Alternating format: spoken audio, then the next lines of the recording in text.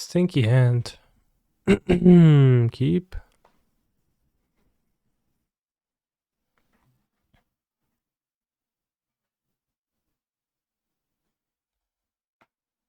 Poetry is a nice guy.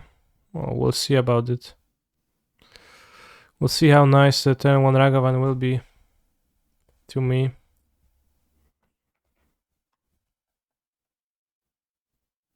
I think he's qualified for the PT. Congrats.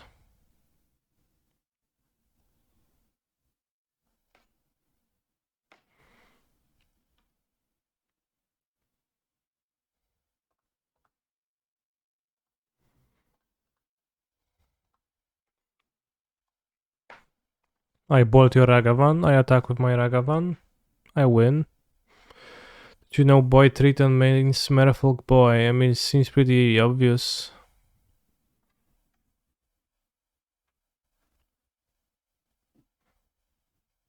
We found removal. Might found another monkey.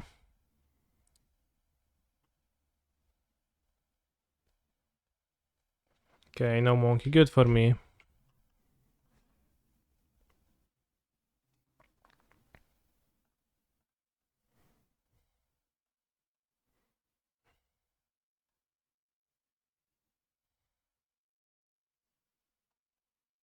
And careful on the land with these iterations. Although it's also kind of nice to draw it.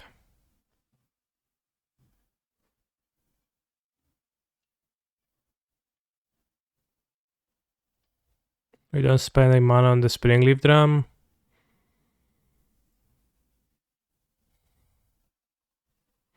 Seems good to draw land to make sure that I can not fall behind.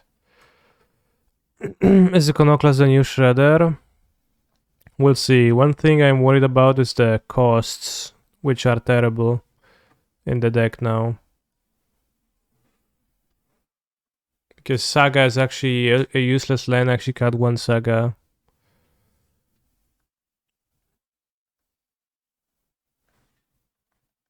To make it have more sense. Make it make more sense.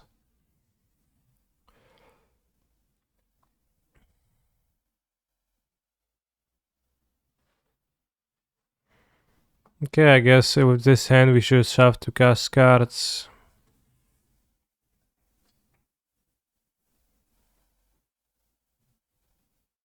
Eventually something will resolve.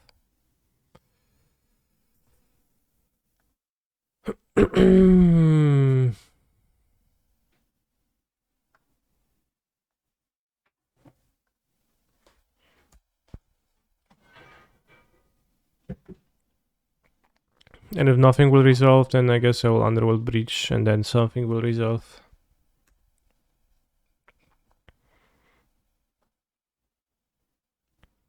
I counter iteration. I cast iteration. Well, who would have expected that?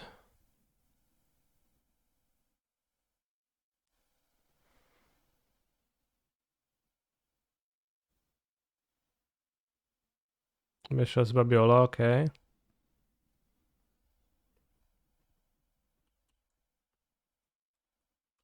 What do you think of the price tag with Breach?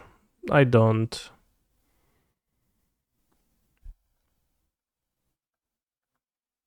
I don't think I've seen it. Let's play around spell, pierce by doing this.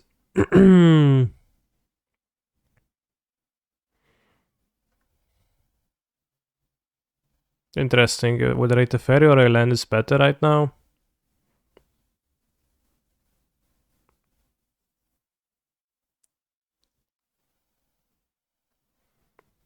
Land might be better.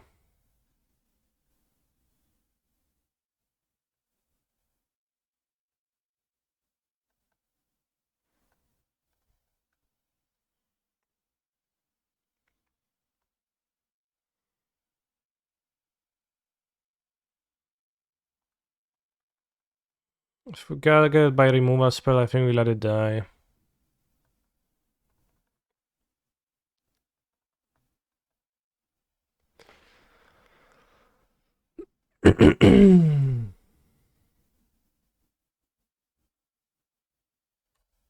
I'd like to know how many in the chat would have picked up the land instead of the ferry here.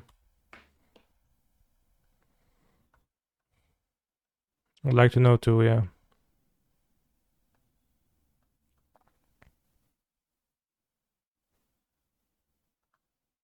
Saga, so we can just pass, play the Saga next turn. This Saga is gonna force action for counter magic opponent doesn't do anything. They draw 2 end of turn, that's better because they make a land drop, but feels like I'm not super incentivized to spend my mana. Look at the Hallowed Fountain. Maybe Stream is actually better. TBH.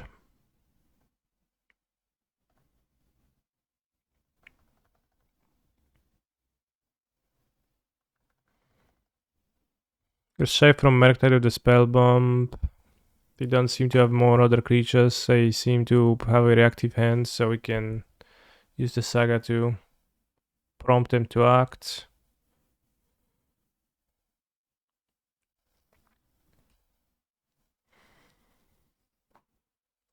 Okay, I wish I grabbed like the Teferi at this point.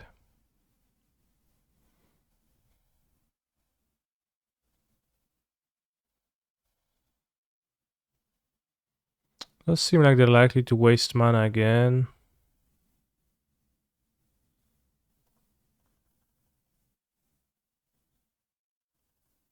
Okay. You can make constructs. Can get Misha's research desk from the Saga. Pretty good in a situation like this.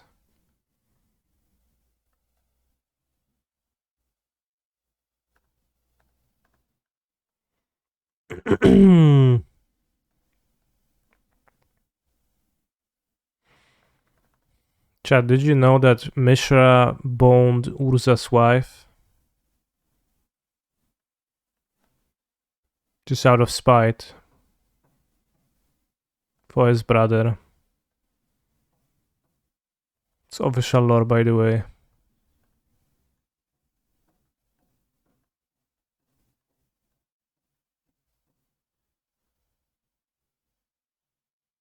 Who is Urza's wife? Kayla bin Krug.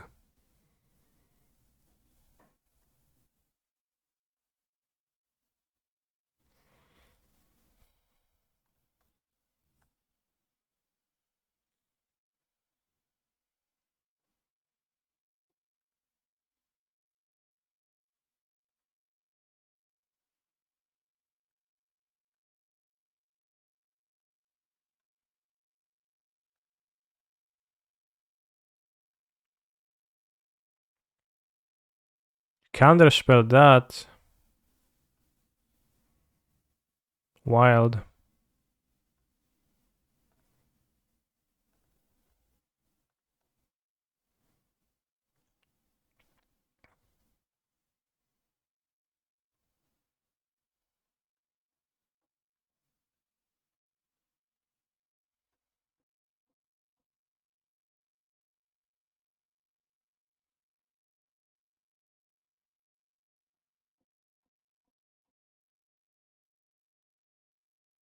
Spell Pierce. That's why I'm not playing the Fairy. You can pay for a Spell Pierce, so I'm just gonna draw. With a Spell Pierce, I'm gonna draw a bunch.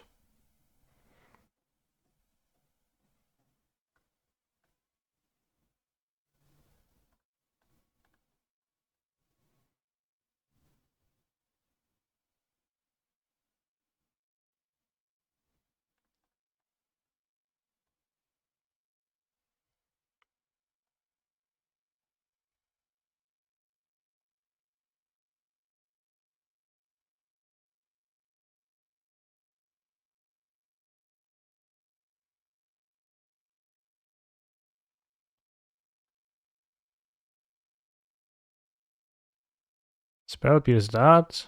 2 bolts already in the graveyard, so you should be fine.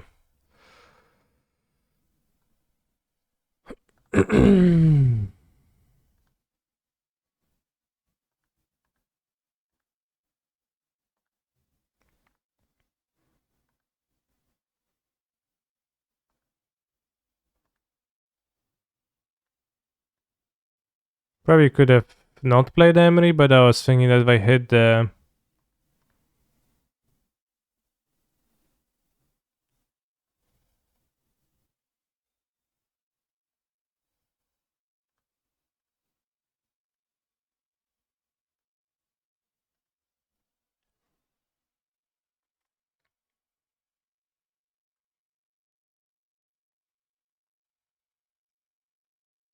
If I hit Max Amber, we can do stuff and win, maybe even. He's a phenomenal Not control really. player. Sup. Since Boy tricked on one of the people you have blocked on MTGO.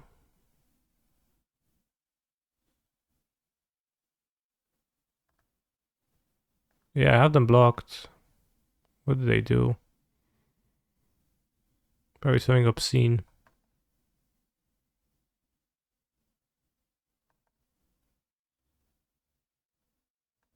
Well, we get paired against them, so it certainly did mean that.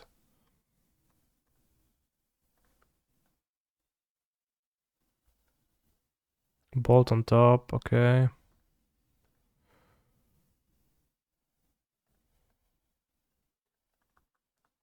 But they can't send messages to me, or that I just don't see them.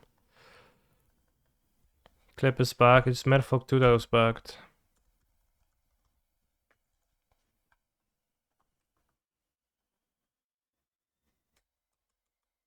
Can you see their chats if they're blocked? No, I mean that's the purpose, you can't.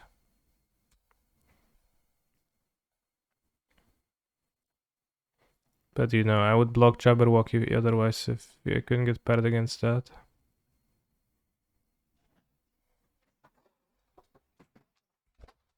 Tofu jest taki kurwa clumsy, jakiś niezrębny.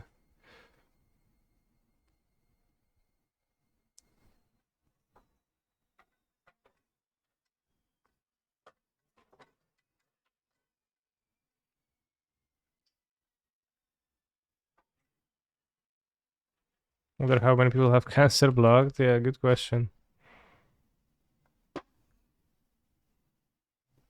Ma.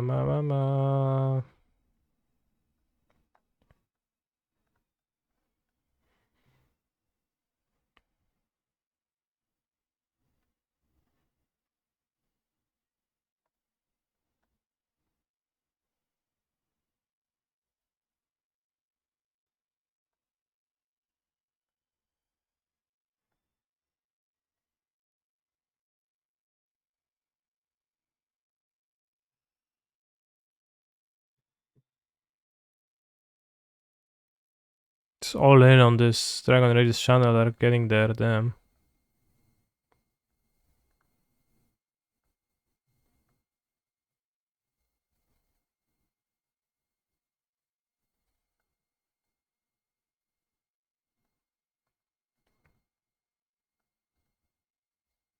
What else they have, yeah.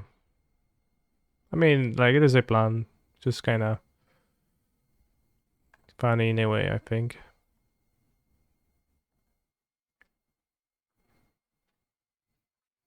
Heat on top, too. Just block all the graveyard hate players in queue living end. Would be a good function. Maybe you should make a request for that function on Daybreak Games forums. What you killing, Emery? Okay. Have another one, you buffoon.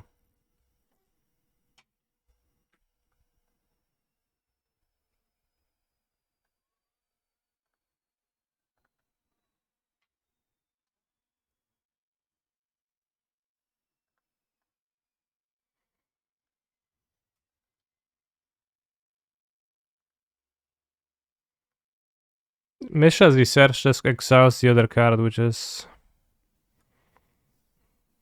maybe a little bit sad.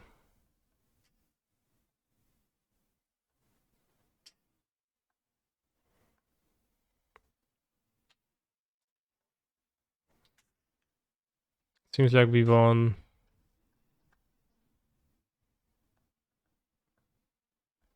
How am I supposed to board? I also have Giganta, which I absolutely forgot about. It's been more than one spot where I could have picked Giganta up, but I just forgot about it entirely.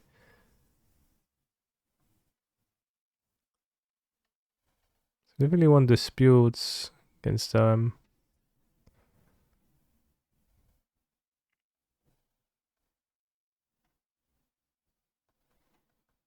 But besides that, there's a chance they have like Moon, and Moon is just kind of very, really frightening. Smiling ending sounds like not so good. Not such a good thing against them.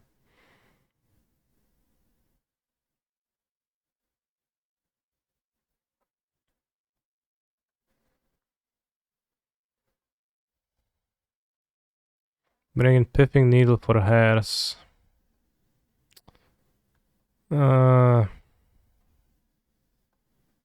Sounds so medium. Maybe a better choice would be to cut Grinding Station in this matchup.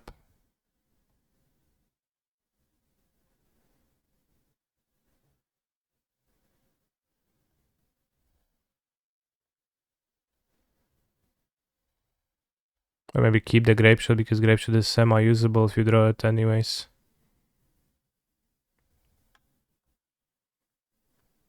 It's not like you can actually kill the Moon with Werther. Do you want to use Spell Pierce in a matchup like this? Not really.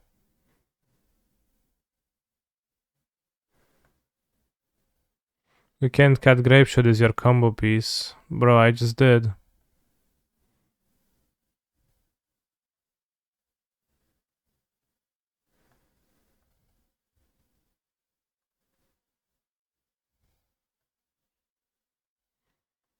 Let's keep one station in the Grape Shot. Just the minimal combo amounts. Did we win with Grape Shot? No. Killing Moon is a real problem for this deck. Maybe it's worth to go green instead of white just for that purpose. I think you'd ideally just play 2 colors and fetch Island every game. And not kill Moon.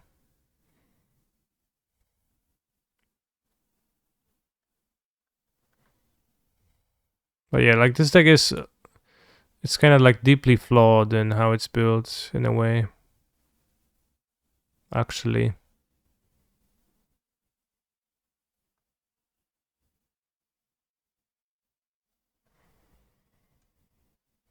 Because it is actually...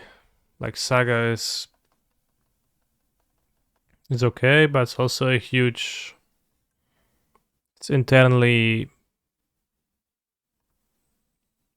very medium in the deck.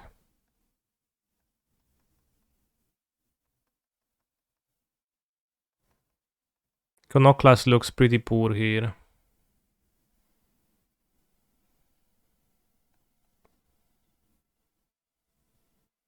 Trying to do too many things, you think.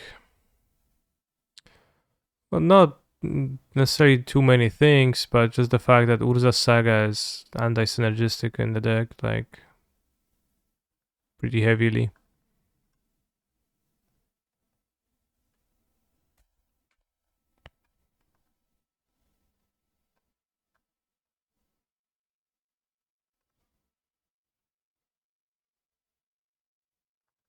Sure, I would have been better here, even if I had a Bobble in this spot, actually.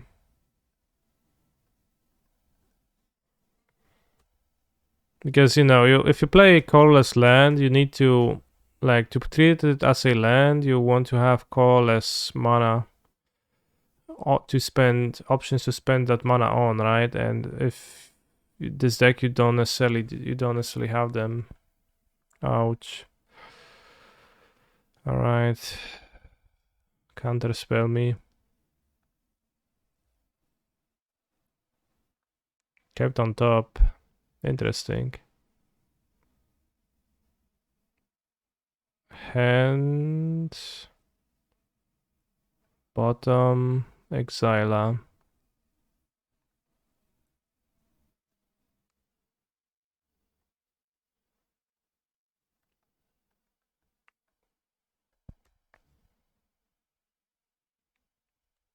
Which, I also picked up a list with the Iconoclast to try that card out, and if you just played, Shredder, that kind of works with Saga. Although as a spell, like, Shredder has many downsides. Get Blood Moon Sun. They don't Blood Moon me. I'm not getting Blood Moon right now. Is the White Splash really worth it? I think it's unclear. Like, Fairy is a fine card, but I think it's very unclear that it is worth anything. Wow, that's the best you can do?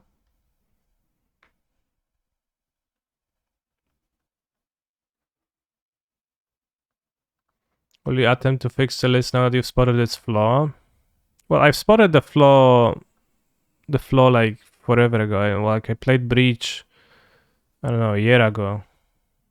Before it was even a popular deck, and it's been like that forever. I don't think it's particularly fixable.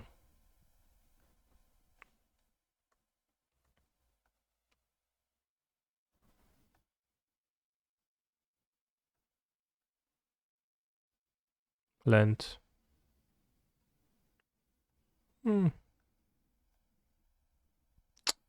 Yeah, I guess. Maybe just don't play Urza's Saga. Well, that's an option too. The feedback I've gotten from people often is that if you don't play Urza's Saga, the deck is a little bit weak.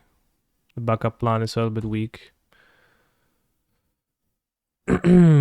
Like in this list, I'm playing 3 Sagas.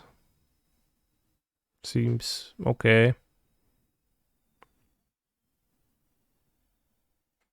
He's a phenomenal control player. Yep.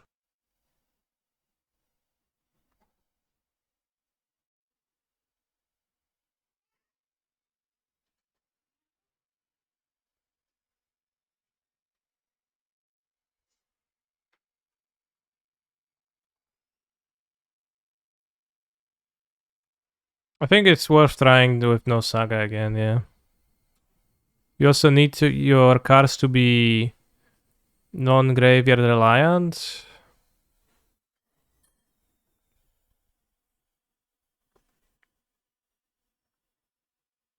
Play main Alpine Moon. Alpine Moon is only opponent.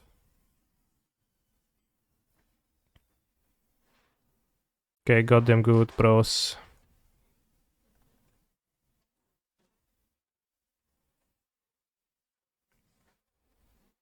Actually, we could the Fairy Bounce, or we could Underworld Breach.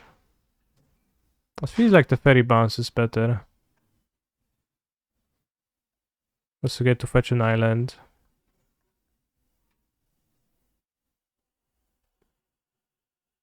What if we play Murktide Regions and cut the Breach combo at DCRs? Or what if? It's a very funny suggestion, bro.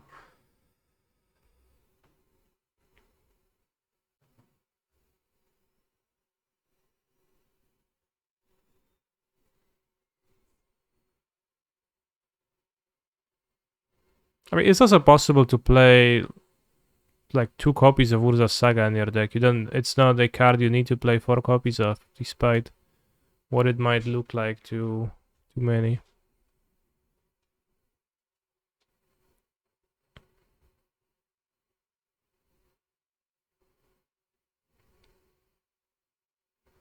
It's actually perfectly possible to play less copies.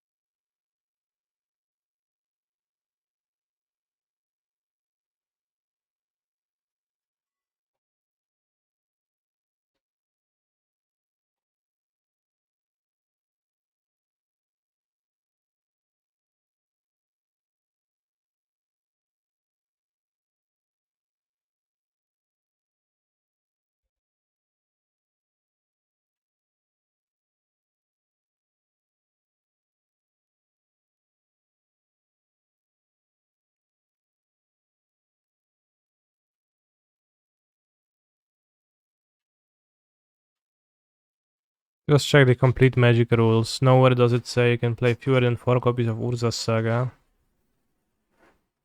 The thing is that if you, like, whether you splash a third color or not, it does not actually damage your mana base or improve your mana base if you still play Urza's Saga. Like, is that with Urza's Saga's mana is almost literally the same as Jeskai, like, especially for the two Teferis or in some sideboard cards. Just maybe a bit less basics for Moon, but you still suffer from Moon greatly when it turns off your Saga, so it's like a little bit tricky because the only way to streamline the mana of this deck would be to cut the Sagas. Let me see, Saga is pretty good top deck here. Not mad about it though. As long as you can spend the colorless mana well, right? And, you know, the costs like this, and this costs blue, so you literally have like... This doesn't do anything when cast, so it's like a way to spend the mana, but not really. Breach, kinda. I don't know, it's kinda sketchy ways to spend the mana. They have Murktide. What did we reveal with the bubbles? Bolt. Bolt again. Okay.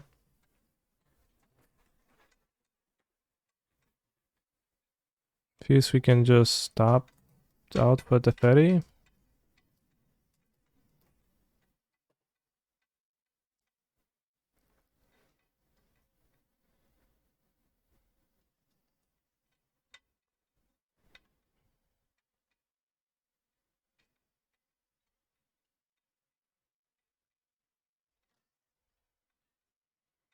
Actually, just bubble them. Oh no, there's the bolt. We've seen that bolt. Okay, let's shouldn't have bubbled them. This time not forgetting the Giganta. Tofu, co ty odpierdalasz, no? Połamiesz te rolety. Tyle zrobili.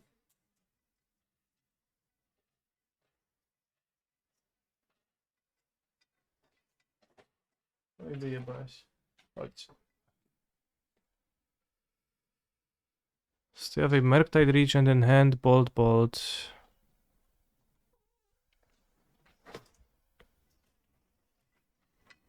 Kotek being bad again. I mean bad, he's just a bad cat.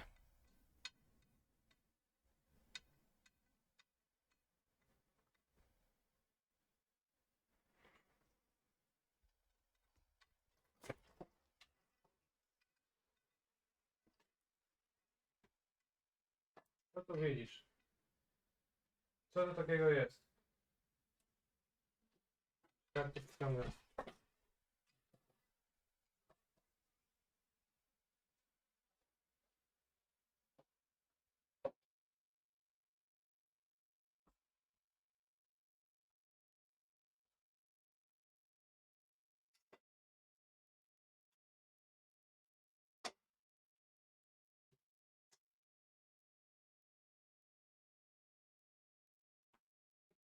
Seem to be out following Murktide pretty easily 2 games in a row.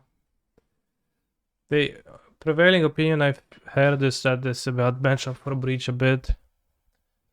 We've dodged Moon throughout this game, and there's been some pretty like tough, close calls for my opponents too.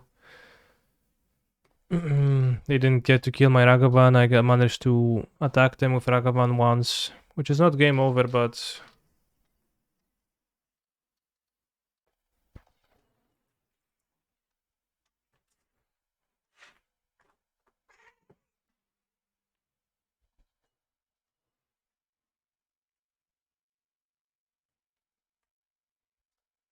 Well, it's tough again, it's not Buka.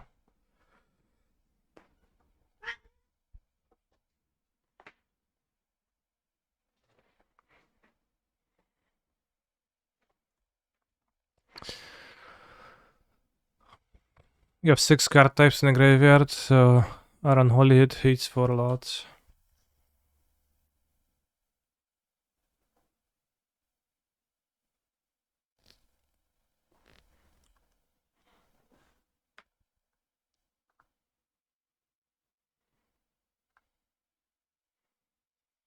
I mean, I think what you want to avoid the most is Urza Saga and like opening hand, because that makes you unable to cast your spells, and it's not so good at all. I think that's important.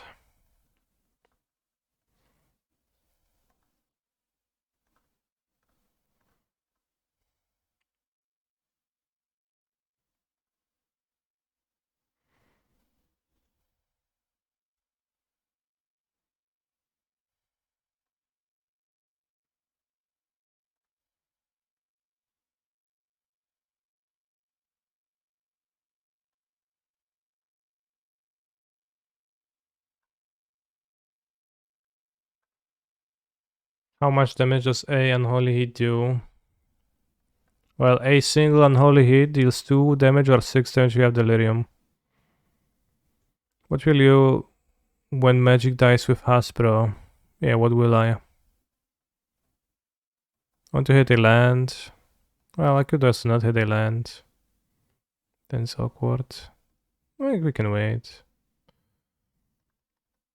Actually, no, because it's until the end of your next turn, so you could have cracked it pretty safely. It's not until the end of this turn.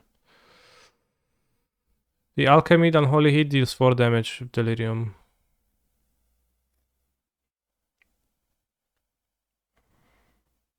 And Moisten's Hairs, great card, bro. Really impressive.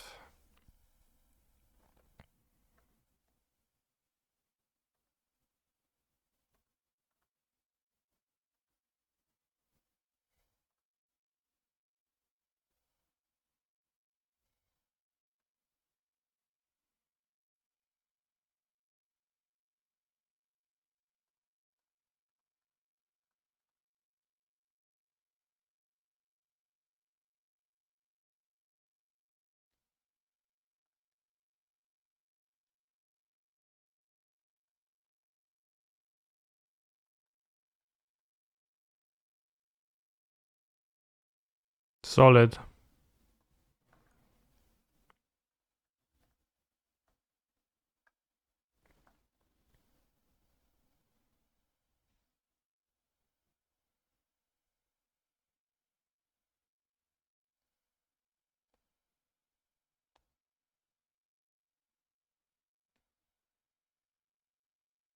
Why do you X on my bubbles now?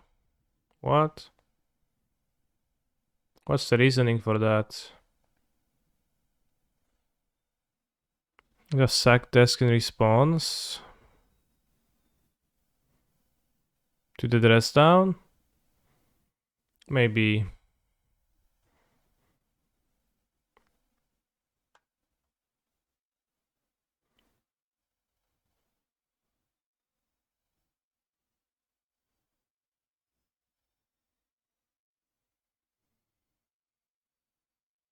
Emery doesn't mill with dress down in play.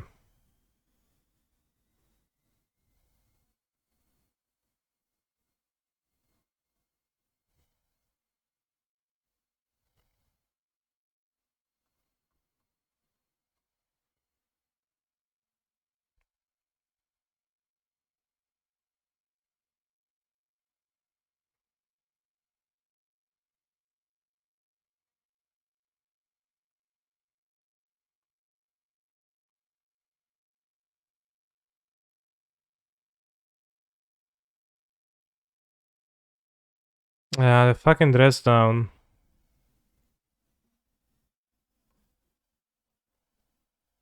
Oh, in case of needle. Okay, that explains all of it. You're right.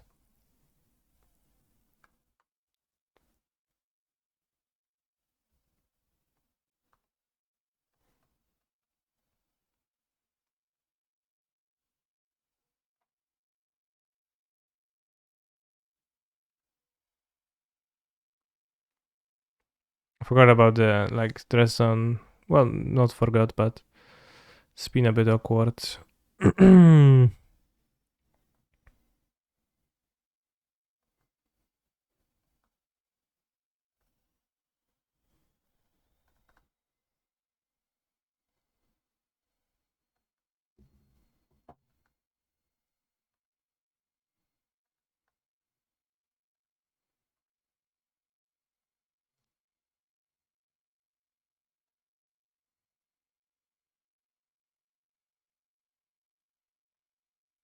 do that. We have under 5 minutes, so we have to, I guess, kind of finish up the game relatively soonish.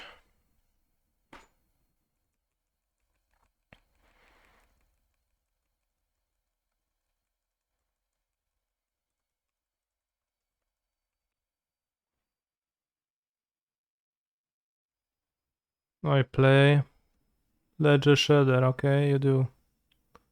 No doubt.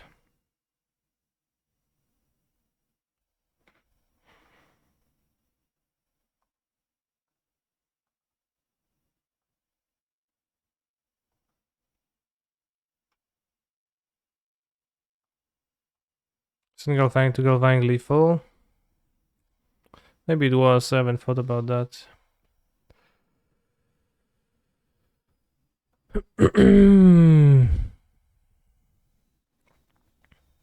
Good point.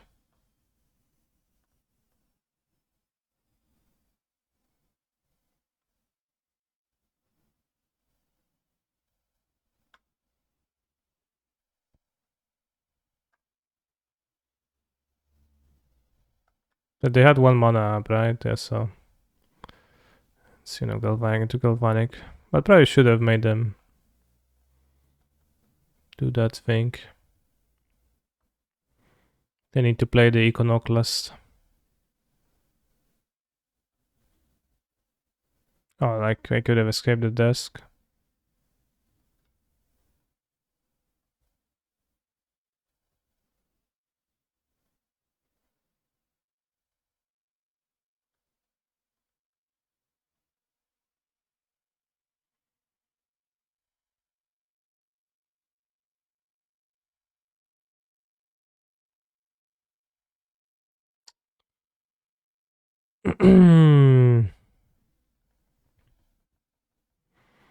You're absolutely right with chat.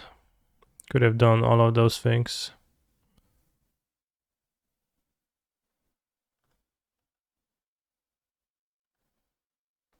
Brotherhood's End, damn.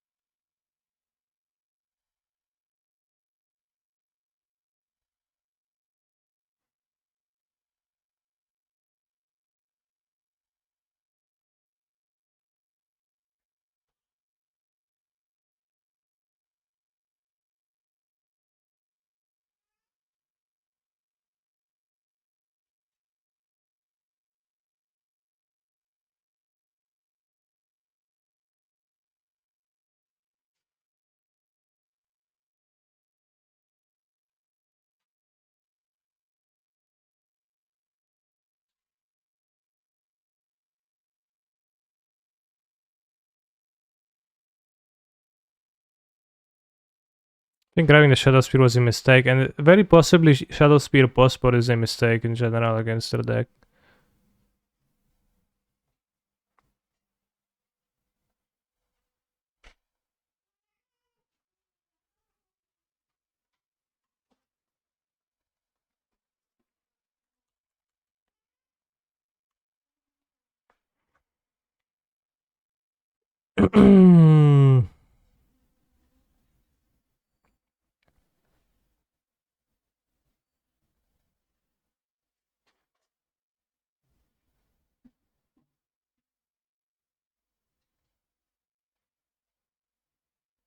Yeah, probably should have shocked.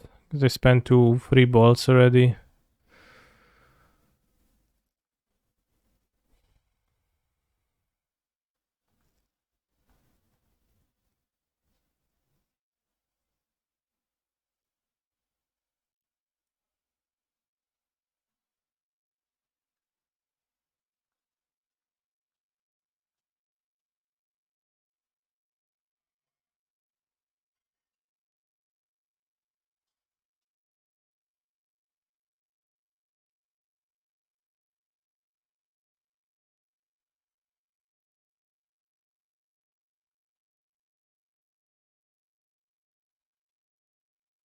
I can't board out Grape Shot, it's my combo piece.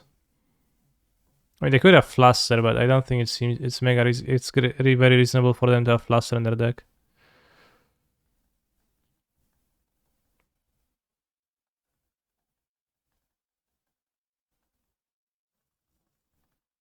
It's game 2, I'm up a game, I have 2 minutes. Slow play.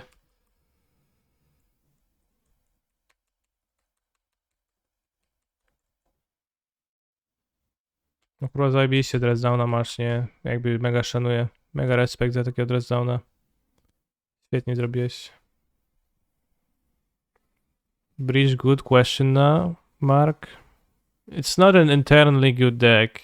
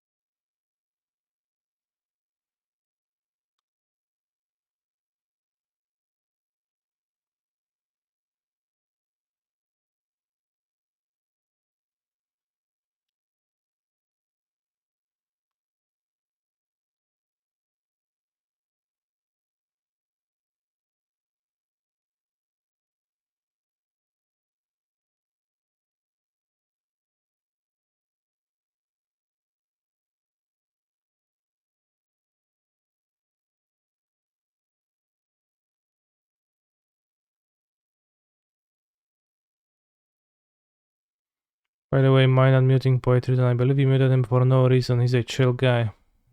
Well, if I muted him, if I banned him on mono, that certainly was a reason. So it's, you know, I don't remember it. If he remembers the interaction that led to him being banned, then can talk about it. Or I could just unban him, but I don't know. Or Droom the Ragavan response to Ball plus Shock to Grapeshot for 6 and no lethal with Galvanic. Well, I had lethal. I won, so checkmate. He doesn't, because he doesn't interact in the chat.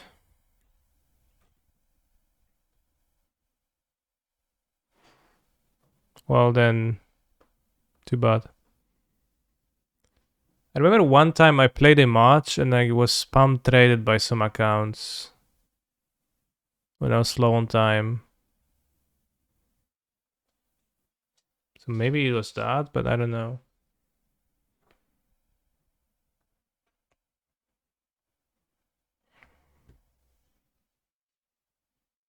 Ghosted you? No, I wouldn't ban for ghosting. If I banned a person model, it was either something obscene in the chat where I didn't want to deal with them, or spam trading me. Which probably didn't happen, the spam trade, but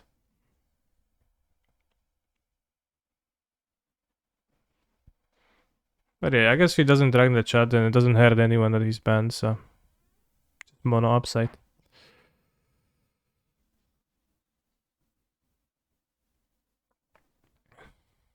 I play against Bernas Torres in a last chance qualifier. He was playing the spike deck. Elves, lol.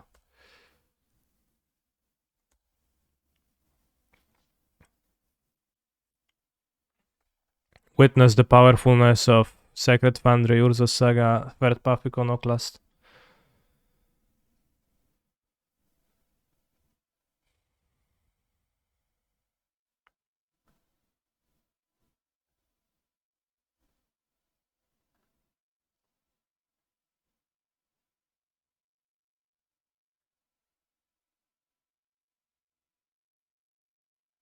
Do you want a Heritage Druid? Probably not.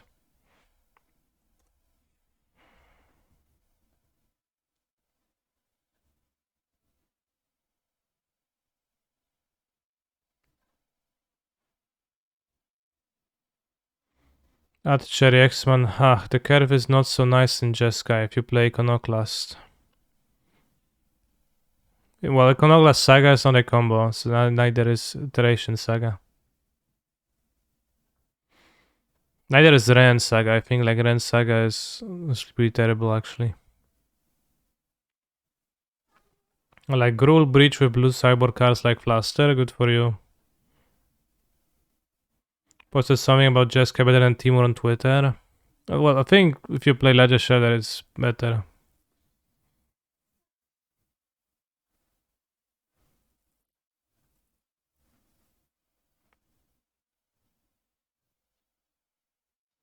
What's the strongest Omnath build right now? I don't know. It's possible that Omnath is not that strong of a card. I don't think it is that strong. Like Ren and 6 is like Iconoclast, but it just plays actually pretty badly with Saga. Like the fact that Ren Saga has a synergy is a little bit of a myth because it's actually as much of an anti-synergy as it is a synergy, if you think about it for a moment.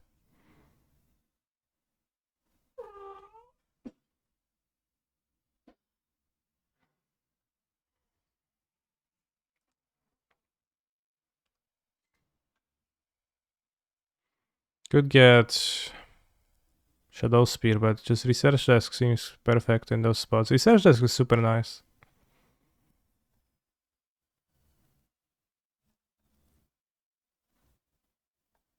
It's a Mox Armor synergy.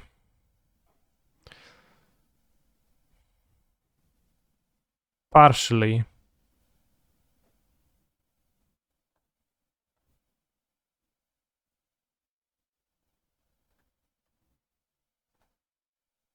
Still good with Saga. Well, it's good in Saga and games that go like unnaturally long time.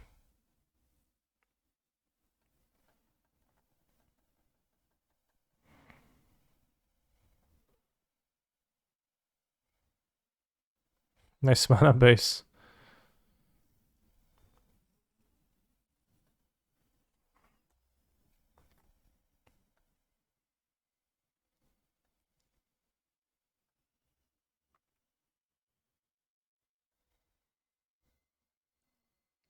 Which, you know, like Iconoclast really is the same thing as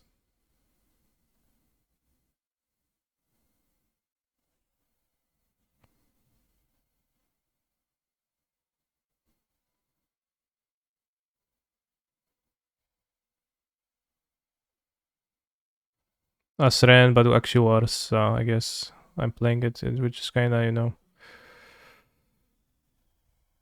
be a bit of a weird jump, but just wanted to see how it actually plays once it's play.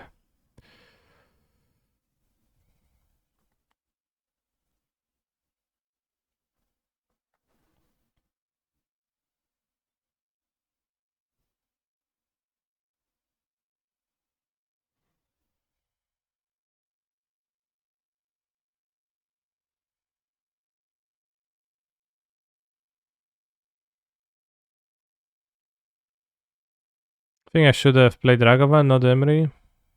Too much clicking. Yeah. Definitely.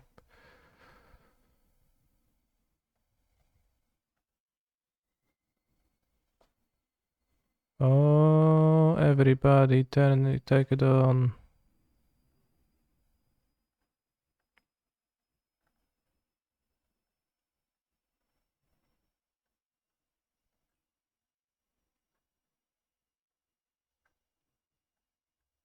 There's a place downtown.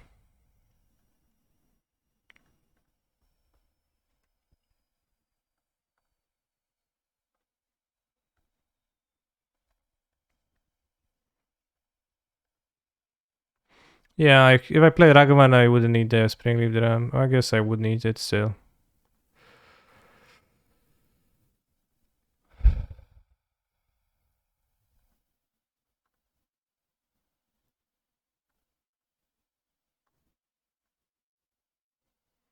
Where a Springleaf Drum, no, no, no, no, no, no, no.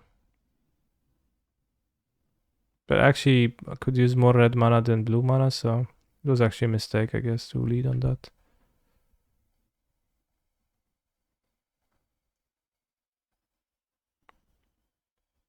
Kofu nie na klawiaturze, bo mi wciśniesz.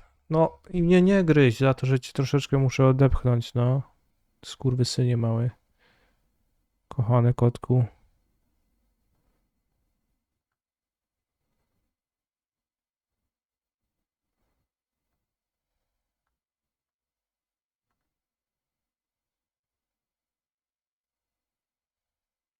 You're next on my drum, right? It's something stupid. It's in the deck.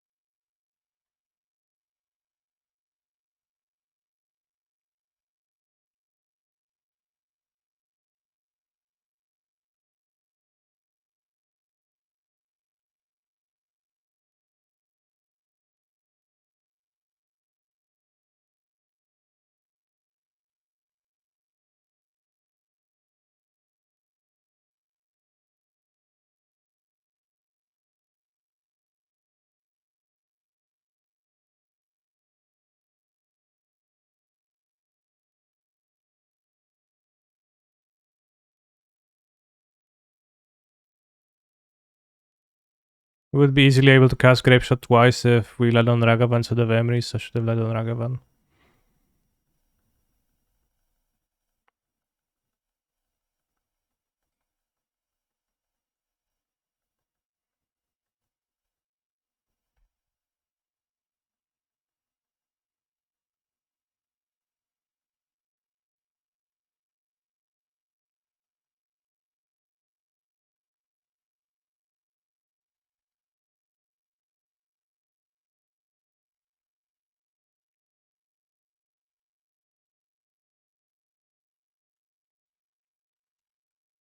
So play against elves. I mean, the prismatic ending in the sideboard is a little bit puzzling. I don't know why it's like the deal with that even.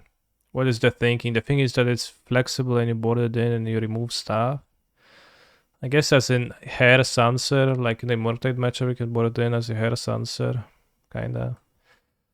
While also killing their creatures. Is that the point? Can't kill Moon.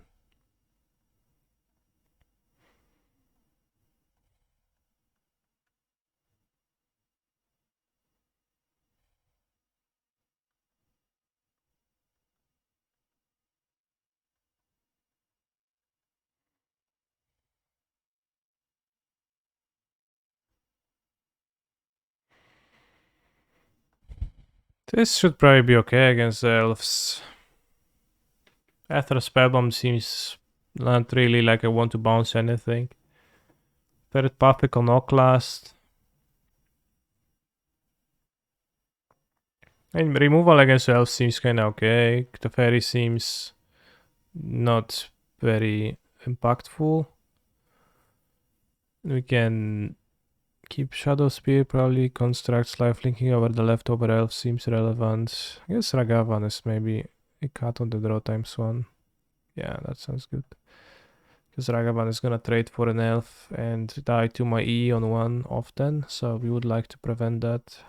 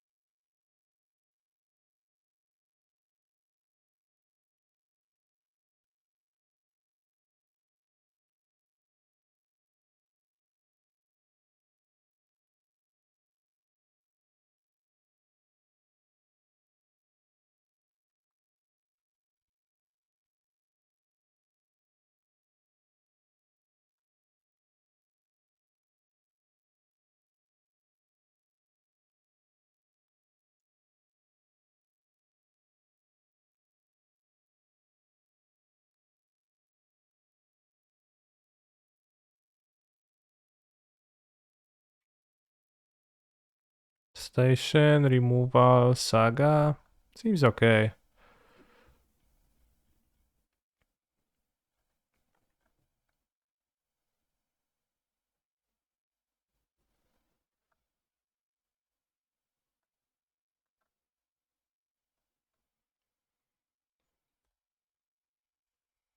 I mean, we don't really want to play saga on 2 though.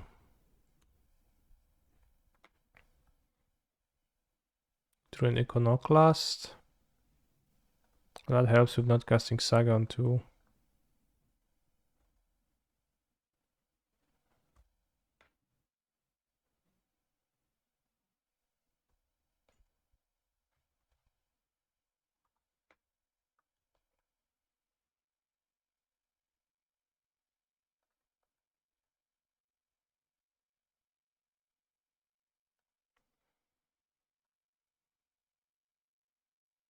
Let's get...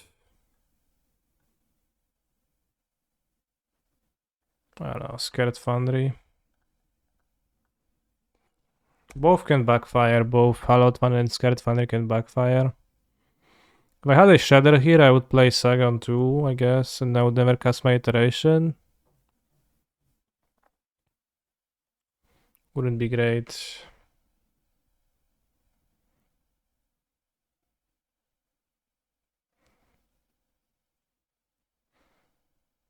Okay, so I really don't want to spend mana on Saga right now.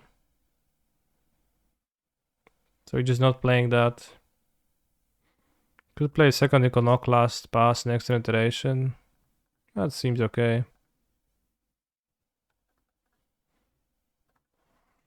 Don't know if my opponent wants to trade their Mystic, but I definitely don't want to trade my Iconoclast, and I don't think I will need chip damage to get there. But I haven't triggered my Iconoclast much yet. It seems like a kind of a pipe dream. I don't know if like other players who were trying them like them. Like Mengu or whatnot playing this deck on stream. Have you watched anything, bros? Spike, I've seen play this card.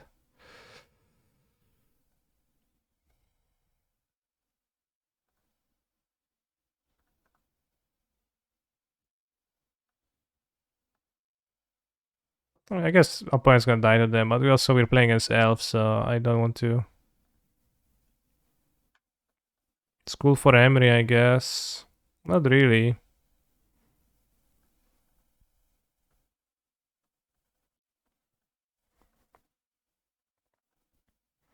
In what way is it cool for Emery? Like, Emery doesn't trigger it. There's very indirect synergy between those two cards. And very slim one.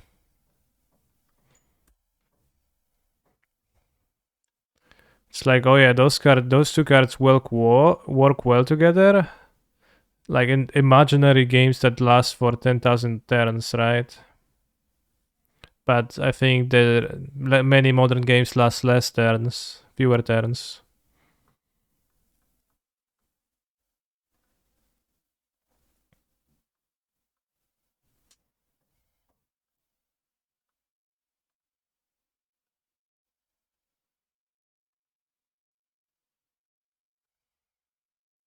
Yeah, I think like it's more of an anti-synergy saga on average than that. But I think 3 saga feels like a better number than 4 already.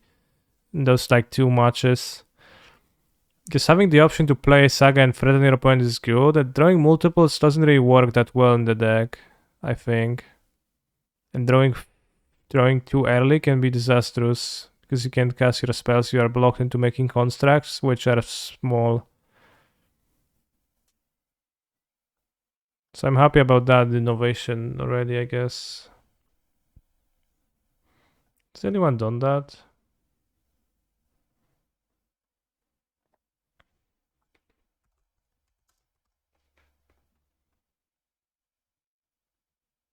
I still probably wouldn't want to play the Iconoclast.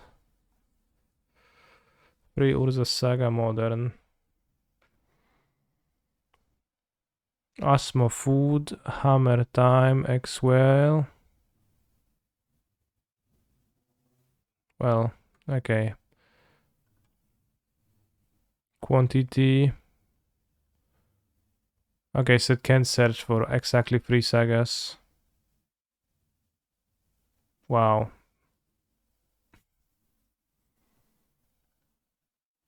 So rough. Why can I search for just 3 sagas exactly?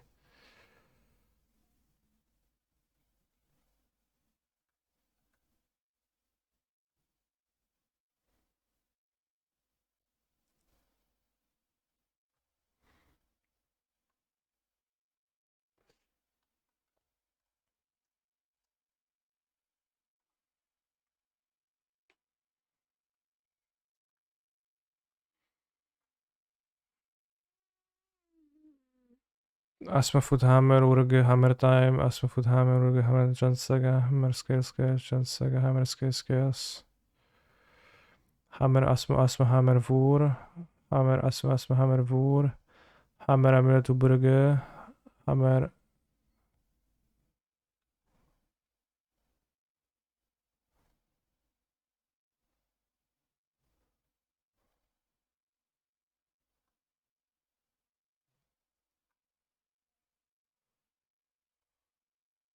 No, that's a mistake.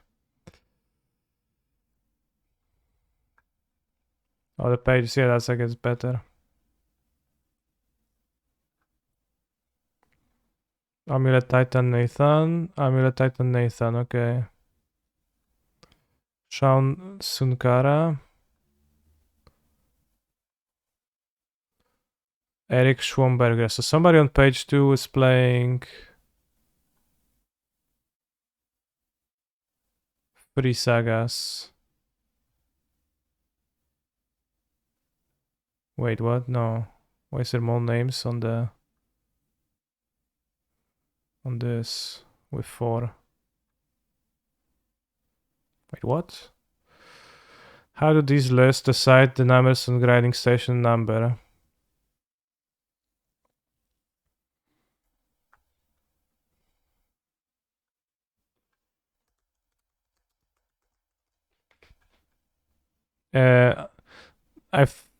I mean, people who play 3 Mock Summer are just wrong, and people who play 2 are correct.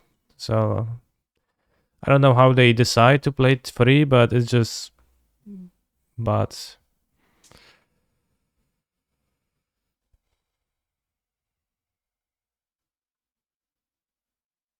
it doesn't make sense. There's more results here.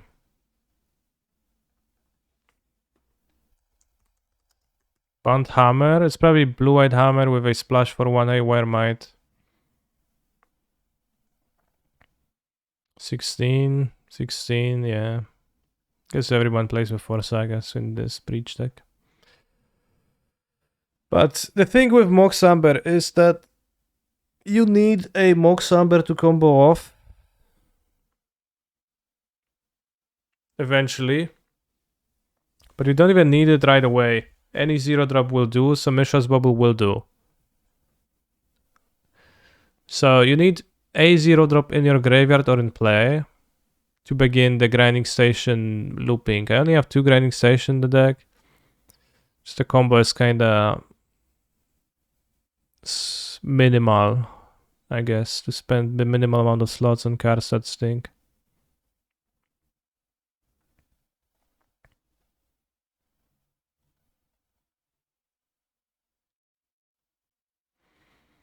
Also using Grape Shot instead of Oracle to get, which is arguably a little bit weaker as in the combo, but gives you Giganta and better card to cast when you draw it.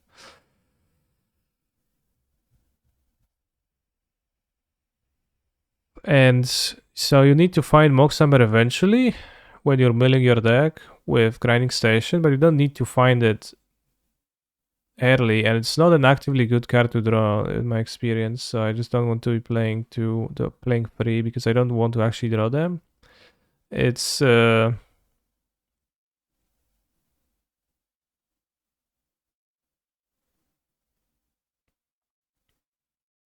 also I would don't want to be playing 1 because then if it's too deep into your deck it could be a problem. How's Iconoclast? I thought people should play it as a sideboard card. It's pretty bad with the mana base. Sanctifier of Rexio with only Grape Shot.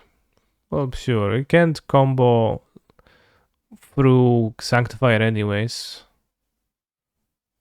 With Oracle, so it doesn't really change much.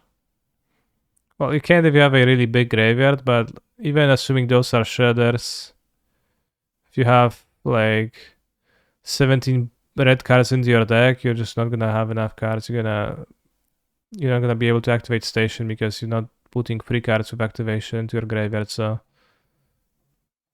like, yeah, you can combo through Sanctifier, but that's same. That's actually just as true for the Oracle list, for the most part.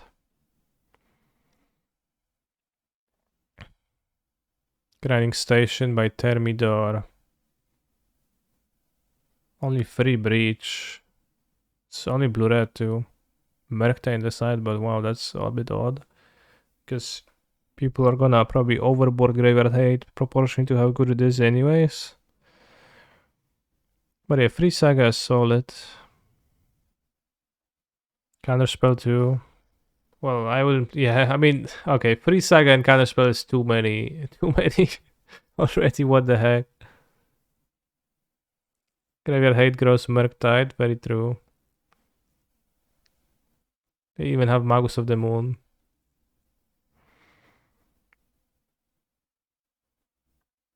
But yeah, I swapped a. Before this Prelim, I swapped a Saga for a Spirebluff Canal 2. Rebuke seems better. I don't know about that, but Counterspell looks really terrible. So maybe it does look better. But I don't think I would want to play Rebuke. But the thing about this deck is that Urza's Saga is not really a land, right? It doesn't function as a land in this deck to fully. Like, you already have that problem in Hammer. It's painful often with Hammer, with the Paladin and how uncastable our Paladin is. But Saga doesn't really function as a land, so you need more lands in your deck than 17, it feels like, because if you don't count Saga as lands and you just have this, 17 lands was super low. Even 18 is a bit low, although I guess you end up flooding. And like Saga is kind of still takes a land drop, so it's probably fine to go 18 plus those. Only turn 1.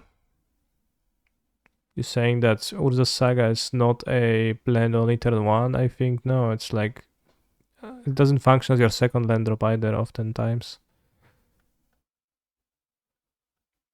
It functions really poorly as your second land drop too.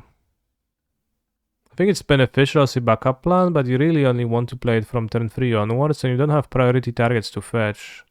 Right, in Amulet and Hammer, you play Saga to priority fetch your 1-drops that are super powerful. Here it's just all fluff, kind of value targets. So I think I would rather play 2 Sagas than 4 Sagas in a deck like this. It's probably better to play 2 Sagas rather than 4 Sagas, yeah. For sure.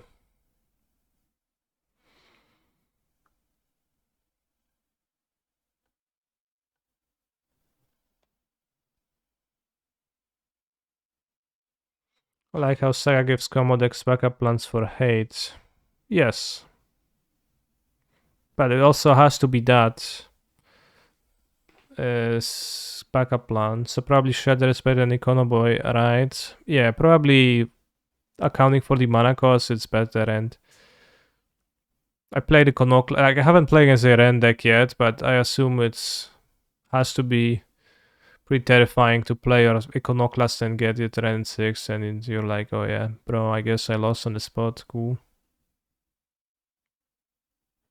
I played Iconoclast against Izzet on turn 2.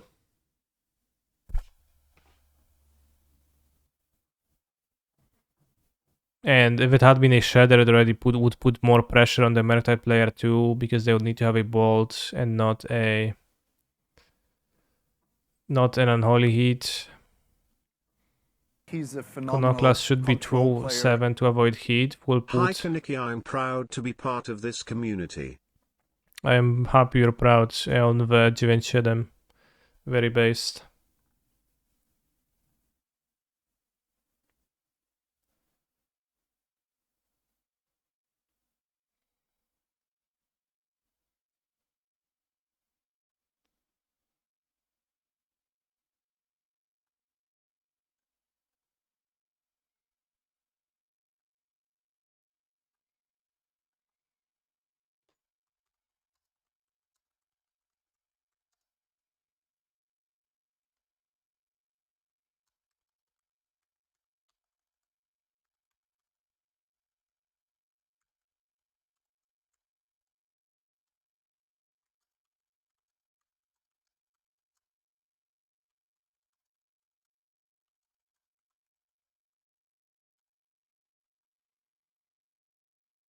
Do you consider me a part of the community too? No, you're not subscribed.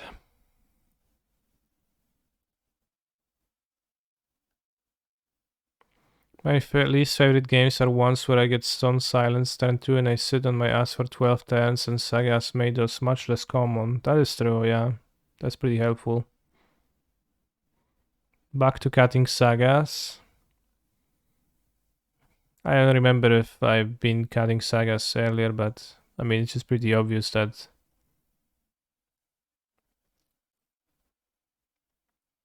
I think I just got banned from your Discord. What did you do?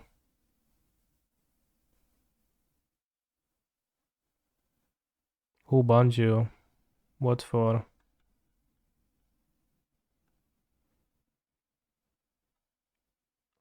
Said Kanye is racist. Alright, I'll ban you. I already muted the news discussion channel. Well, I mean, I made the channel private, so check if you can see the other things. Because you can see the channel, that's all correct. Don't know about going lower than 2 sagas. Yeah, I don't think 3 sounds like a good number.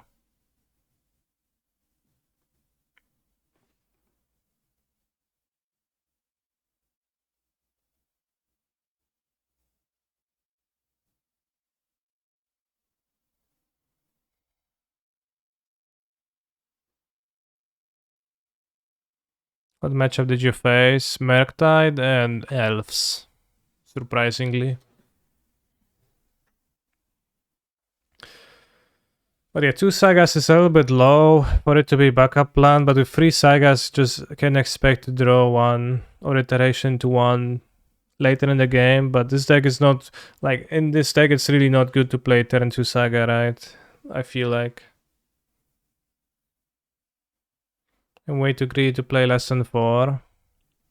Well, I'm also greedy. I'm greedy for a good mana base that functions.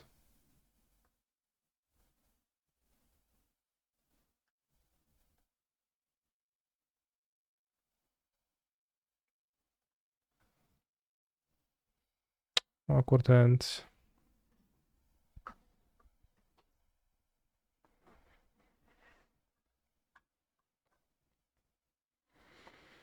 What will you open your sealed RCQ pool on MTGO? When is there an RCQ in an hour?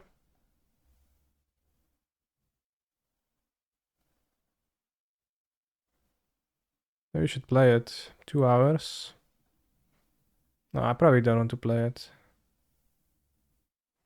No, let's not play, it's limited. I think you will open 6 Wurmcoil engines.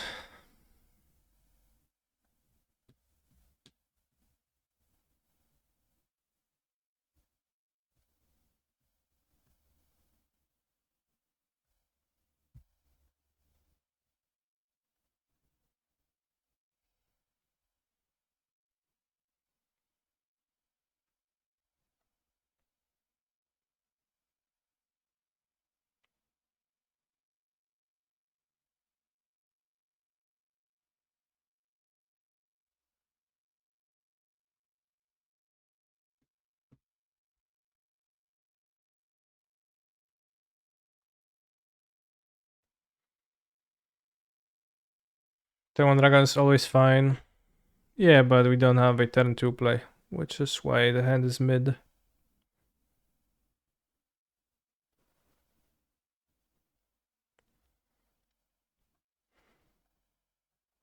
Definitely attacking.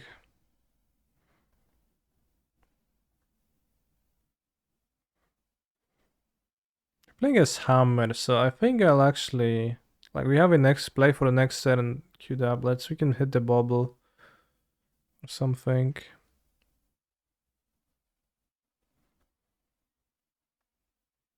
The fairy.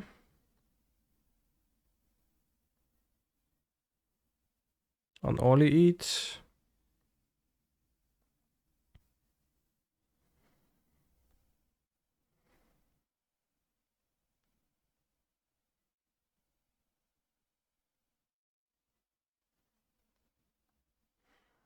I think on Oli eat.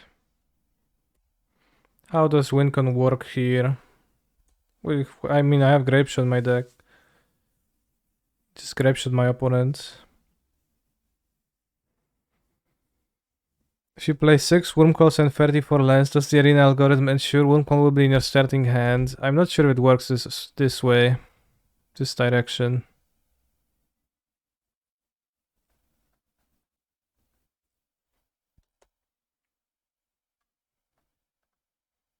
No artifacts. Oops.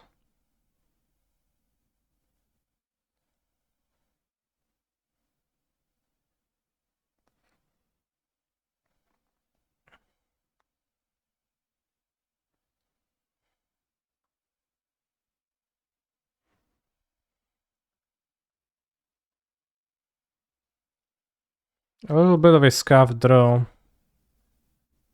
He's a phenomenal control player. Rate this turn 0 kill in modern.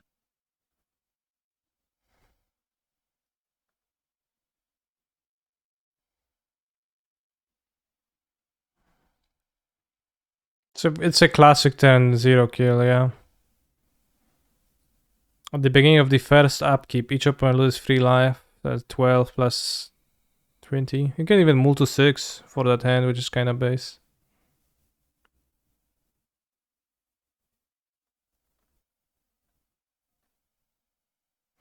Or they double evoke soul to the response. Then they had the reverse 0 turn 0 kill. What do you think about the Legacy Initiative? Nice deck. He's pretty strong.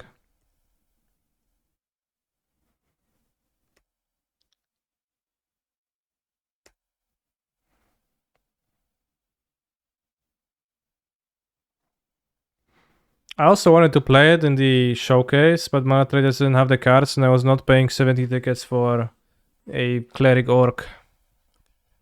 For free mana, free Cleric Orc. Arena had an event with no card limit a couple of years ago, yeah. It was dominated by persistent petitioners.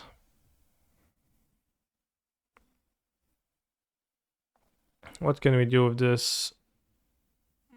Interesting.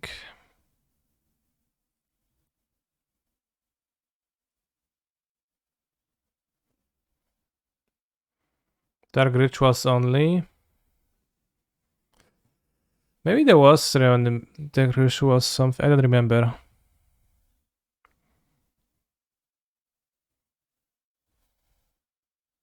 We could replay Emery? No, but we don't have artifacts. That costs mana. Yeah, I've seen that Gab Nassif lost, I think, to Unchained Berserker for the LCQ.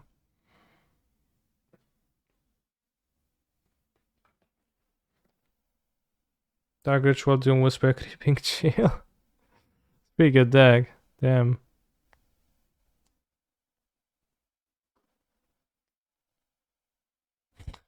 Dark Ritual, Doom Whisper, Creeping Chill, good.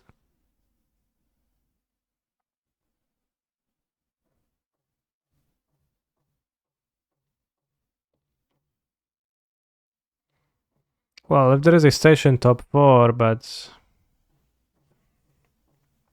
What if there isn't?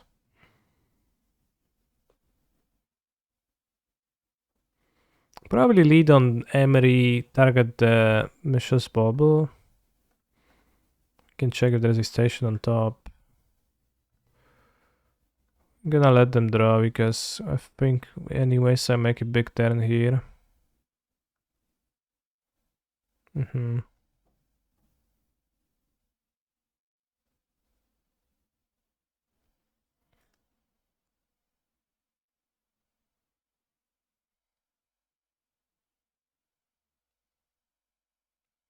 Well, station top 4 doesn't even function. It's not even true.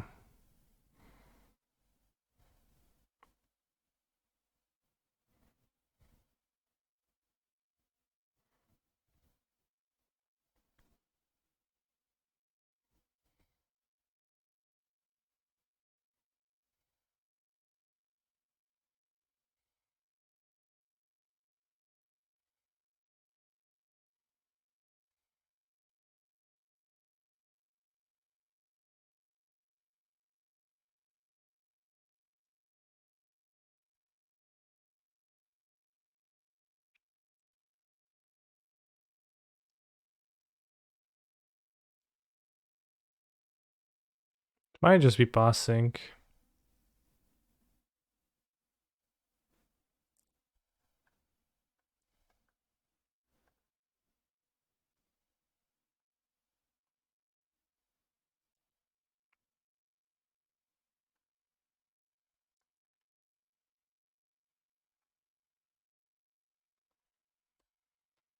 Try to find a combo.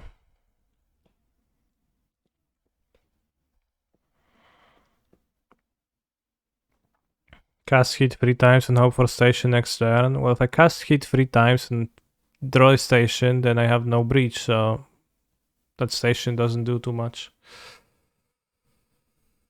In fact, it does very little. Maybe I shouldn't have passed, because now black... What? Co ty kurwa robisz? Main deck? Relic? Bro, that's a problem.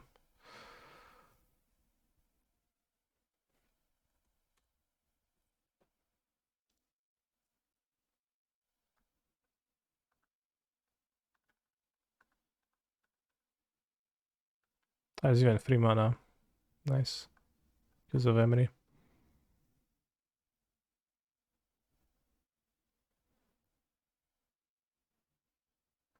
Main deck Relic.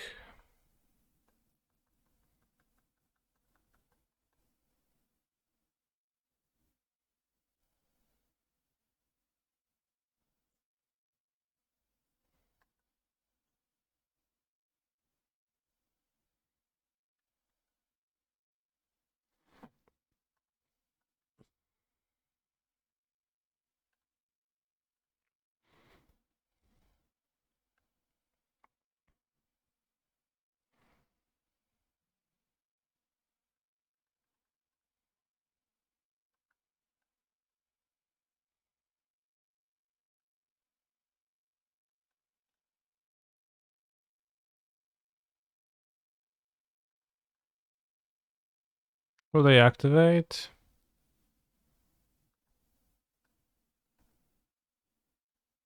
Green white hammer, nice. Or it's like mono white with haywire might. Maybe they have well. I don't even know if ancient sealings is likely. I think it's not. Kadok Teague, that sounds made up. Like, bro, who's gonna play Kadok Teague? What are you talking about? Oh yeah, bro is for sure playing Kadok Teague. Yeah, sure. No doubt.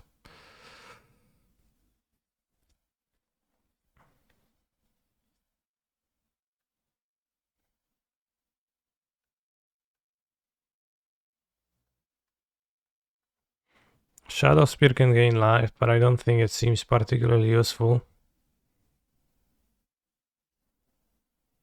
Yeah, it is a bit weird to play Pathway. I don't really understand that. That's true.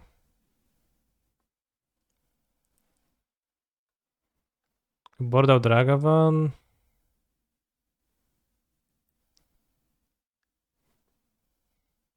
Could just cut the Mox Amber or Station.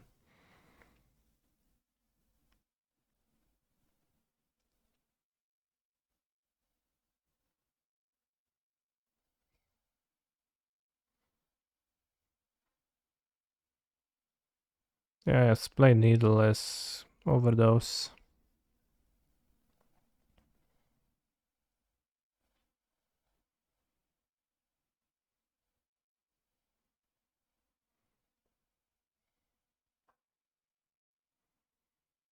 But I can see Ancient Stirrings being cool.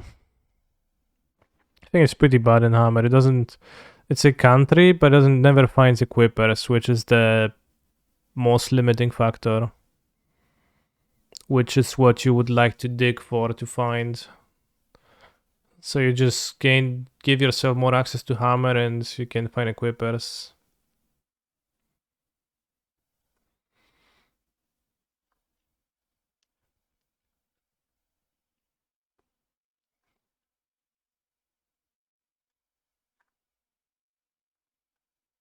No red legend. Oh snap! I have to keep that in mind. Yeah.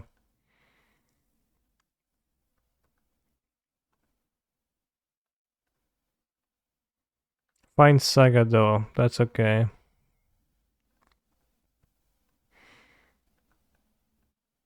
Yeah, so literally have Saga as like one good thing to grab. Not big on that. Like oftentimes people talk about decks and they say, oh yeah, but card A interacts with card B. That's okay, right? I'm like, yeah, I mean, is it? Don't have two hammers, broski. Say tap out for my dude.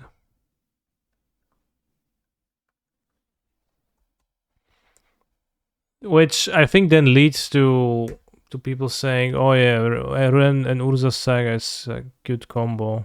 While it's necessary as much of a synergy as it is an anti-synergy, so on average, it is arguable that it's even beneficial to like combine those two cards together.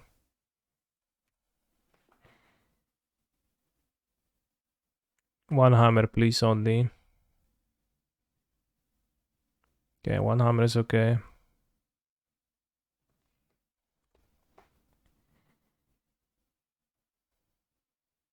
Hmm.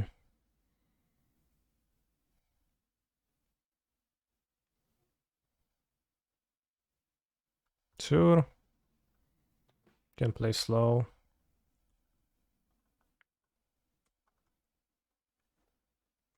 Who says that? Cake W. Says what about Urza Saga? And I mean, oftentimes I see it being expressed.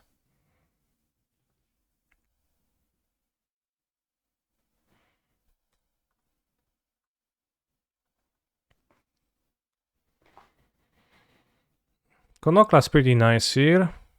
Charm blockers for the Ornithopters.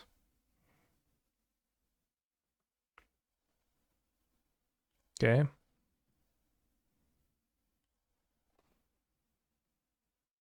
Also colorless blockers for Sanctifier.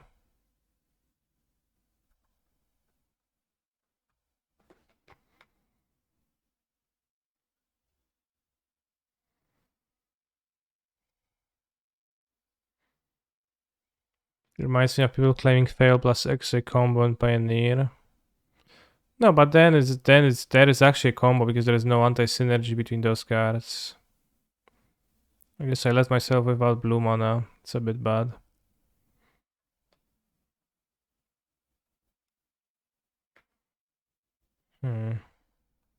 YOLO.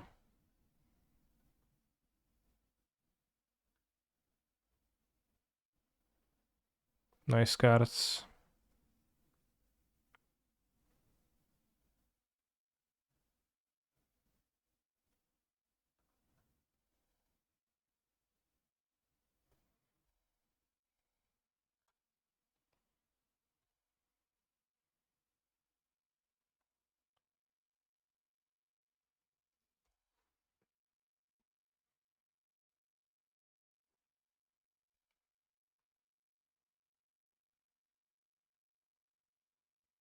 Don't shadow spear me, bro. Opponent shadow spears.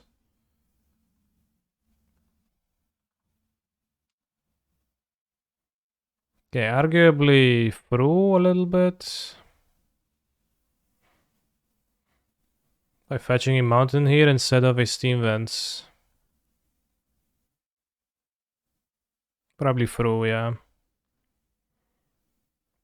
Hand was a bit awkward. But you would be able to go then Emery with the spell bomb. Yeah, okay, I threw the game a bit. Nice draw, bro.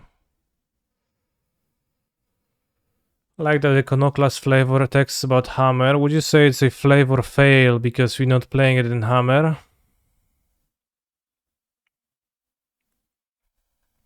I would say so. Also, look at the mechanical artifact soldiers bowing down.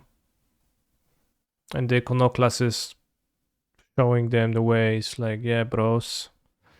We're gonna do stuff. And they're like, bow down. They don't even look where he's pointing, so they don't know where to go afterwards. That is my interpretation of the situation.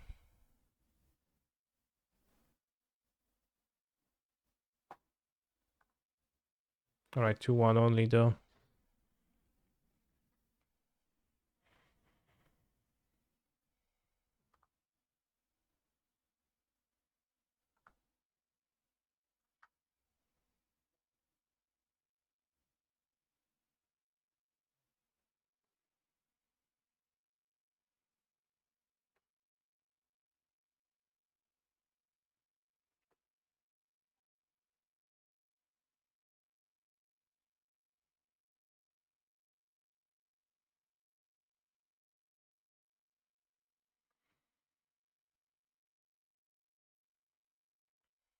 Enchant Wardle time. The anthropomorphous shape of the robots do not imply that eyes cameras need to be in the head. True. Well, well, does not necessarily imply that, yeah. Those are the soldiers before you cast a non-creature spell. Interesting. So it does not create them. It just like they are there. Just I guess you enlist them, recruit them, give them orders to battle for you when you cast a non-creature spell. Pretty interesting. What do we lose to Hammer?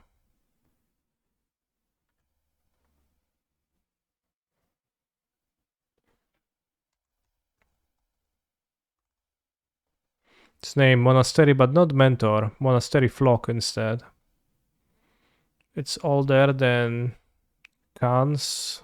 Not a common. 1 or 2 mana, not a creature.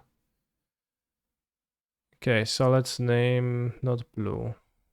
Let's name Exploration.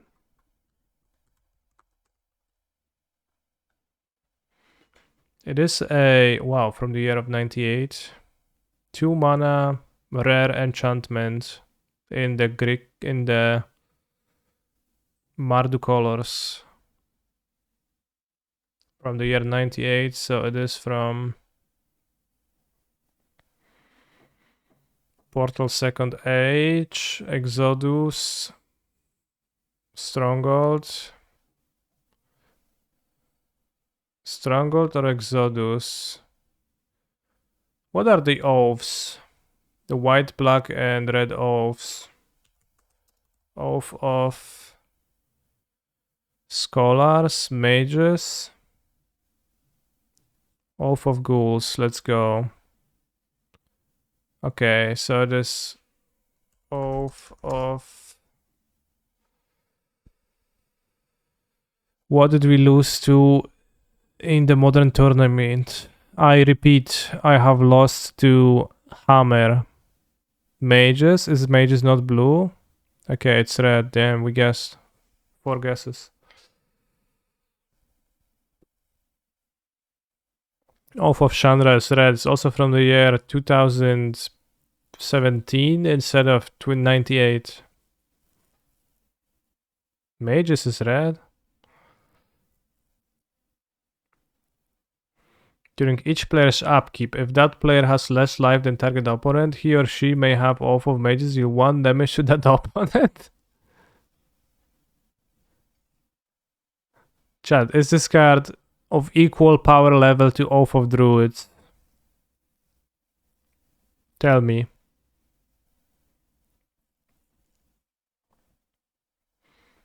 I will show you Oath of Druids for reference.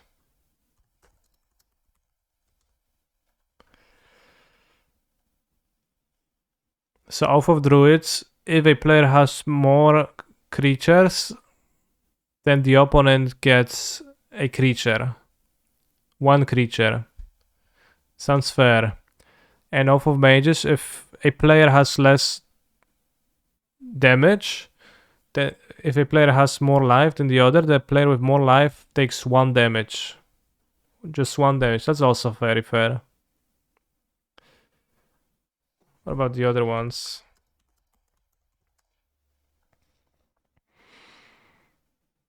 If there are more creature cards in that player's graveyard than in target opponent's graveyard, that player may return a creature card from his or her graveyard to his or her hand.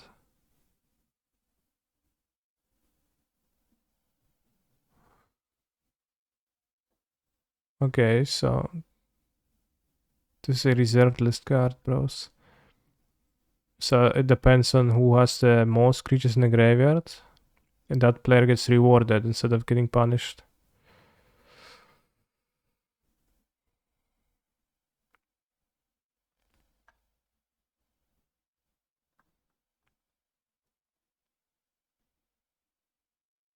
Oath of Druids requests a deck to be built around...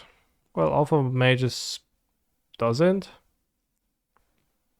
Were there any worthy creatures in 998? Very good question. I know that one of the first targets for Oath of Druids was this card, and it was from Judgment, which was...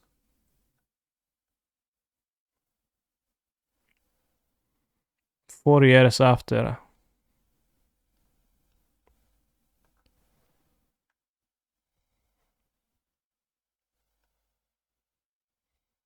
Phantom Nishoba. What about Sabertooth Nishoba? This card is insane. Trample, protection from blue, and protection from red. Is its player's nightmare.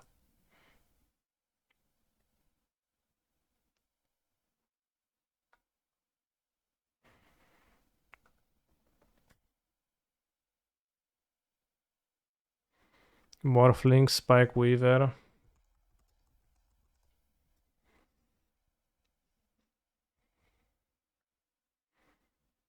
This seems super weird to oath into Spike Weaver. Like, you could just play it. It costs 4 mana. Creature Spike.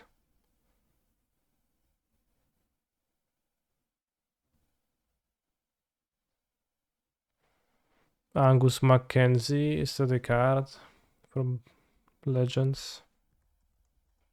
Is it a real person? You're pulling my leg. Prevent all combat damage that will be dealt this turn. Solid.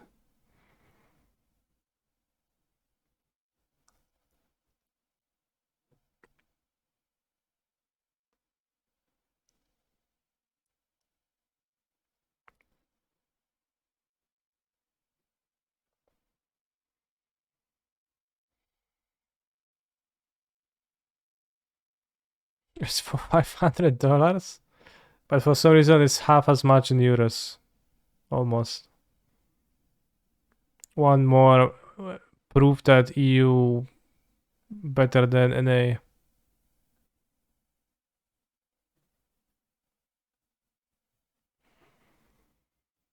Creatures attack and block as normal, but don't deal any damage during combat. All attacking creatures are still tapped. Use this ability anytime before attack damage is dealt.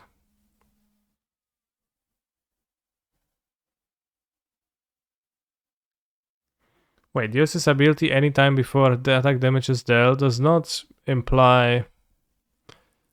seem to mean the same thing as activate only before the combat damage step, because you could just interpret this text as Use this ability anytime before attack damage is dealt. So you should be able to say that you are for sure certain that attack damage will be dealt at some point to somebody somewhere, and you could activate it in end of turn, for example, then.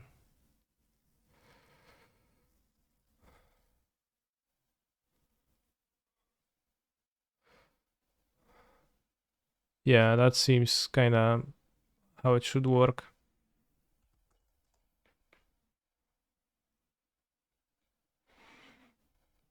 What about Oath of Scholars and Oath of Lieges? 4 mana. At the beginning of each player's upkeep, that player chooses target player who has more cards in hand they do and is their opponent. The first player may discard their hand and draw 3 cards. What? During each player's upkeep, if that player has fewer cards in hand than target opponent, the player might discard his or her hand and draw 3 cards. It's interesting that you like discard your hand.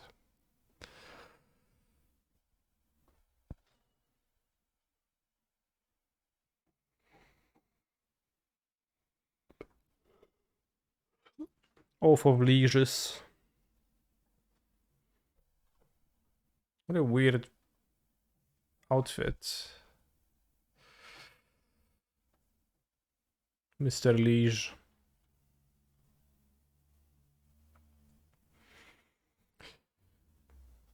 During each player's upkeep, if that player controls fewer lands than target opponent, that player might search his or her library for a basic land card and put that land into play. Oh yeah, a classic white effect.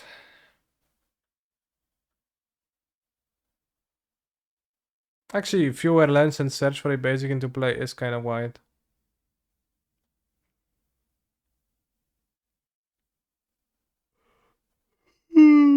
The damage used to go on the stack. Maybe that's why.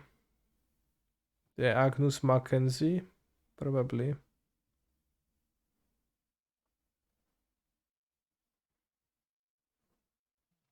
These old cards are insane. I will take a bathroom break. So I'll be back in a few minutes, bros. I need to pee.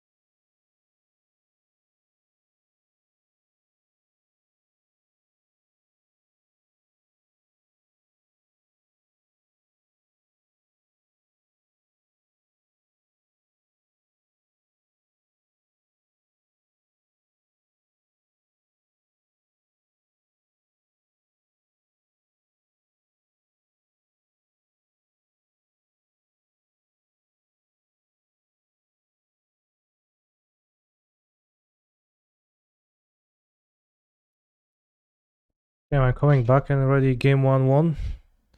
Thank you, Tofu. Finally useful for something.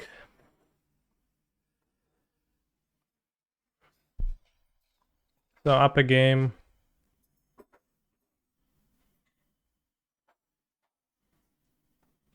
Let's have the prismatic ending this time.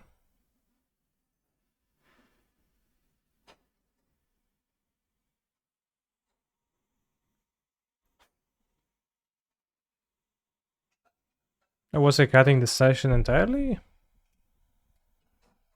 I don't remember what I did. I think Shadow Spear is a bad card to have against Murktide.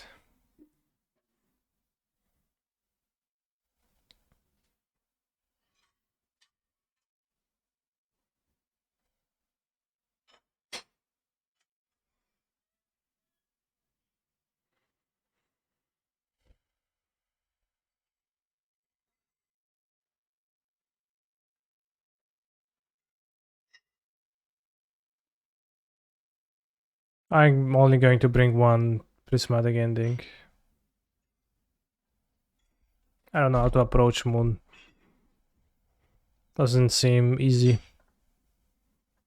Fable of the Mirror Breaker would help approaching Moon.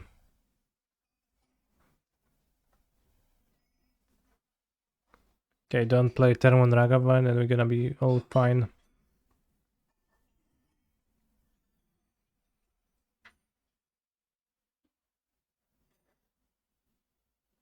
No.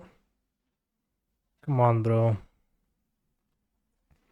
I said don't do that, but you did it anyway, so now I'll have to punish you with this on all you eat. This is the pullover from the Young Cancer picture yesterday. Yeah, the same.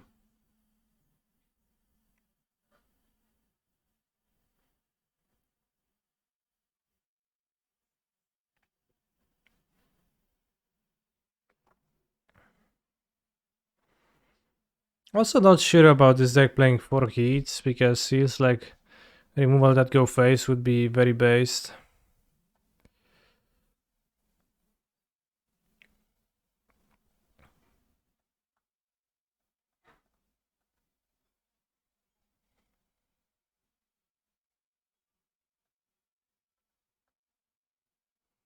You're very right, Barchek, that's indeed the origin of the word. Here Shredder would have been better than Iconoclast again. It would seem like.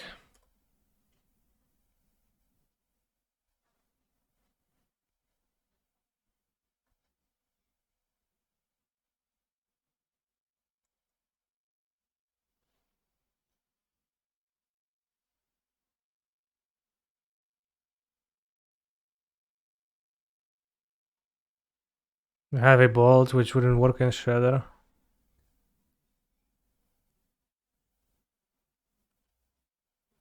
Well, maybe they would hit Delirium with their effect, but I guess not guaranteed. Actually hit Delirium, okay. Will you ever go back to your old style sweaters on tournaments? I have to wear the Hallelujah clothing.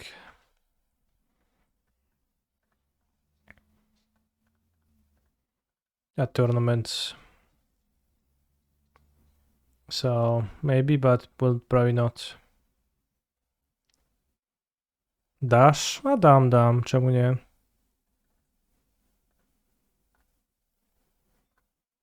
Pat Tofu won this game, so the bet, yeah, he did.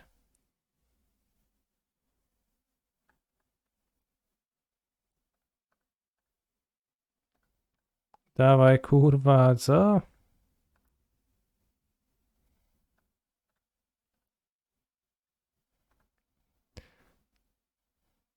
A dasz. No dasz, no dasz. A dasz spokój już z takim gadaniem.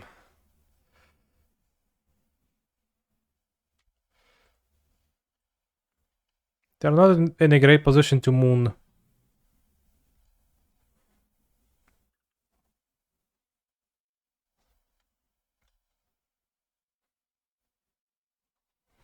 Nice and Loisen's hairs. Wait, actually it's pretty nice.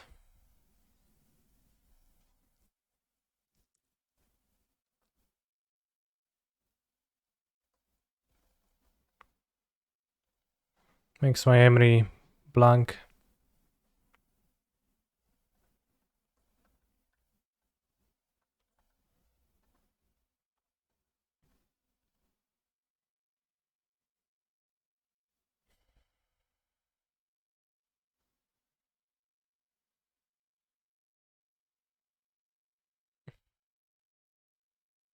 Okay. That was enough. That was good enough, bro.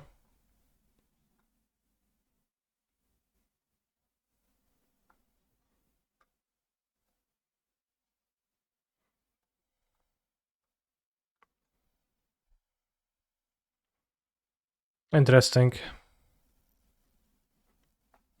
We beat Merktide twice. I mean, I do think in almost every spot I would have rather had Shred rather than Iconoclast, and I haven't even played against the Ren deck. Against Hammer, Iconoclast was kinda nice. But this deck is a no cantrip deck, so it doesn't actually cast many spells per turn. You don't have Considers, etc. to occupy yourself with, so I think Iconoclast is pretty misguided in this deck. So I wouldn't play it. Seemed pretty bad.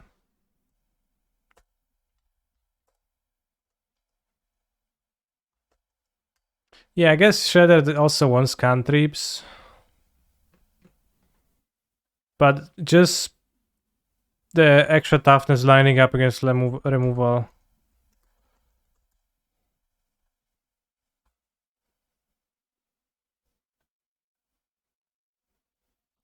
Seems more impactful.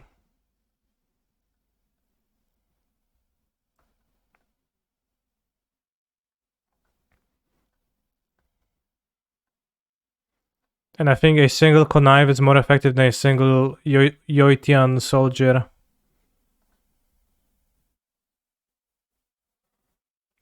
Did you like Research Desk? Research Desk was super based.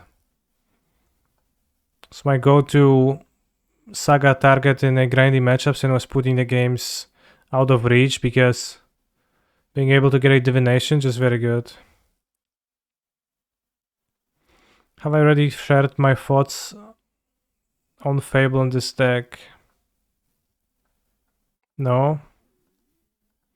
Cat Galvanic Blast, not great without Iconoclast. It's probably better to play Bolt, yeah. Even play 2 bolts. Because I like to burn people.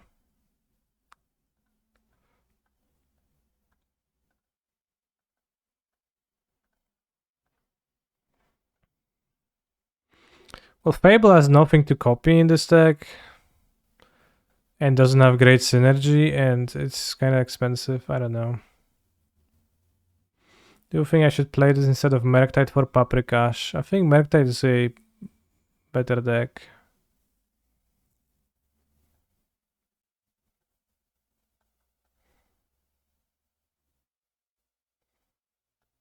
Overall,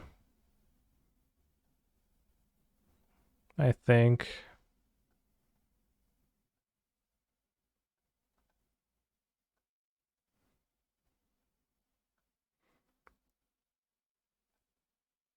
Like, it's possible that the list of this deck could be better, but they're not.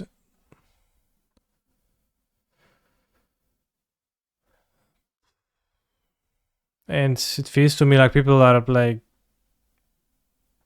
because I played with Breach a lot, like before it got popular, and I have found out that there's lots of kinda cool stuff that you can do, which is mostly dead ends, but like where you can't do too much with them, with those angles in the end.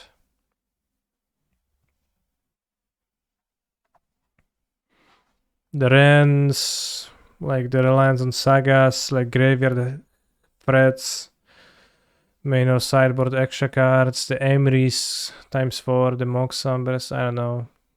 This feels like a deck that would like to play lots of free offs. I could also play free Emrys easily. Because lots of cards have diminishing returns.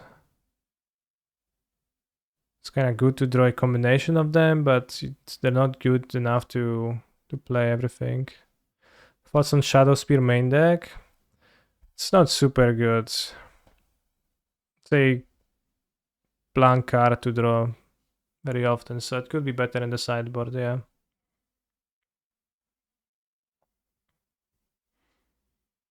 I think Ether Spellbomb is pretty good main deck. Also now you have the generic good card to grab Misha's Research Desk against everyone, so that's pretty good.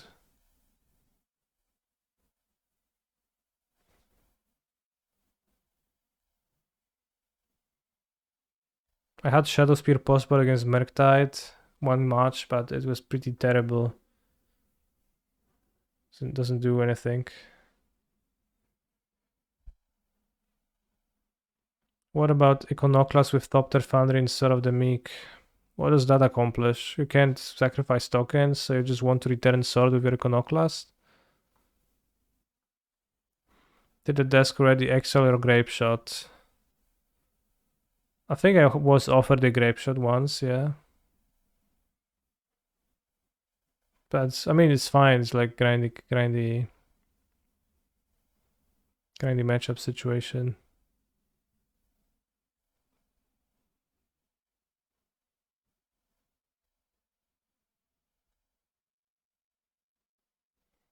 As far as Moon Resilience goes, I don't know what you could do.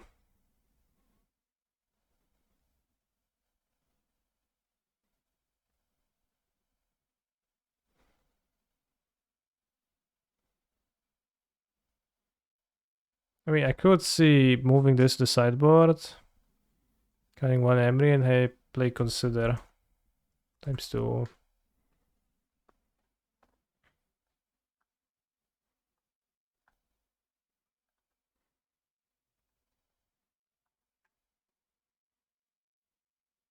To gain a little bit more consistency on anything, and you also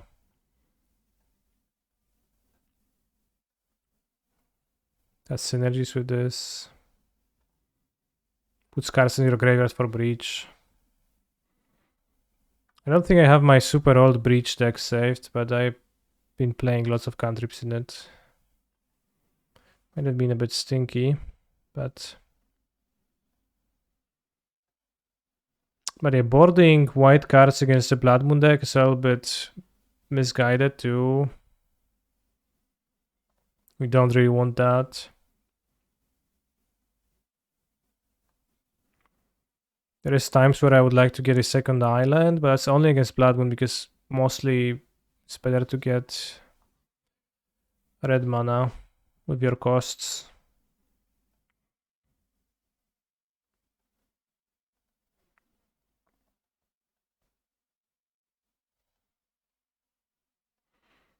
Tormod Scripts is good to have for Living End. Shmarring Ending is kinda stinky. Didn't even bring the second one versus Murktide. Can answer hairs, but also it's kinda not great against that matchup in general. Only 2 Amber and 2 Grinding Station. Do you think that's enough? 2 Amber is enough for sure. Playing the third one seems like anything to me. It's not a good card to draw. So you don't actually want to draw it, so why would you play more? 2 Station is a little bit short on the combo, but you can play League with this deck now. With the Considers. Like, certainly if you play 3 stations, you're gonna be better at finding the combo, but the combo is relatively weak. It's a very fragile combo. So that makes it pretty unreliable too, and you have to I think my understanding is that you have to try to play the game fairly with the option to have like unroll breaches your combo as like sometimes with a combo, but mostly like a card advantage engine in most situations. I actually like having turn 1 Amber. Allows you to cast Rag or Emry or hold up interaction for the first turn. If you have a perfect hand, then Mox Amber is going to be good with it, right? Like the problem is starts when you don't get a great hand, right? I think more hands could get worse when they have a number rather than getting better. How about DCR over Shredder? DCR is pretty potent and pretty okay, I think, but it's also doubles into being weak to graveyard hate, which I think is a little bit puts your deck pretty heavily into that one angle, which I think is fine, but I would not be very comfortable with that. Playing the deck right now, and I'm thinking to run one Jeskai Ascendancy. That's an interesting card. I would not want to play it, but it's pretty cool.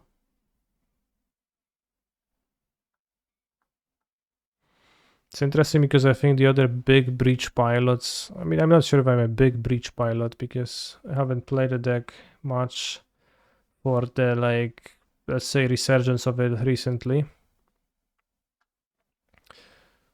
But many lists play like 3/3 or something. I actually net decked a list with 2 station, but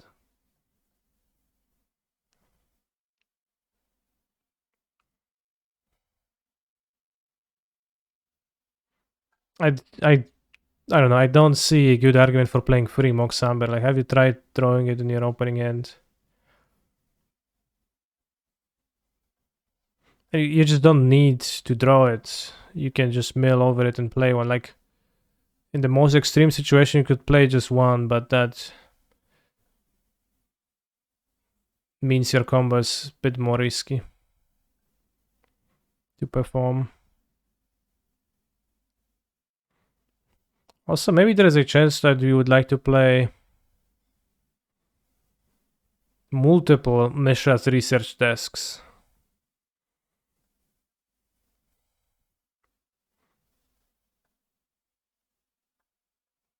Less iteration for desk, then you'd probably play 4 Saga because that's a way to spend colorless mana pretty handily. More artifacts that hang around. It's probably not there on power level because it is a 5 mana draw 2, so it's a bit more expensive than a 2 mana draw 2. So that puts it at a pretty lower power level, probably, but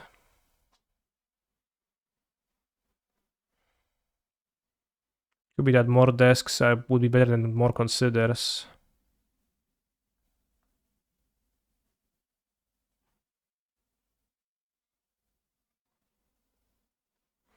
Yeah, Grape Shot, I like Grape Shots. Agree to disagree. I think this deck triggers Shredder almost every turn. I mean, that's not true. If you don't have cantrips, you don't trigger Shredder every turn. That's like nonsense.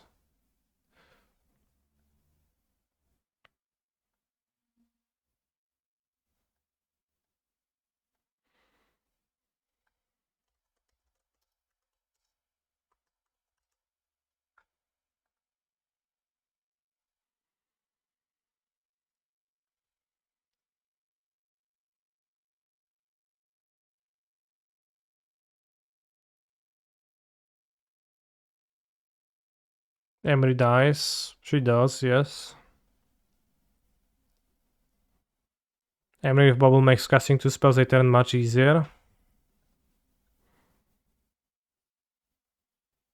Segus roughly as good. Some say better at triggering Shredder than Merktide. I think that's nonsensical because what triggers Shredder easily is cantrips, because cantrips are the cards you cast twice in a given turn.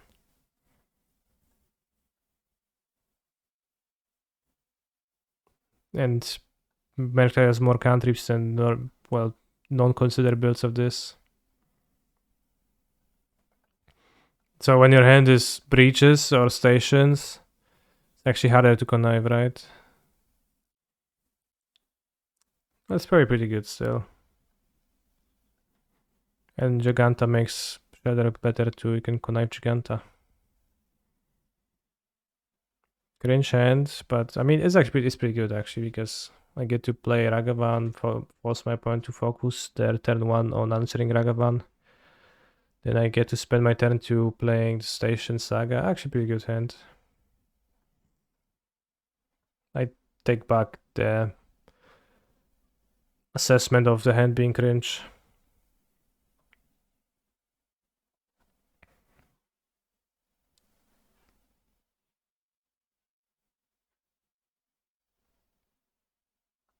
Huge fun. Hi. We went 3-1 in the Prelim. Tofu won game 1 of the last round, and then I won round 2. Now Tofu went to sleep.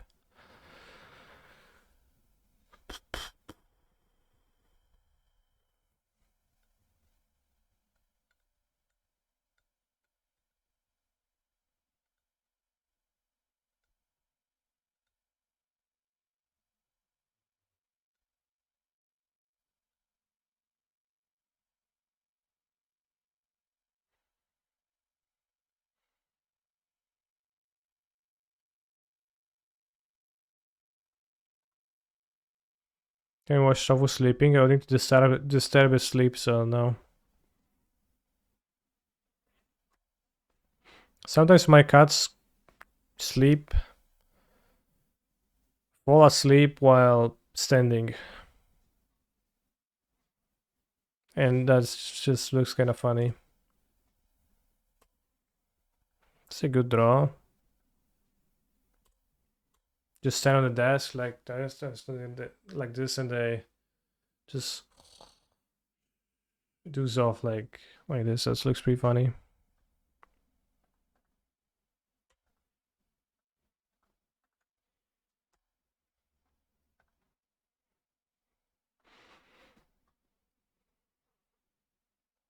Hi, Connor, still huge fun here. Honestly, you're my third favorite streamer, but I'm 6'5"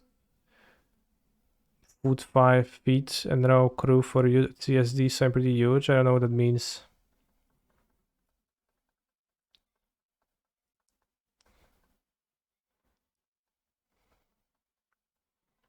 Actually, stall. Yeah, okay, I get that part, but what does the row crew?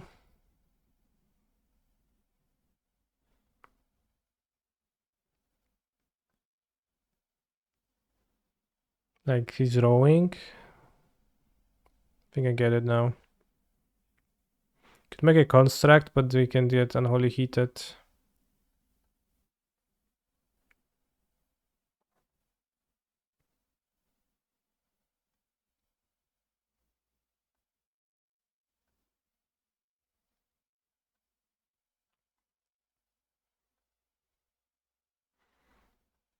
I always forget how the desk works. That you can activate it at the end of my opponent's turn to get the lands. I should have done that probably. Should have played an untapped land. Huge mistake on my end here. But yeah, like with regards to 2 Mox Hammers, you can also fetch your Mox Hammer with Urza's Saga, so if you really need it early, you can actually tutor it up, so I think playing 1 is actually somewhat reasonable.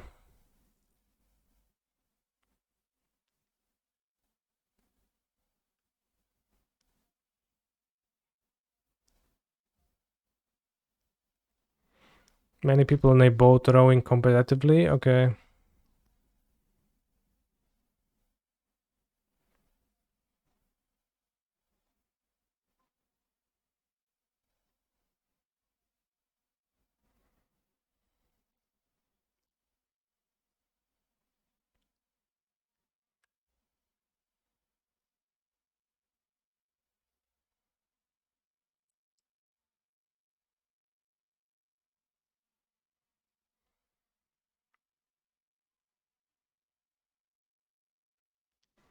Connive counterspell.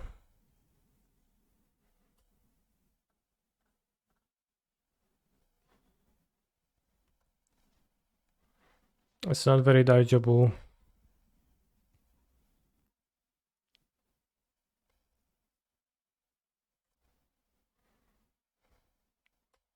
Could win unless spell pierce.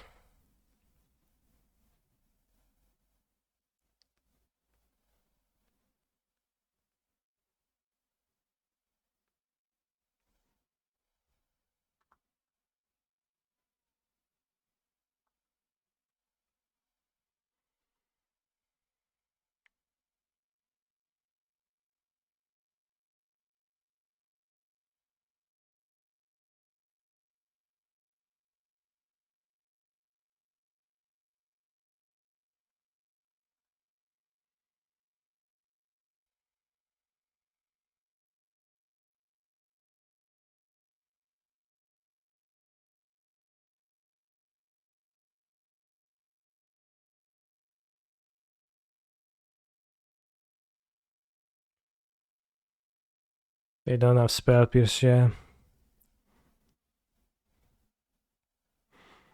So you're gonna mill, sacrificing the desk.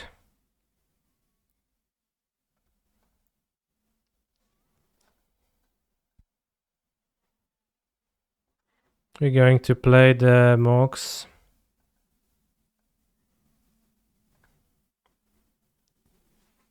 Use the connive.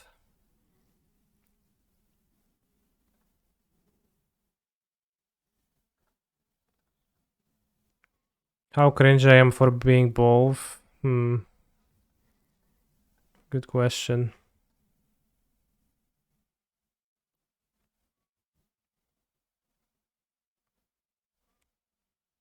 I think we mail towards Emery.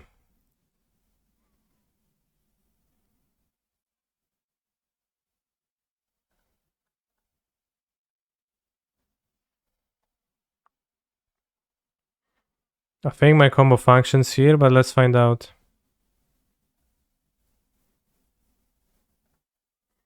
Through lightning bolt, that is.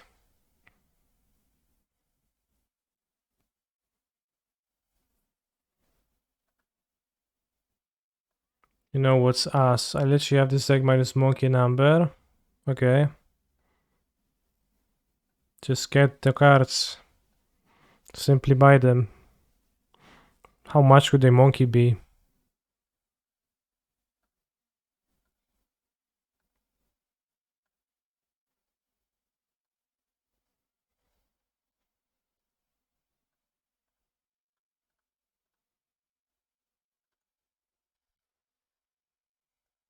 They don't even have a removal?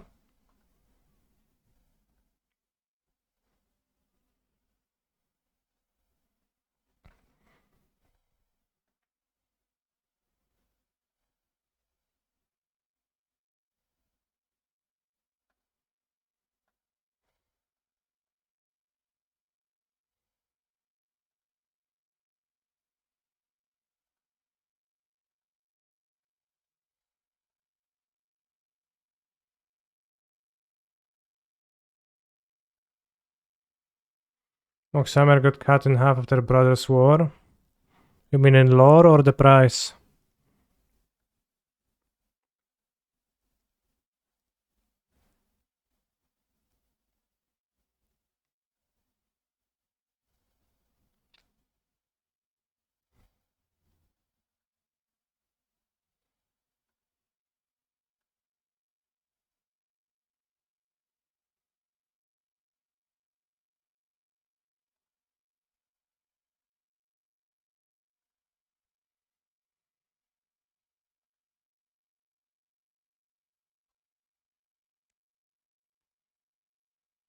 We would be able to grab shot twice easily here, and we also got 20 cards, so we got to cast the Moxhammer 6 more times, 15. So you would need to grab shot twice to actually kill. How long is this song? It's 9 minutes and 99 seconds.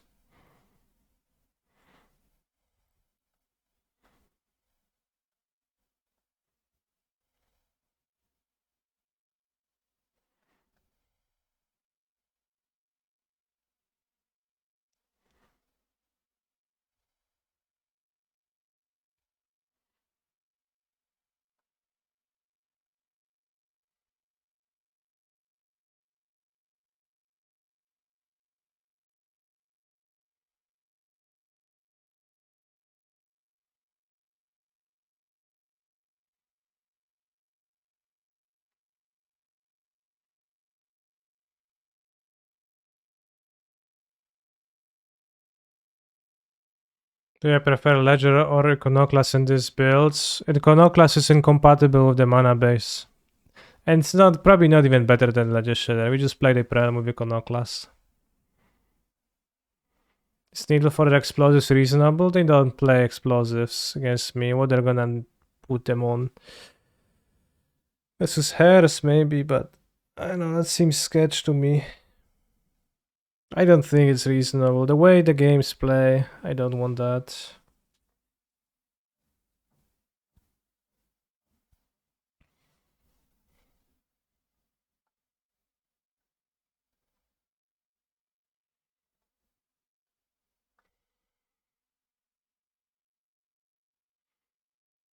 For their own explosives. Well, said Maximilian said for their explosives.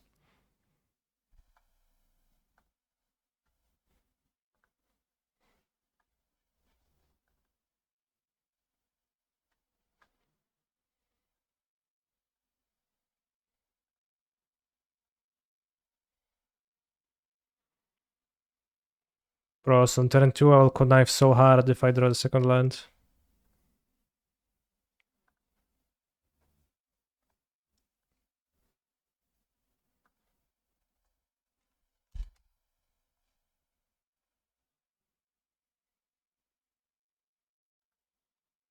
Nice Mox Amber, thanks.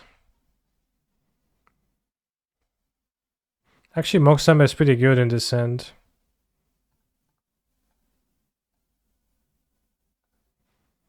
You get to break the parity by spending 2 mana. Didn't play around Gutshot. Cox Amber. Well put.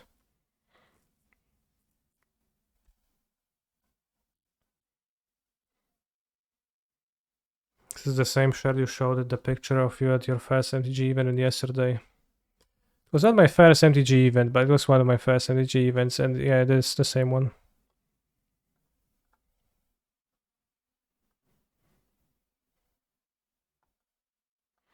Assume the Ragavan hits because they would have killed Sorcerer Speed for Mox Amber. Damn. I guess we don't connive.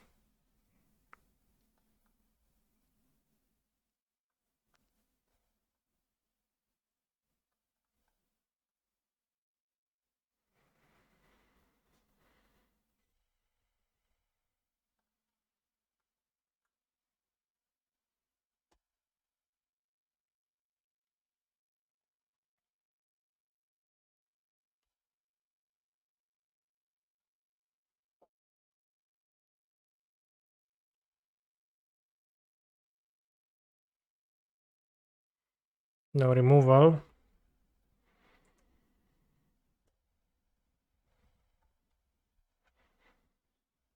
A nerf is not casting a spell, notably.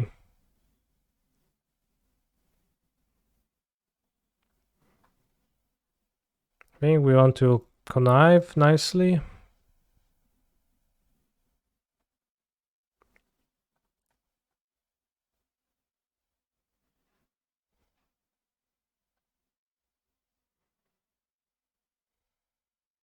Don't mind drawing a breach here.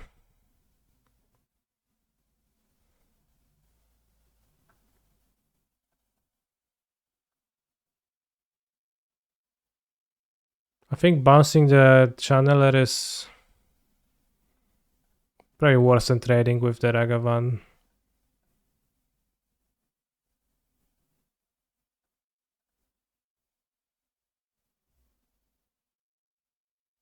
I don't know. Oh, they counter. Okay. So they get Delirium with a counter, so I guess we just...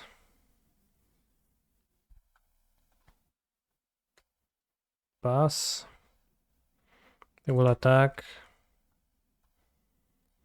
Hello Canister, would you still play the same creativity list from Discord? I'll probably try to update it with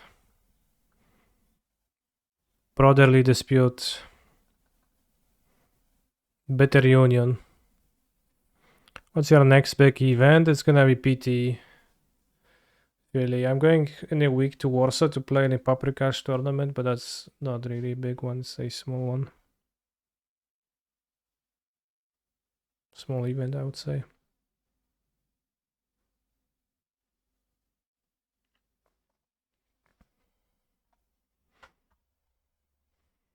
But I need to think a little bit about how I would...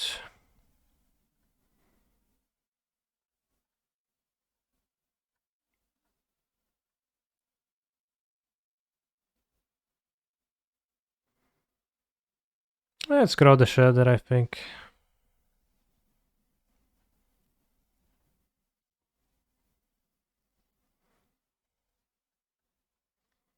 Definitely fetching an island, don't want to draw it, so fetch now. Untap.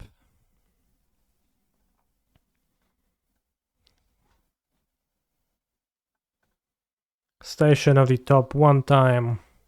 We don't need a station, I think I'll just play value. Breach, that's gonna be perfectly fine too.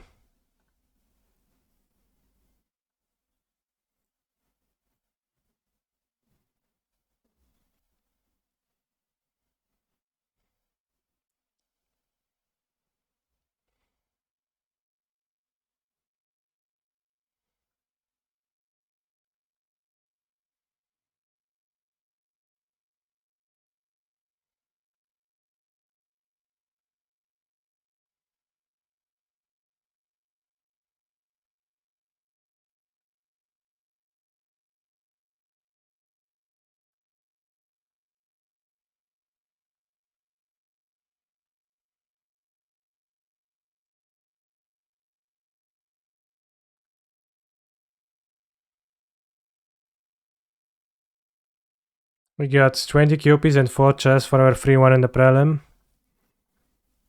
Solid.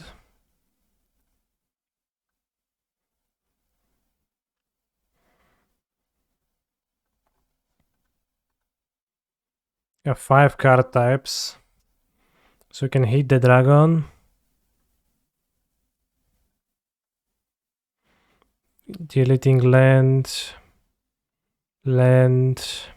Instant. And you have land enchantment creature artifact.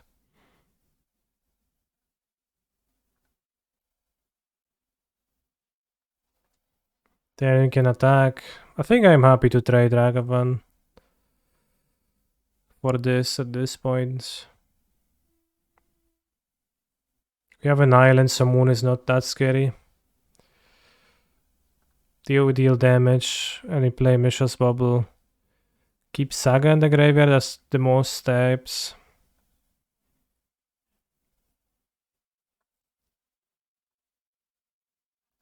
Play Bubble from graveyard, very good suggestion. I should have cracked the Bubble, because if they make me connive, I could select from 2 cards and not just melee card. I am happy to have picked up this deck in paper. I have been enjoying it more than Murktide. Yeah. How was Iconoclast in the deck? Felt pretty weak. Felt worse than Shredder versus into Murktide, which I think is one of the more important grindy matchups. Because with the lower toughness, I just got 1 trigger and it died most of the time. And just unreliable.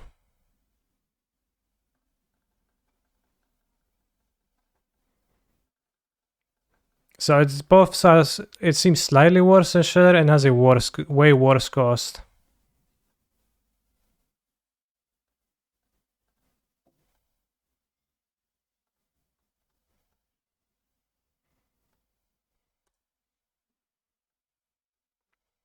I would be happy to have drawn that breach, but I guess here I'm punished for my... not really. Would have been the same situation. I would have still discarded the Arid Mesa from the Connive.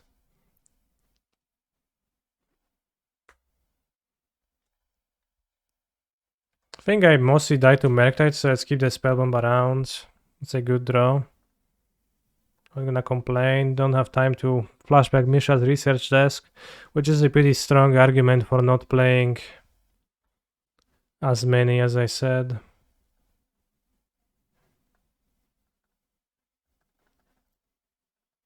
because you just don't have time to use it, so... Although here might have been better to flash it back rather than iterate anyways. Into counterspell, spends more of my mana, then I keep iteration for the next turn to be more mana efficient with it, so probably a mistake to play iteration over the research desk, but we win anyways.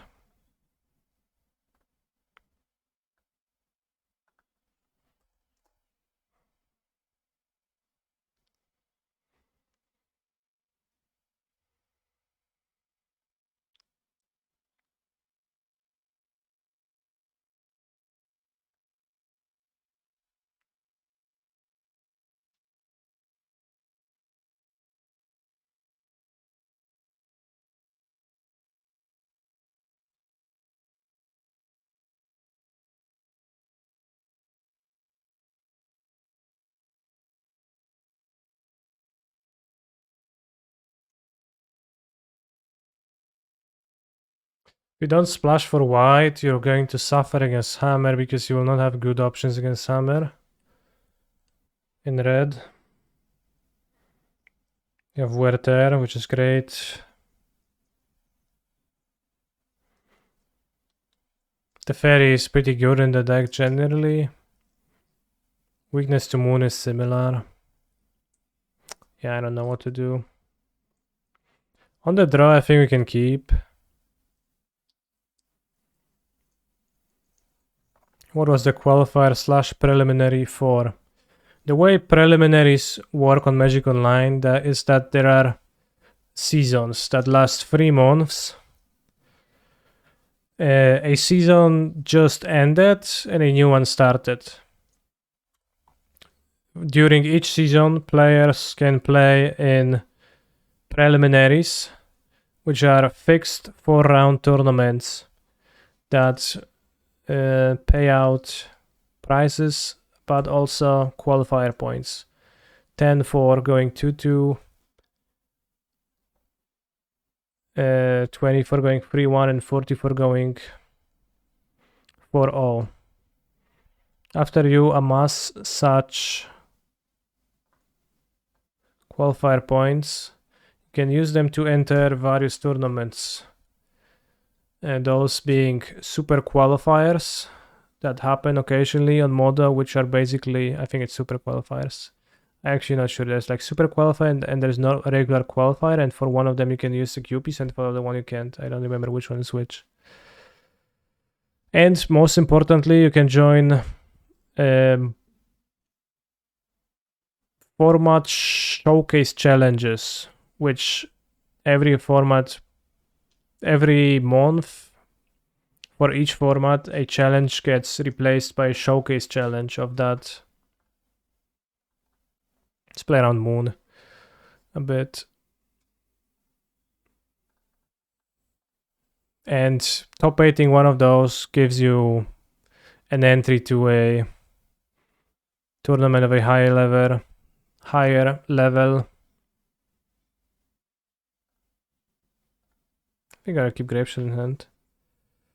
The mocks, the Magic Online Showcase Qualifier, which then if you win, you qualify for the mocks. So it's a long and winded way to qualify for the mocks, the 8-person $70,000 prize pool tournament that happens every quarter. I played in one February of this year. It was pretty fun. Would like to get more. The system is a little bit complicated and a little bit hard, a little bit takes a little while to explain to a person who's not in the system, TBH, but I think it's a pretty nice system. Fury, come on, bro.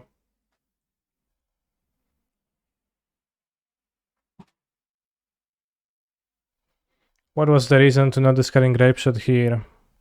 Well, if you wind back 3 seconds back, you will hear me saying, I think I would rather have Grapeshot in my hand. Well, I guess you're asking for a reason. The reason is that I think it was a bit better. Because what I'm going to do, what am I going to do with a bolt? I think I can kill a Rhino with a bolt. with a grape shot, I can't kill a rhino with bolt, so what does the bolt achieve against rhinos? It's a bit awkward because I might want to play the fairy on the next turn. Although making the construct seems also like a viable route.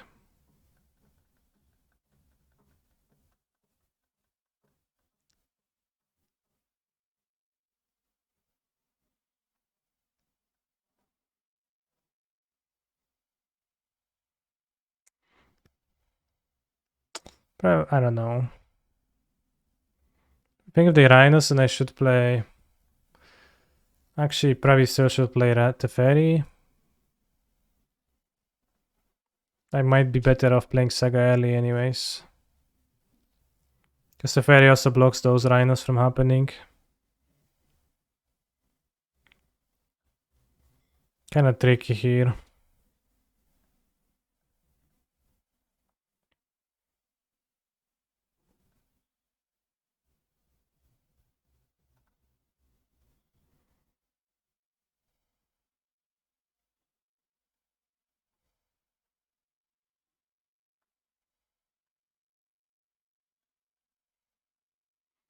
They force me, I guess I'll die. Unless I combo.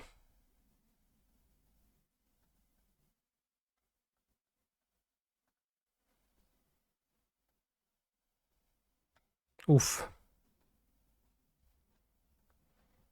We killed 3 rhinos and drew a card.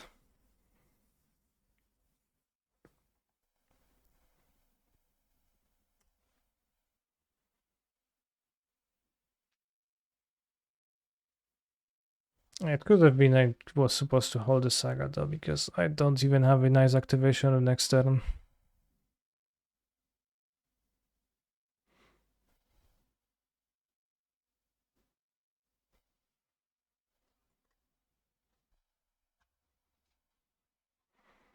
Okay, yeah.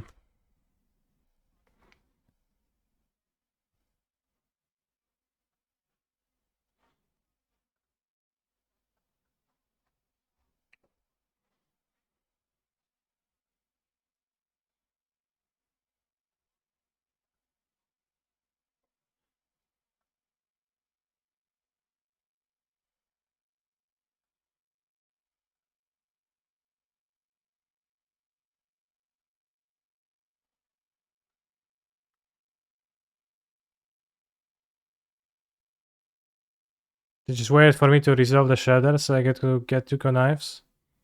Solid.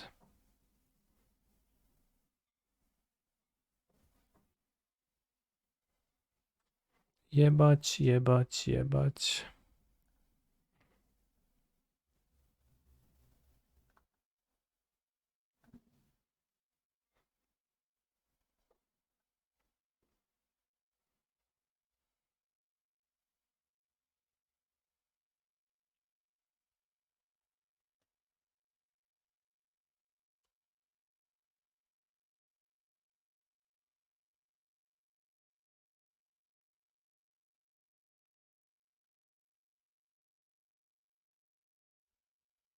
Yeah, they're playing Arcane Proxy.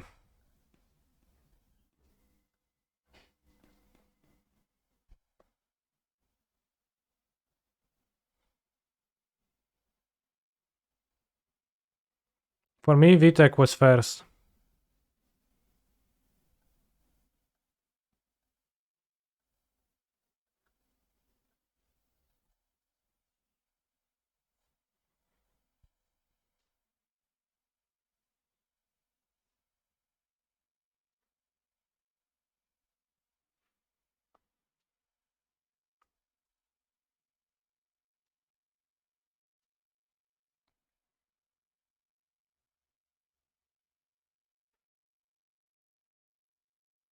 Arcane Proxy is a sick magic card. Okay, if you say so. Can we lethal here?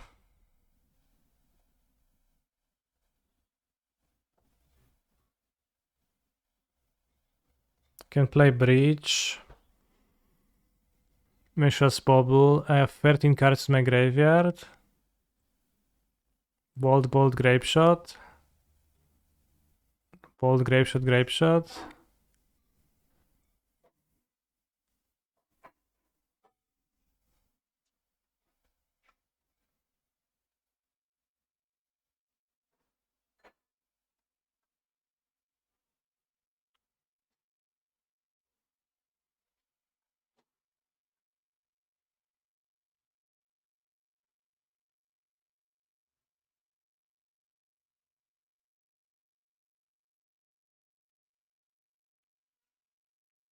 Can't fetch mountain with this.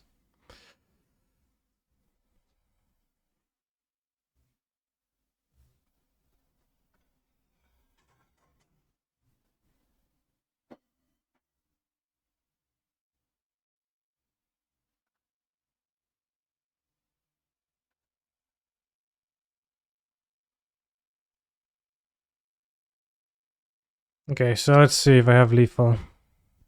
I have 13 cards, so I spent 3. Spend 9 on bobble. No, spend 6 on bobble. Then grape shot, and I have then go 4, 5. Plus 6, that's way below lethal.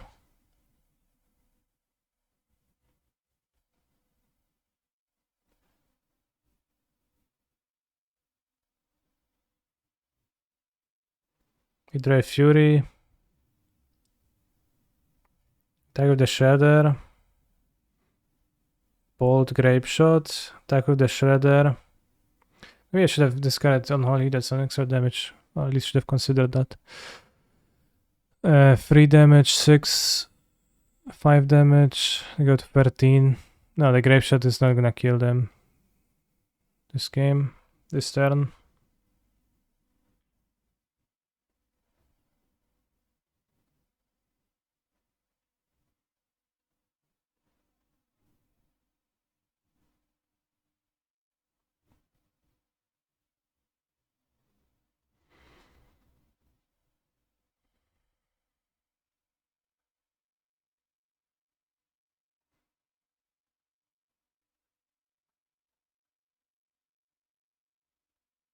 He's a Could die to phenomenal Baron spells control twice, so player. you would want to have that Through the breach, baby, yeah.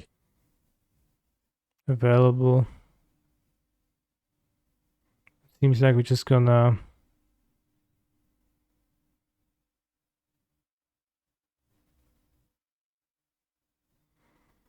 kill the guys.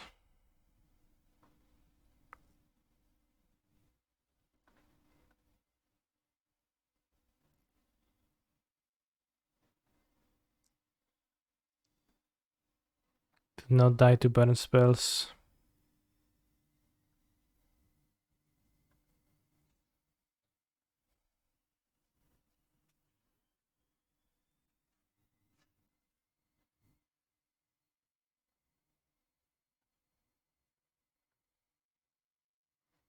No Shadow Spear in the main deck though.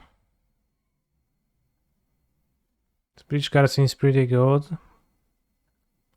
It's pretty good to use it as a, you know, delve draw card.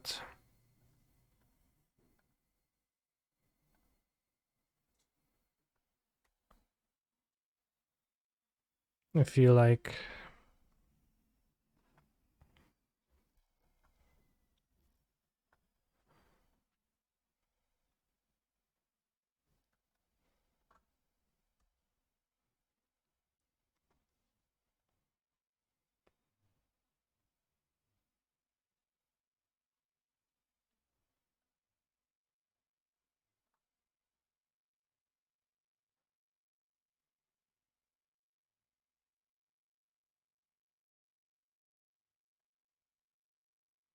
I play Sorcerer Speed Brazil Borrower. Impressive. Thank you, Perspiring Mike, for a subscription.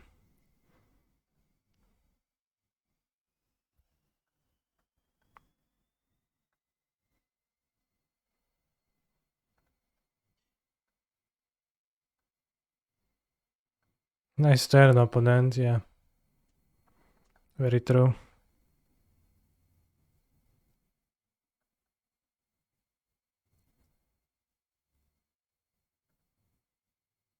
Let's stack the triggers probably.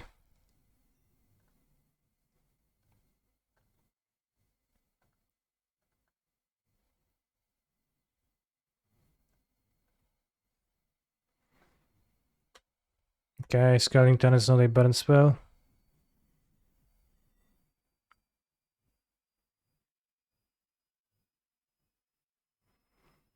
Hello, Kaneki and chat. I see you take great enjoyment in posting the Aniki arriving emote every time. Perspiring Mike is aspiring Spike sweaty cousin. I assume that was in fact a play on the nickname of that popular content creator.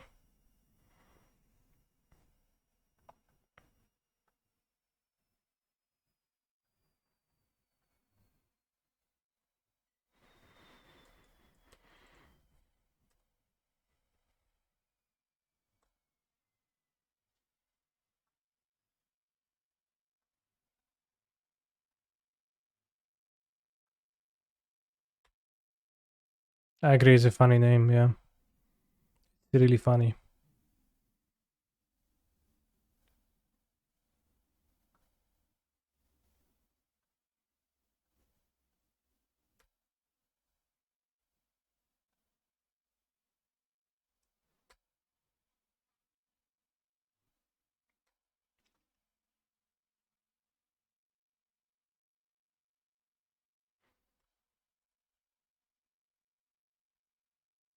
Great song. Interesting to say that. I would merely say that's a good song.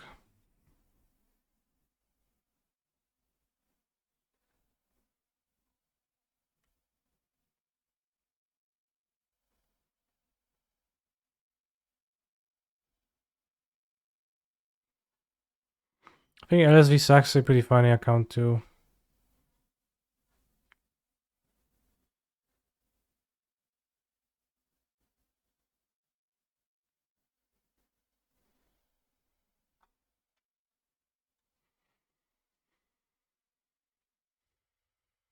So playing against Rhinos. Against Rhinos, we could engineerly explode them.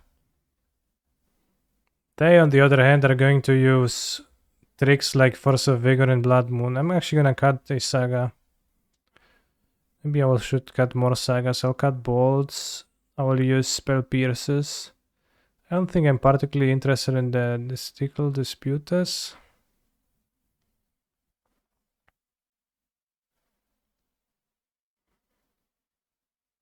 Can cut Consider, Unholy Eat for space.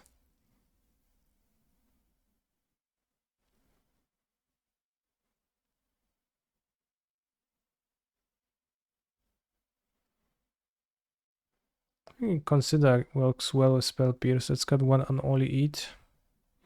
I think let's keep the combo parts. Yeah, we can cut one Moxhammer. We add more zeros too with the Explosivas. And Moxhammer plus Explosive is actually non-bow. Well, let's keep the prototype one. Do you have some funds put aside to spin up a Genius Invocation TCG Pro team? I don't.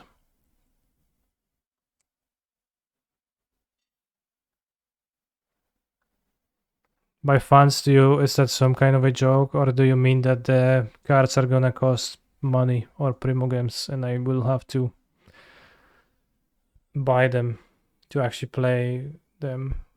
I don't know, what's the model? Hello, did you try the version with Iconoclast Overbirds? I haven't, no.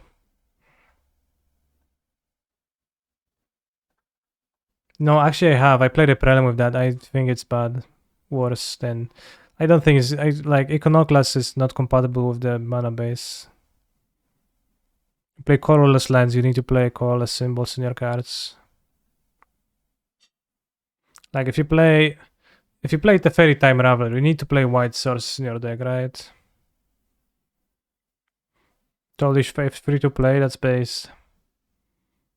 Yeah, you can keep the 7 Ragavan with the Moxamber, what the hell? Moxamber pulling my leg a little bit.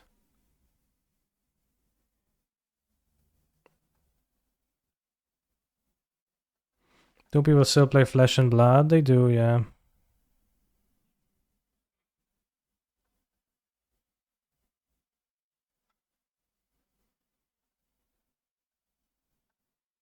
I mean, actually, who knows? But for what I know, I think they do.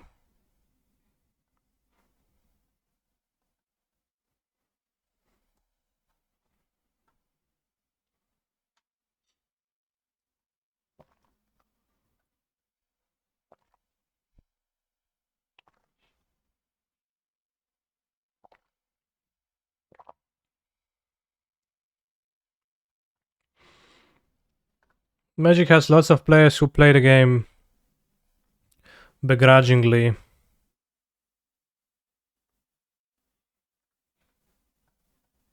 I assume they would have killed it with Mock Saber in play, but people do wild shit, so.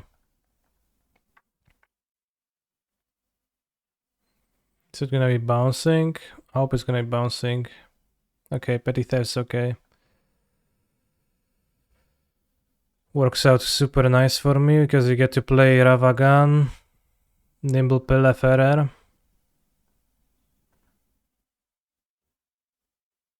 Or do we?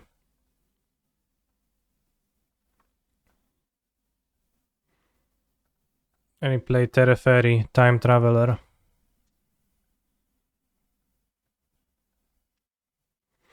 You could bounce the leyline immediately, risk being worse off versus Fury. They don't have a great way to deal with the Fairy otherwise. I think we plus now. Don't let them go Fury. Or Fire, yeah, but Fury Cascade would be the punish, truly. Like, they could Fury Fire, but that would be rough. But I think Fury Cascade is more likely. They have more Cascades. And they didn't have Fire because they would have Fire Dragavan over, bouncing it. So Fire we can like cross off from being in their hand entirely. They didn't even play the Brazil. Did they forget the Fairy doesn't let you cast spells? Are you planning on plussing to 8 before bouncing Leyline? No, I'm planning on untapping and re-evaluating, and then I can bounce the Leyline and do more stuff.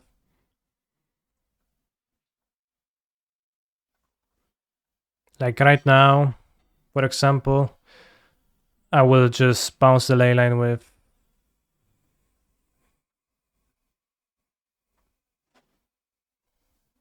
this, right? So I guess I do plan to plus up to 8.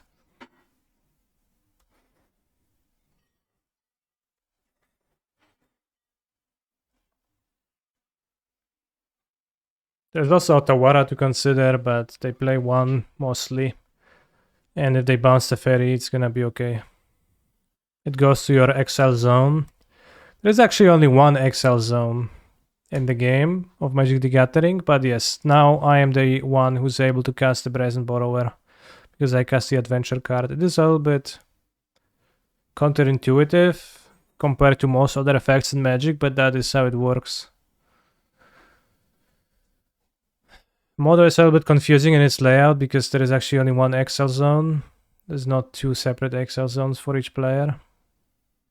All XL cards actually should be put on 1 pile, regardless of who are those. I'm also not entirely sure about that, and it could be possible that I'm making that, but I think there's only 1 XL zone. Petty Theft, okay.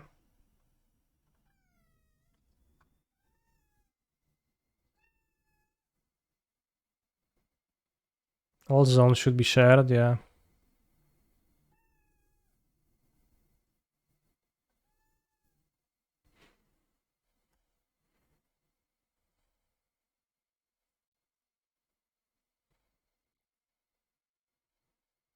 Can technically get disputed. I don't know if they would have dispute against me, actually.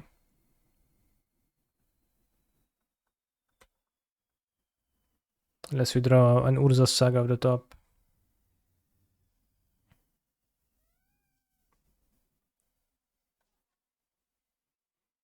Okay.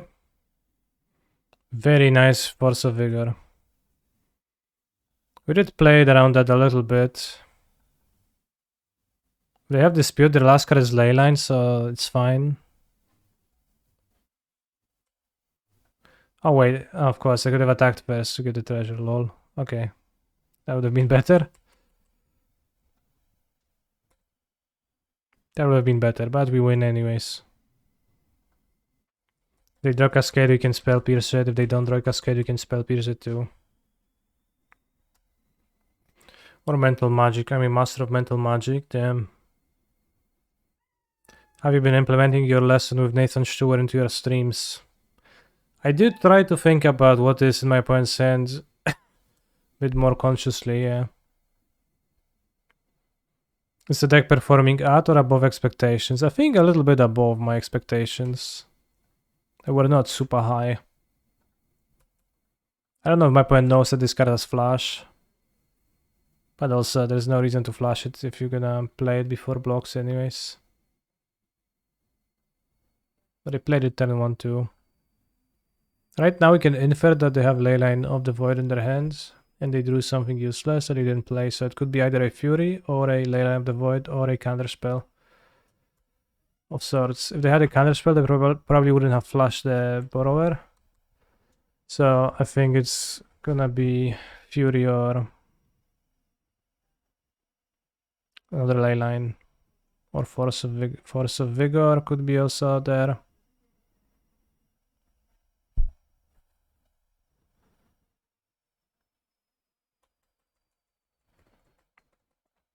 Force of Negation.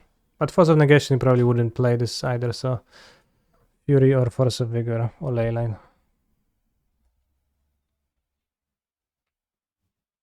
Arcane Proxy. If they had Arcane Proxy, they would have played it over Borrower. It's a much better play.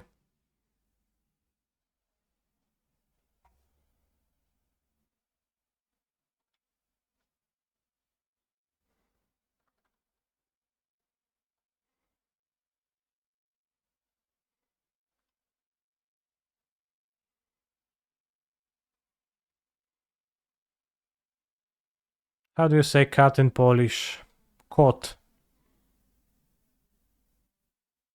Spell with a K though. Cock. Kot. Kot. Say it with me, chat. Kot. Cock.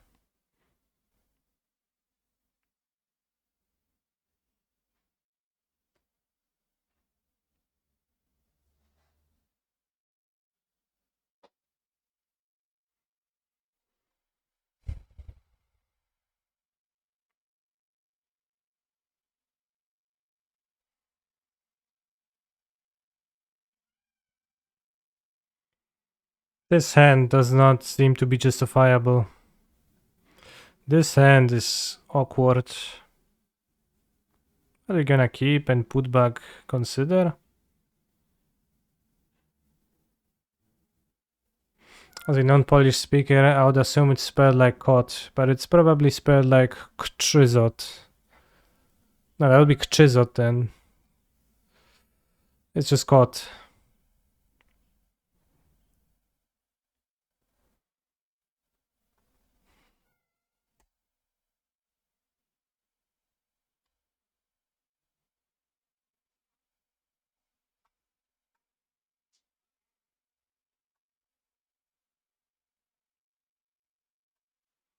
Jogmoth. How does that match up? Well, probably it's pretty good now. We win on turn 4. After killing their dorks, I probably should win in time. Talos Oracle is better than Grape Shot. Or how I would prefer to read your message. Thassa's Oracle. Arrows gets changed to Grape Shot because it's a better option.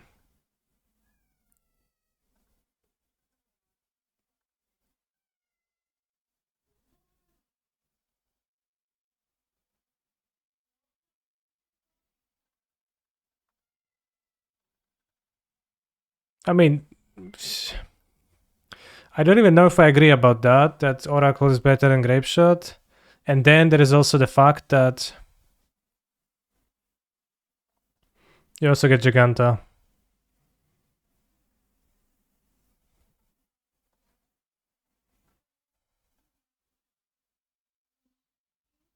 But also I've been happy today playing this deck as a medium combo deck, like not as a combo deck really.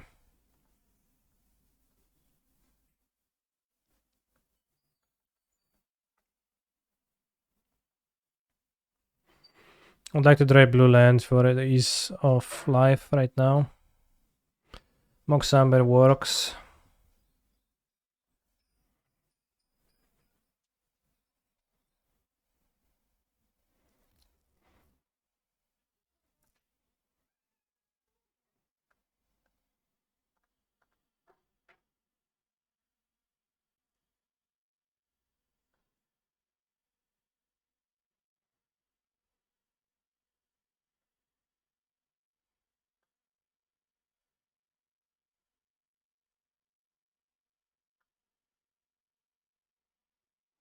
I have found it's easier to reliably generate blue mana of Amber than red.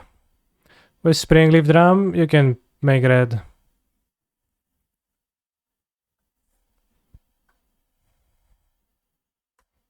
There's gonna be some spots where I will not be able to combo with my list. But I think that's fine.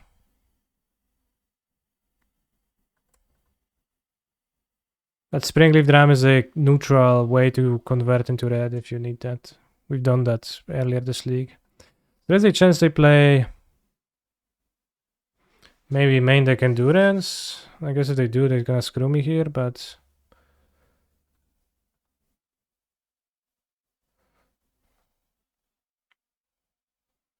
also sacrifice my Mox Amber. Kurwa, I shouldn't wyjebać. I thought I had Breach in play already, I didn't. Jestem wyjebany po całości. But I didn't even sacrifice it. It was so bad though.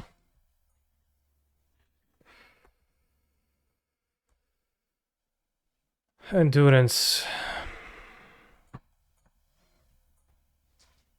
No teraz spierdoliłem. Wouldn't have worked anyways though, but we couldn't combo anyways, but we could keep the Amber in play at least, which would mean that drawing Breach would be okay to an extent. We definitely should have sacrificed Endurance, draw a card, put a counter on my Emery, but instead they just get a Geralf's Messenger.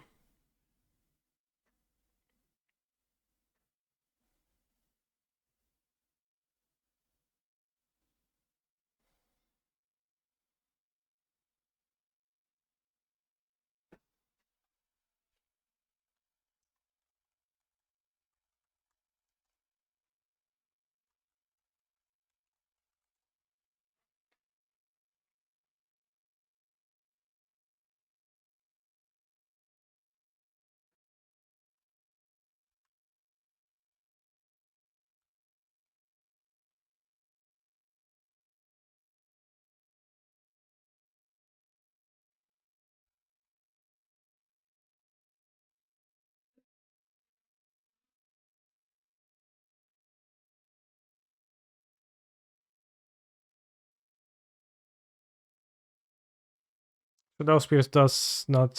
Shadow Spear against Yawgmoth? Probably gonna have Vigors. So I might want to move away from Saga, -1 Saga probably. What could I do against them? Ragavan is bad. Pretty bad. I guess my Cyborg isn't too good. Definitely Needle in. Schmaning Ending.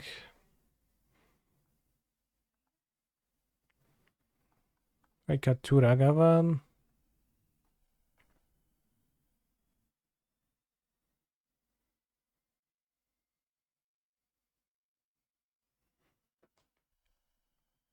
Maybe I want Spell Pierce. against Vigor and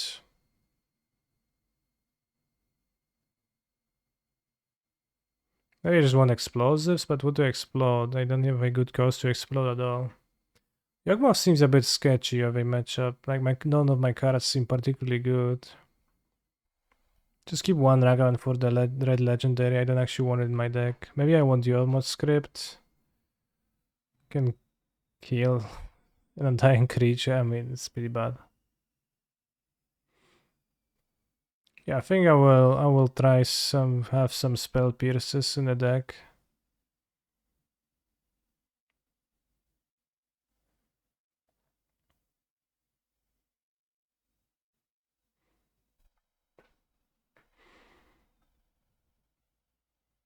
Can this deck combo with just Underworld Breach plus Station plus 2 tapped lands plus 0 mana artifacts? No, it can't.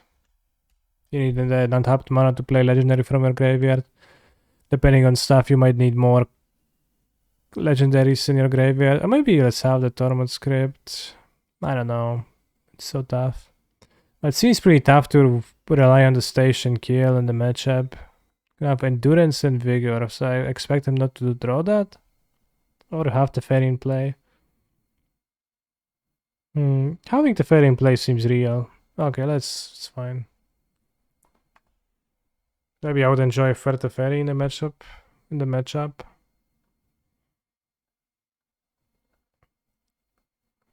One Ragavan in the deck. GLI HF, this is such a fun matchup, Moses. My opponent after wypierdoling mi z kapci game 1. I personally have replaced the 2 main Teferi's with 2 spell pierce and they seem to be good a lot. Yeah, that doesn't sound bad.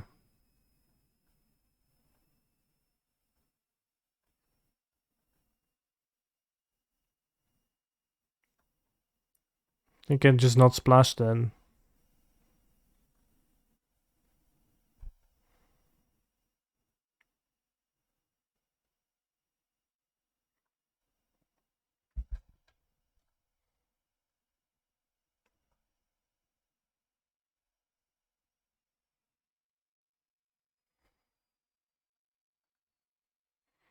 This is a keep where you keep because you have Bobble plus fetch land, but you hope you don't reveal a land. You're like, oh, no land, I guess I have to shuffle. I'll play Timur for Ren, Haywire Might. I think Ren is not good for the mana base. And also, like, in general, I don't know, I don't vibe with Ren in this deck. But you can play a Timur League. Haywire Might is cool, but I don't know what it accomplishes.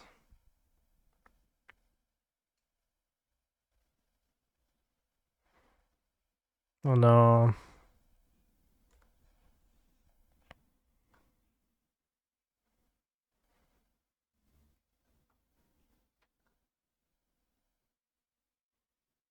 Kills ley lines. Yeah, I mean, people don't play ley lines, that's fine. I don't know, I'm kind of fine just not having ways to kill stuff that much, but I just have more creatures.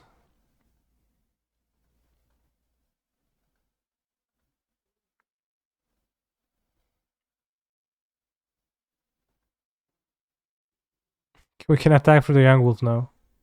Nice. Ren is strange because you want to play Saga on turn 2 most time and you can't play it. I wouldn't say it's strange, I would just say it's bad.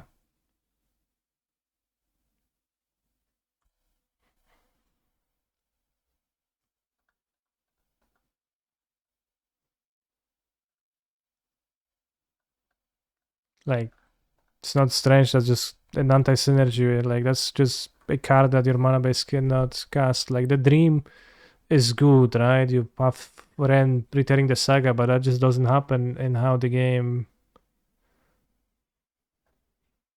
plays out a large portion of the time, which really lowers the utility of the card. And Exile Dryad Arbor, which is also a good hit because they now don't have Dryad Arbor.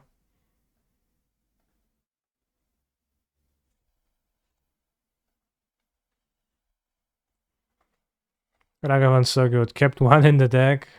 Wins me the game, yeah. Typical.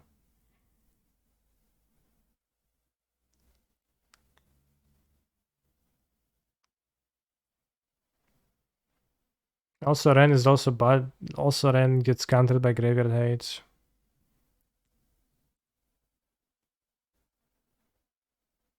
Another card that does that.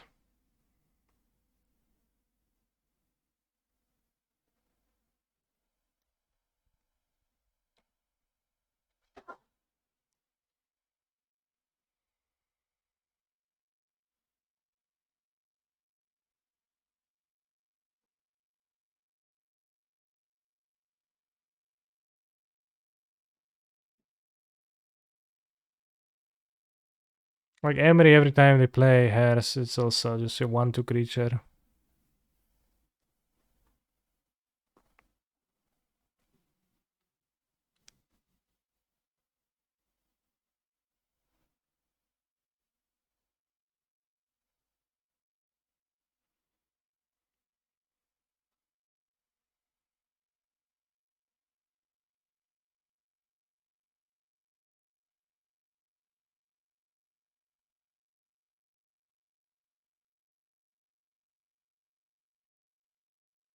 Yeah, I want to go Shatter the Fairy Bounce Wall. That's my plan.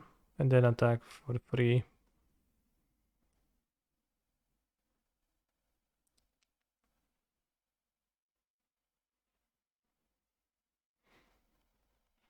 Maybe a more tempo move is to... No, because they can make some artifacts anyways. Can I plus?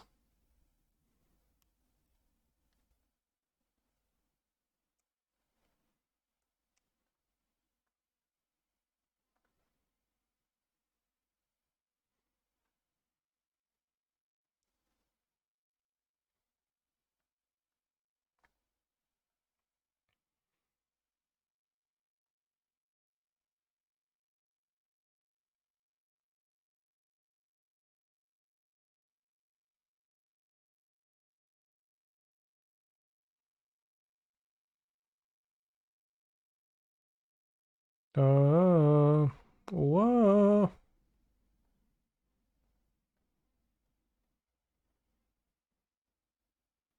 I'm gonna cry his opponent, yeah. You will.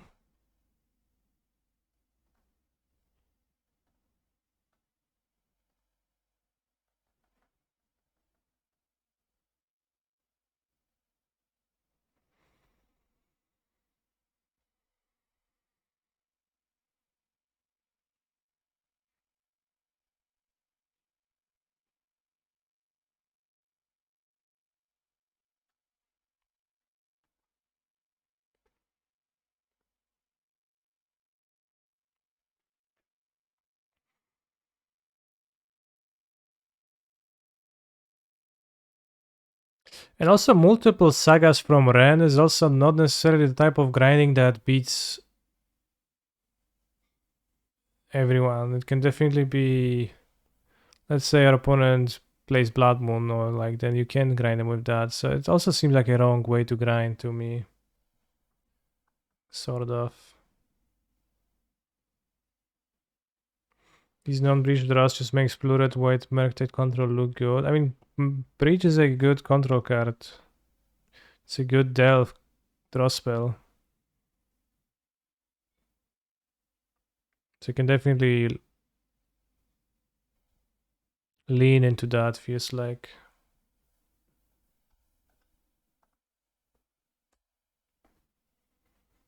Like I played it plenty, I haven't comboed much, but I played it plenty and was happy.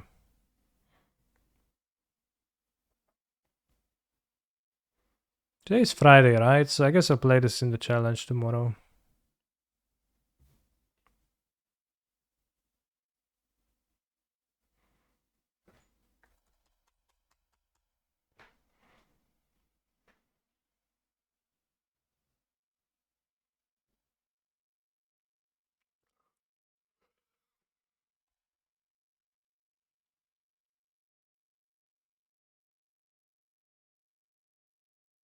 Oh, I'm hacking conniving, bros.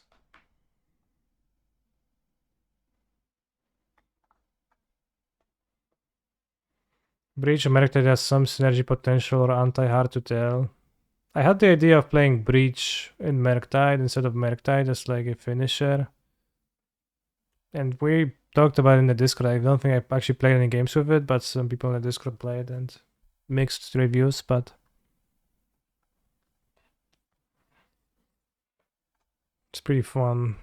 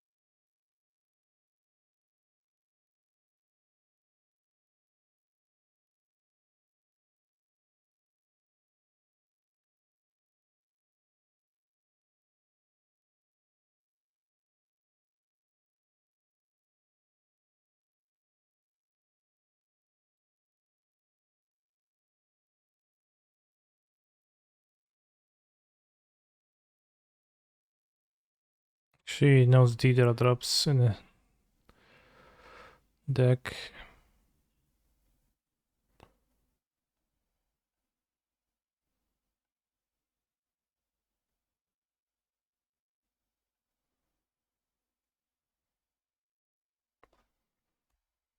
Is there a list of qualified players for PT Philly anywhere? I don't know.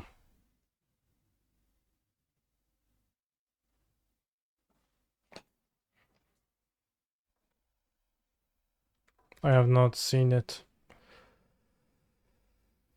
This song makes me think someone is knocking at my door, but my door is open. Check again.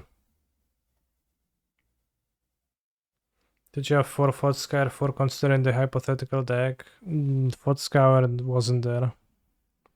It's a bit too extreme, I think, but interesting.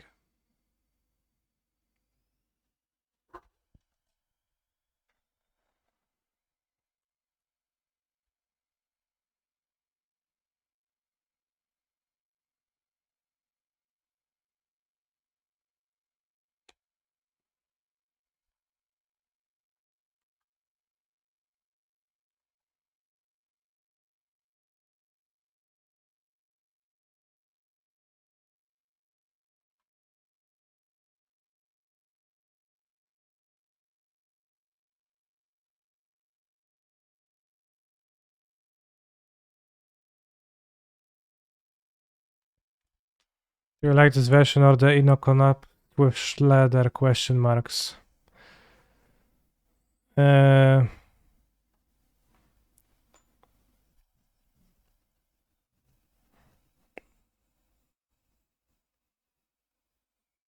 Iconoclast is not compatible with this text mana base. I feel like I said that already today, but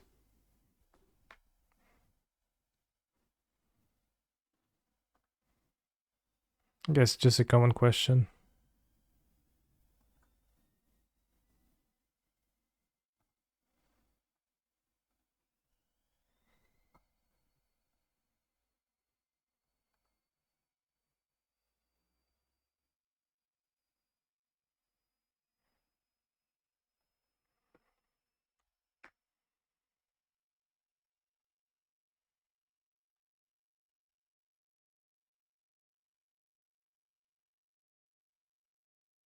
I think I want the second prismatic ending back.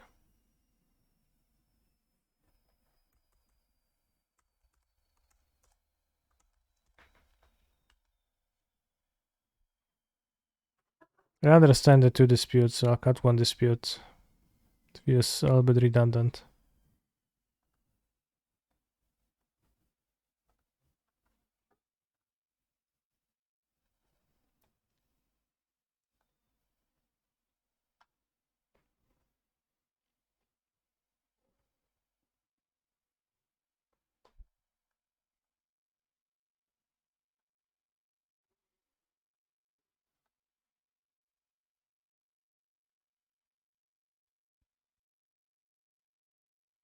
Exile 2 bridges from my graveyard, interesting.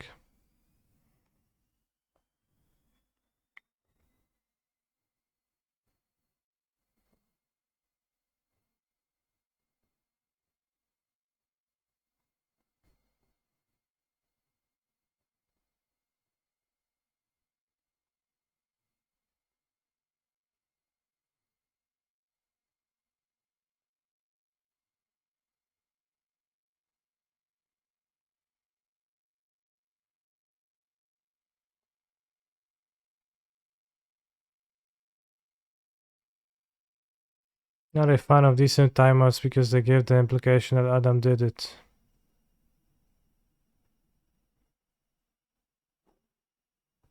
I mean, I just felt like timing out Smurf. I think regardless of the implication, that's a noble goal.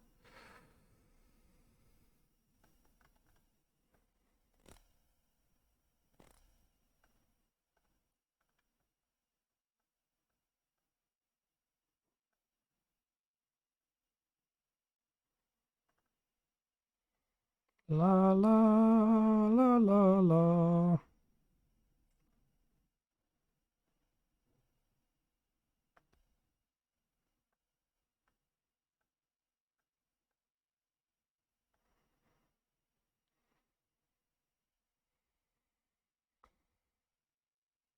I could use the on the draw.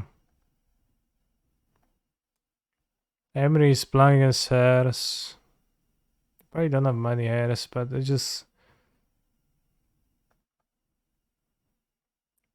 blank. Can kind of consider for space. Or a Moxamber. Probably want more real cards than fake cards. Spell Pierce on the draw, it's like still an option, but they gonna have more mana because they're gonna play Dork on turn 1.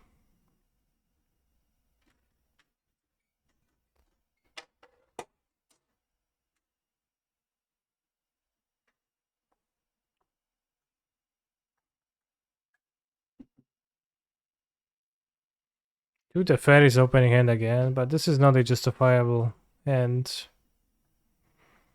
I go desk, then desk for removal on 2. Maybe it is acceptable.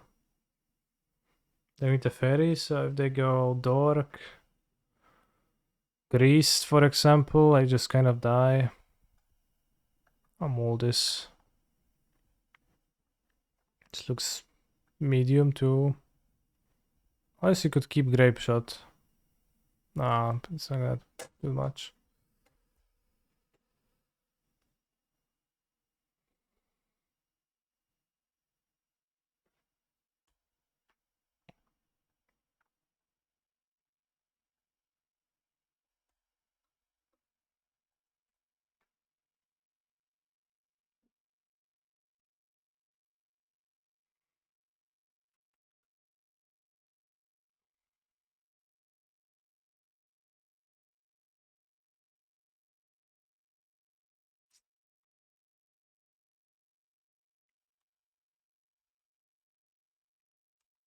King.com.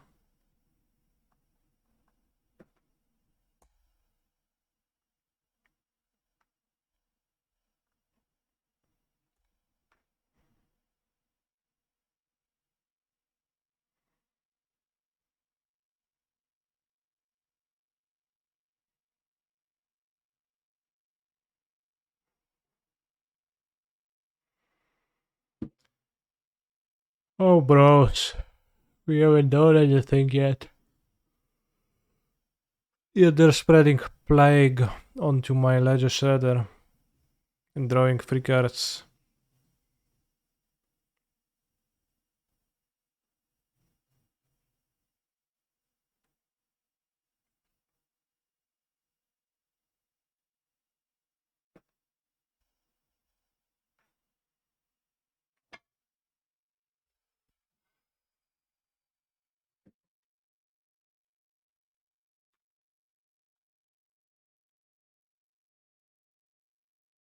Need delirium.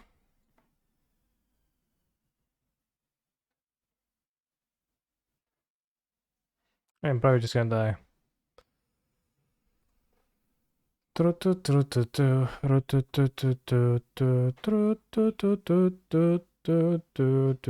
did they start doing things upkeep though?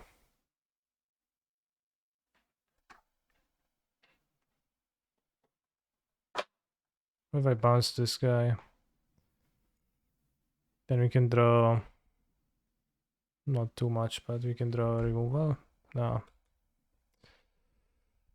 Not really. I mean, sort of.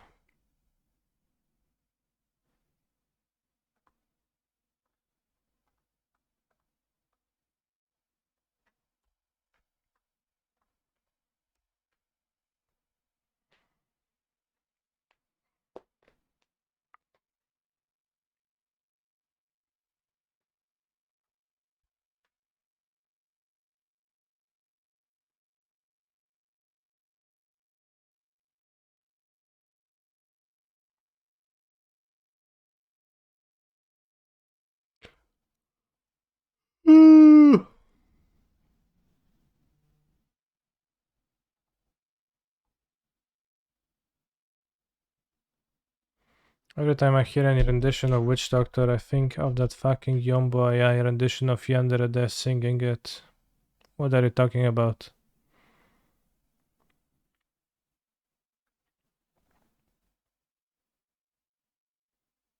Those sure are words.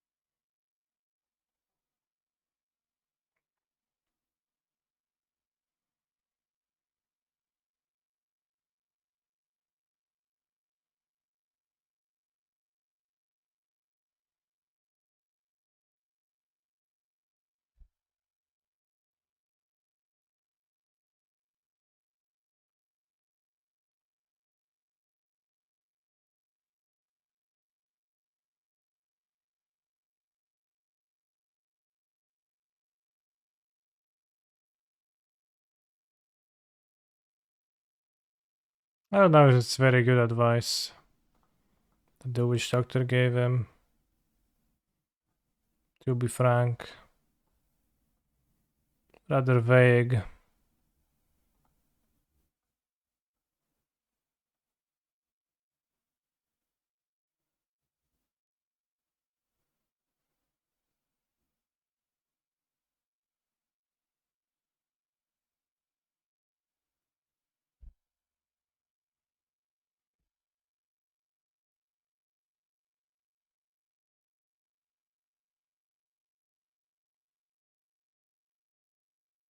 I don't like my spot either.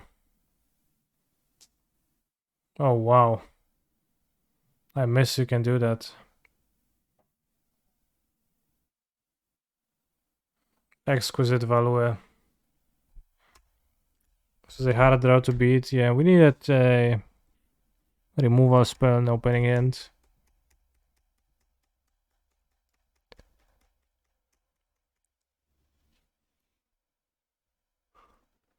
Beat a kill a dark, then play Shredder, then kill the second dark. I mean, still would have been tough because I kill dark, they play wall.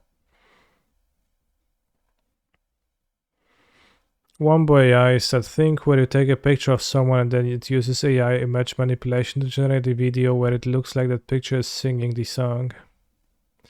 Hey, somebody sent me a Wombo AI of me singing something. It was a little bit unsettling. So I was like, what the hell? I did not sing this song.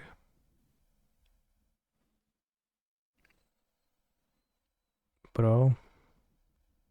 I did not say those words ever.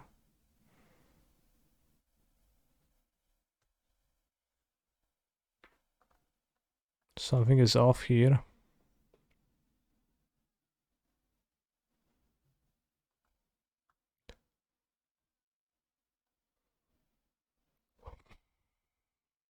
Okay, we lost 2 jog mods. Which could have been alleviated if we had.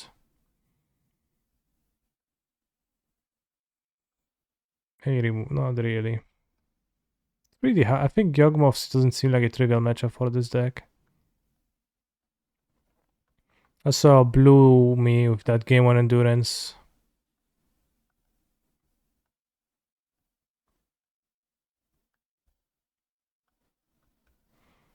And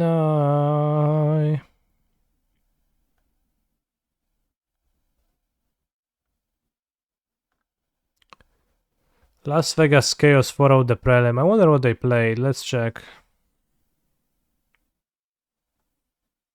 Yeah, Yawgmoth seems pretty play draw heavy. Las Vegas Chaos played Hammer. Defeated Affinity.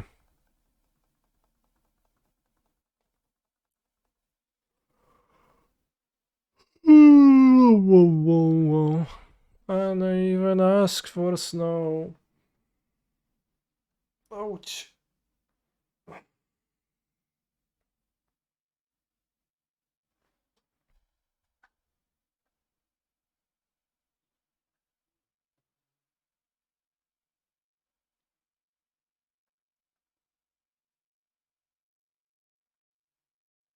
Keep.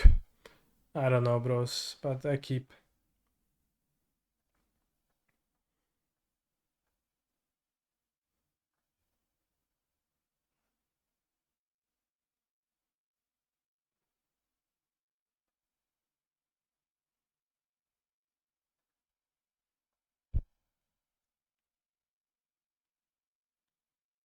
Co ty chcesz uzyskać, kotulku?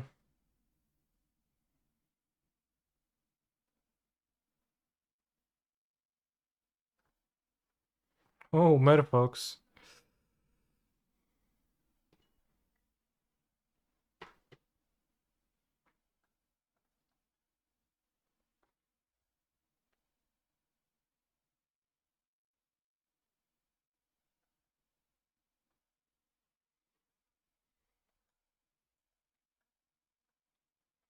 Those spots I don't want to fetch.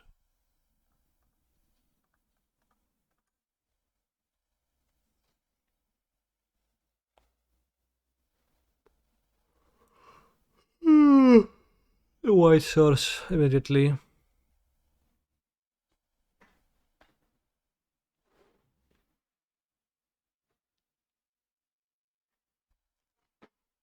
O, się zaczepiłeś, no.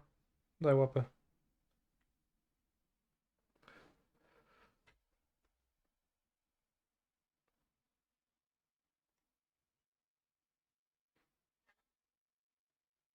Ops.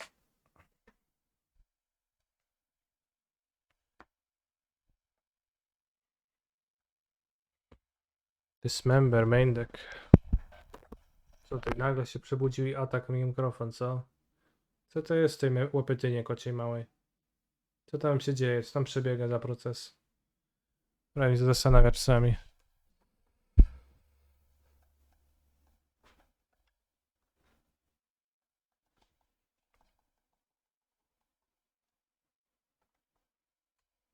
Leży sobie, leży i nagle, o, wiesz co, muszę zrobić jakiś bajabonga. Muszę coś tam napsuć, krwi napsuć muszę. No dobrze, no musisz, no.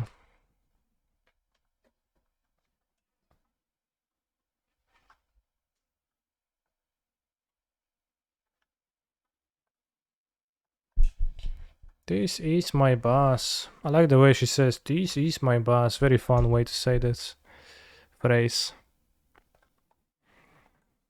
And you can really hear that it is her boss.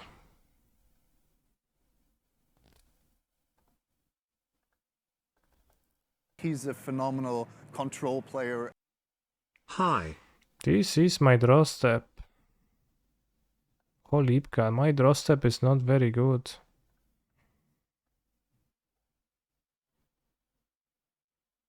Butt chest, haha, so heckin' cute, butt chest. True. Like true, yeah, like true.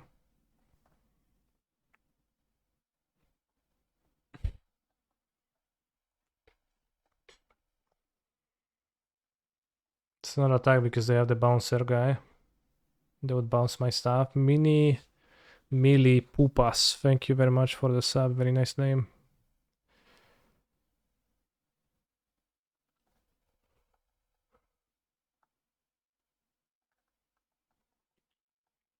Lord of Atlantis, okay.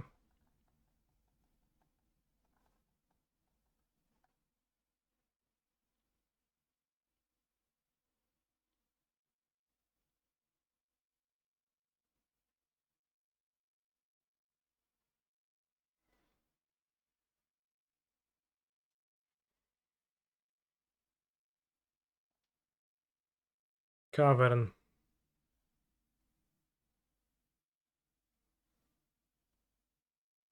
I was secretly not planning on countering any merfolks.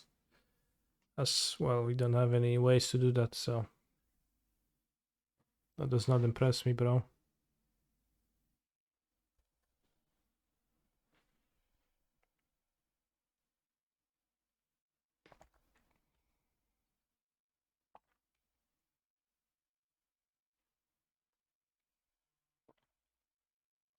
He didn't attack with Mutavolt.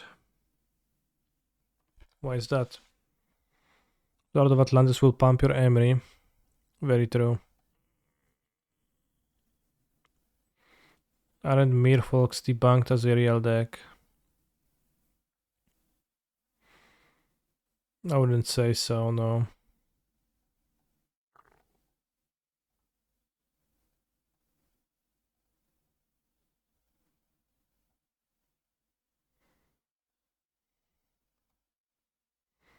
Can we draw a 0-drop artifact? I mean, I assume they might have some counter magics, but even triggering the connive is good. Also, I forgot about Giganta again. I don't think I had a spot to grab Giganta yet, but...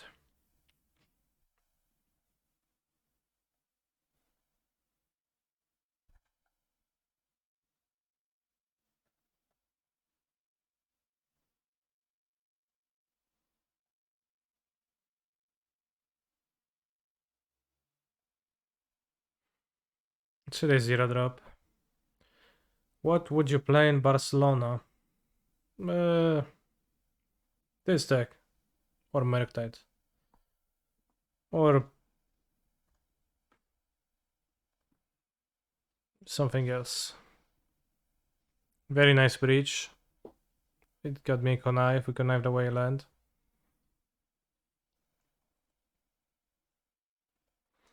If we hit a Misha's Bubble or a Mox Amber, it's... Mox Amber not so much, but Misha's Bubble is hugely beneficial actually. And we're gonna be able to replay this with Emery if Emery survives. Misha's Bubble would be a lot of card draw. So seems worth breaking. We got a Bubble and a Mox Amber. Okay, so I guess now we're gonna bubble it up. Were there any Giganta compatible cards considered for this deck before Giganta was added? Thassa's Oracle. ×1. That's all. That's all.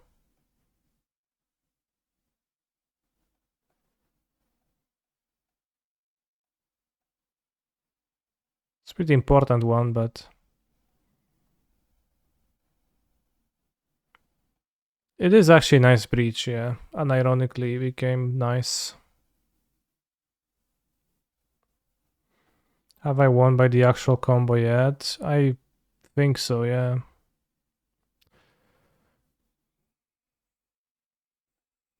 Emery, Bolt.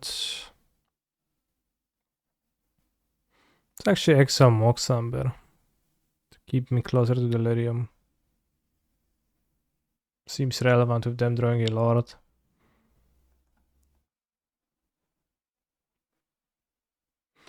Maybe I just play the full on bubble. Yeah, let's do that.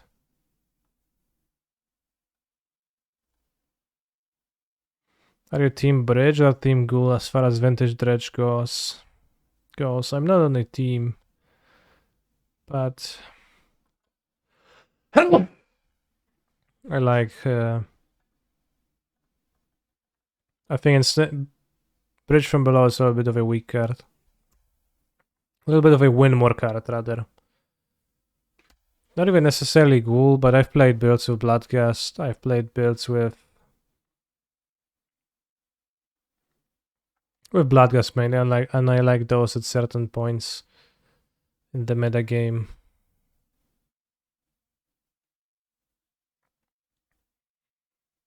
Have I won by Giganta yet? Yes.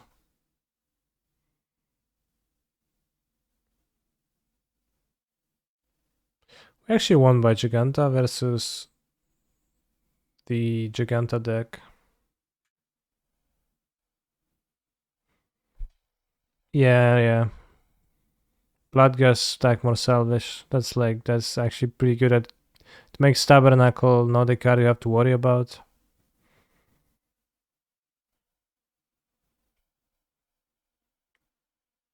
You can just ignore it. Let's go, Canister. Is it worth playing Ren in Breach decks? I think Ren is probably too incompatible with the mana base, but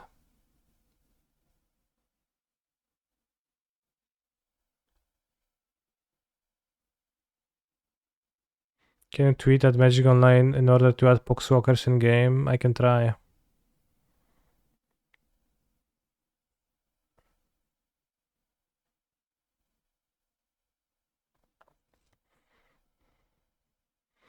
Street Rave has been gassed with Griffin Explosiveness. Street Rave seems pretty cool, yeah.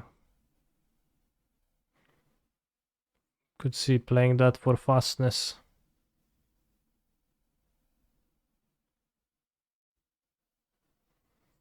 Also, Island Walk is just blatantly overpowered.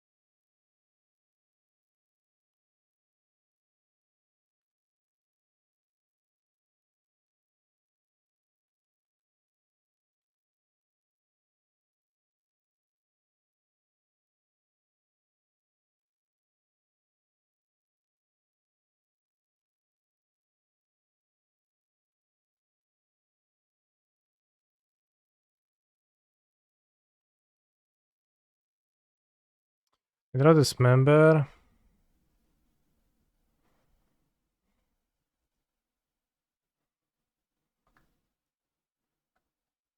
Fair heat, pretty okay.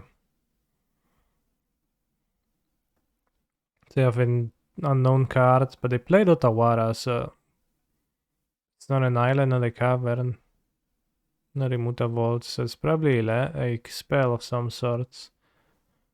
I don't know what spell actually makes them play Otawara here. It seems super weird.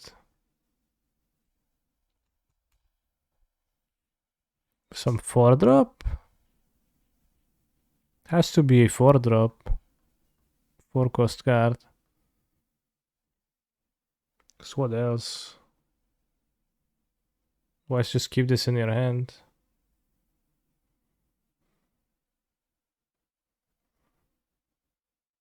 No, I would assume, I don't know. Well, either they have the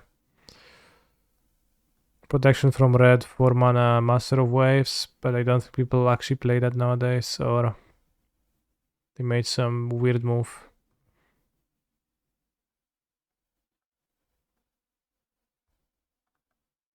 Exactly, Saint. That's what I mean.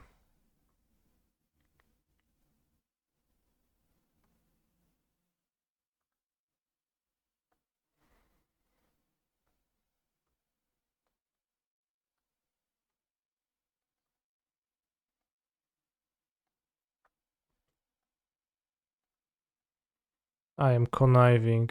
I am conniving.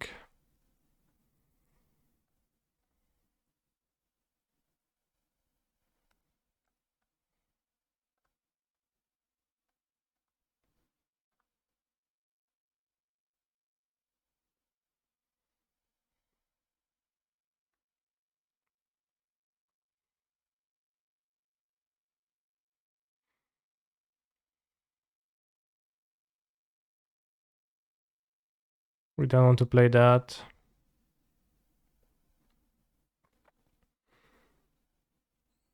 I agree, that was pretty impressive how Emery did at the tournament.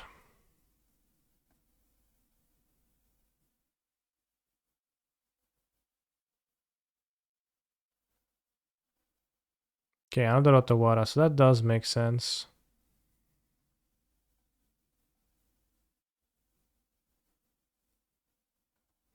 NBL Season 2 tournament when?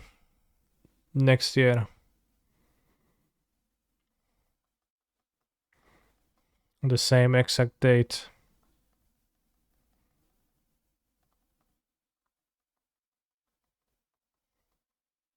As the first one. Well, not the same, but same date next year.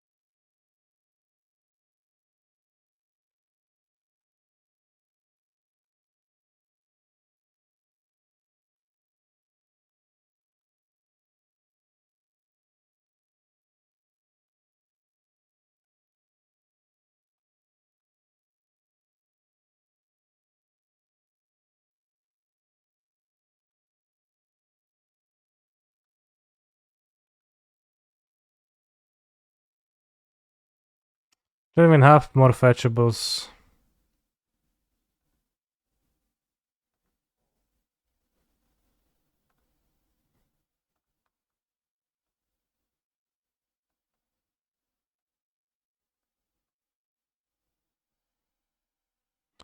We can mail ourselves with Emery a bit.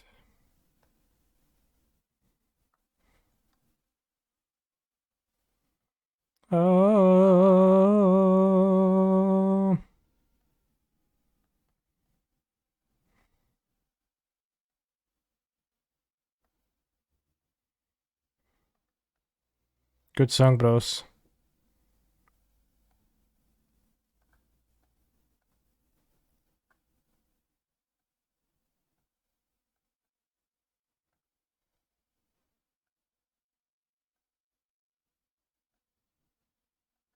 Lordy.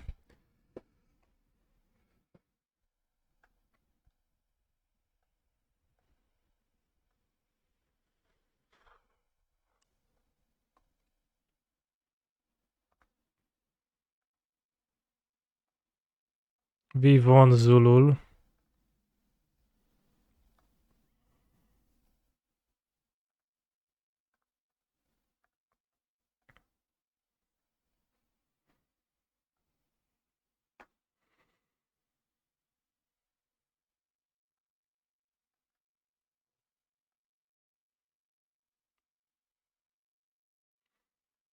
I don't know what to think of Consider yet because it hasn't mattered much yet, but seems pretty good to me. Like the good draws of this deck are pretty strong, so it kind of plays into that being true. But also just as an enabler for everything in general. I don't know.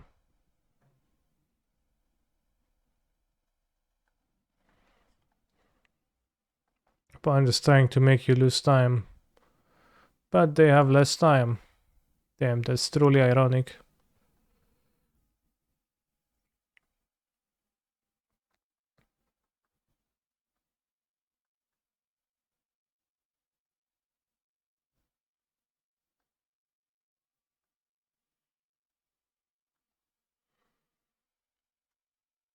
I grape shot.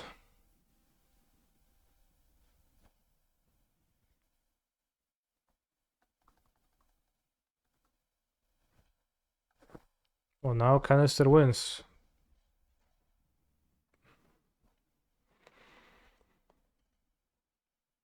I can't believe Bamsing registered table trickery for the NBL Modern Tournament. He had a reasoning for that. That's you and Miko. Congrats on spewing.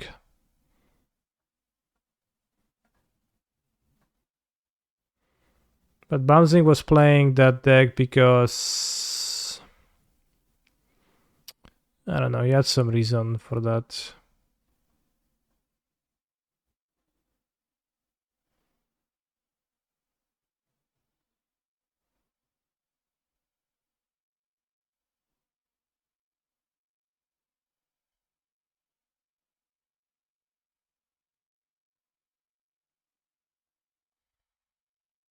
Something about Eldrazi hate and Graveyard hate for Hogak not overlapping with hate for this deck.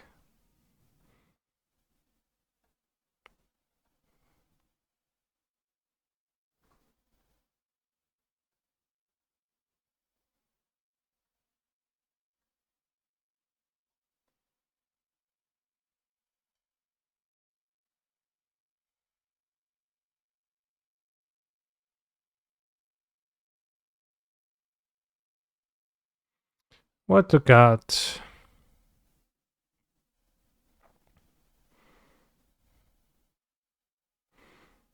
Akali Teferi, a Mock Samber, I brought 2 extra zeros.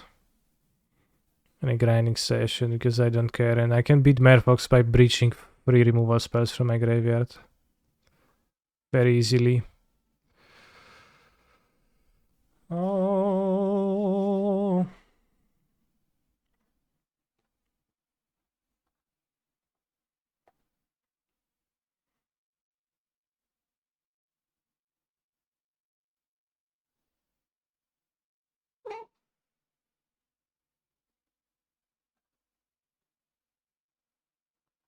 Does it make sense? I guess it makes sense. Remove, saga.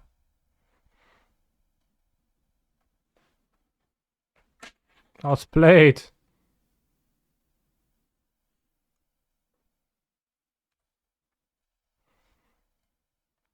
Why you have Charles, bro? on 0.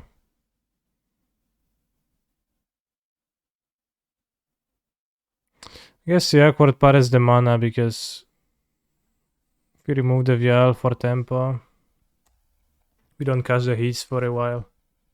I guess we don't have the 2 mana on turn 2, neither on turn 3.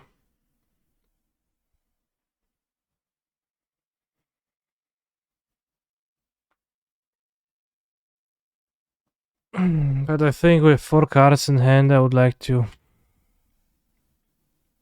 take over the resources. Seems like a 1-lander, nice. So my Saga can be safe. Okay, let's just Saga before they reach land 2 and they have another Tide Shaper in hand. They screw me over with that. Okay.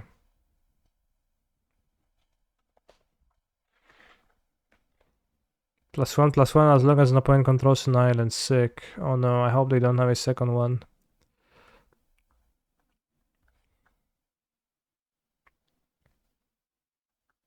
Awesome.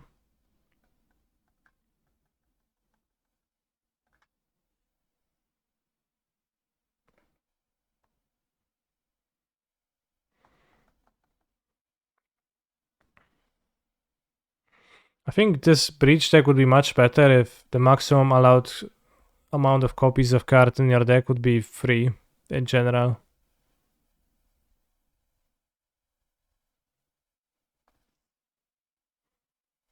I think that would be a nice benefit for the deck, if that was a global rule.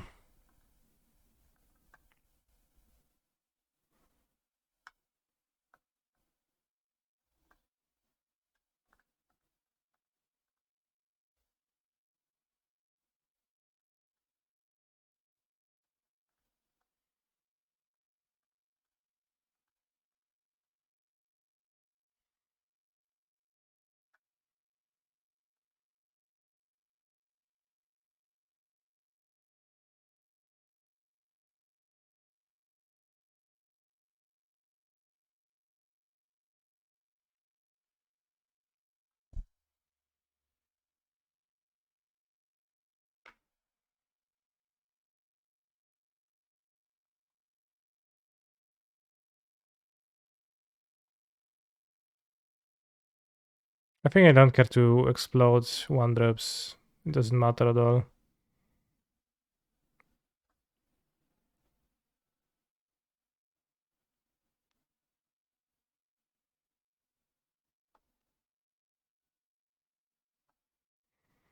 Or rather, the extra mana is good anyways. Yeah, okay, let's actually do this.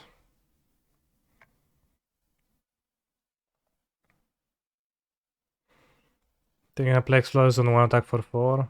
Or maybe just block 4.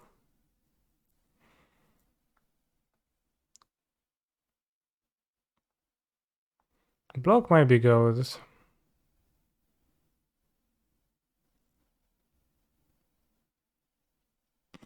Although they attack for 2. They play Island Walker, that works anyways. It's attack.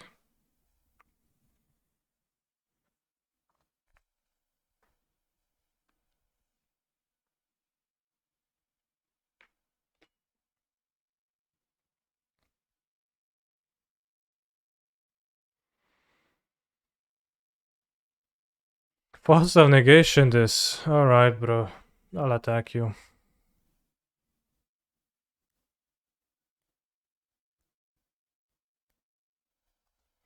So even worse exchange card economy wise, because I don't lose my Springleaf Drum.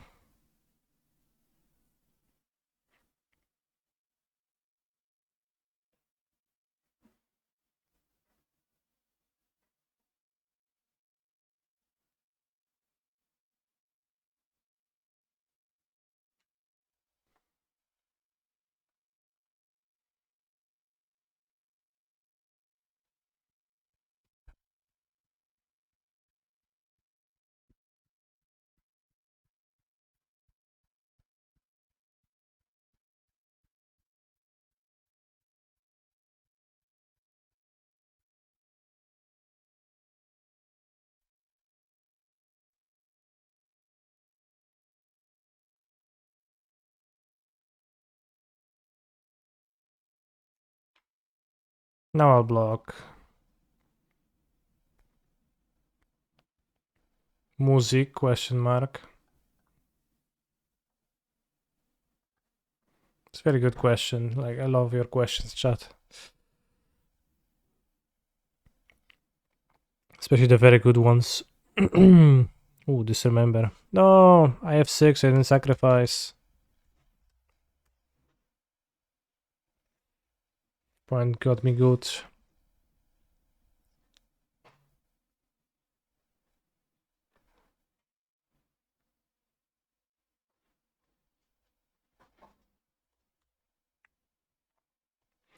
Have you ever noticed that if you take the word music and you rearrange the letters, you end up with come is?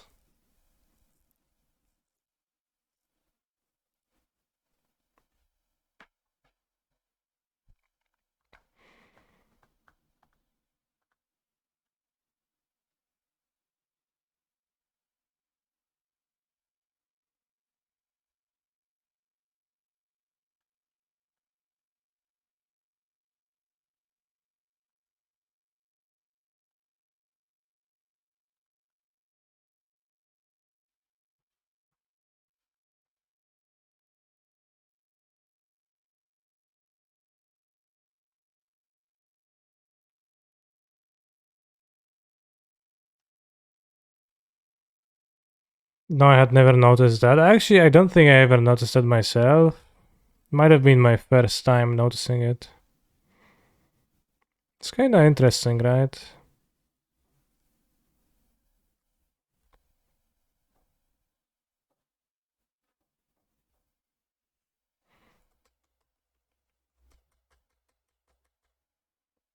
Come is.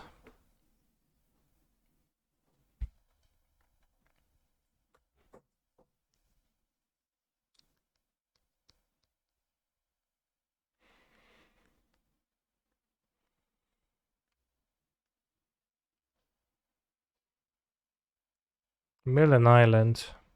Doesn't seem to matter. Can we win? Yes.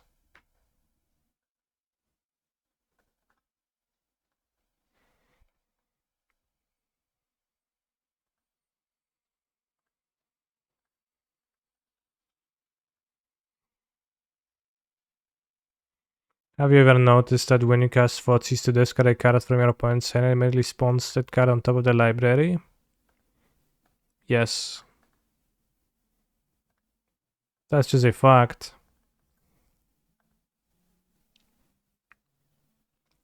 That's just how it is.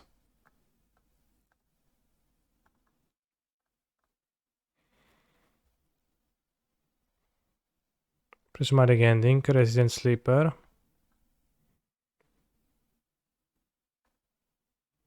What's so Resident Sleeper about it?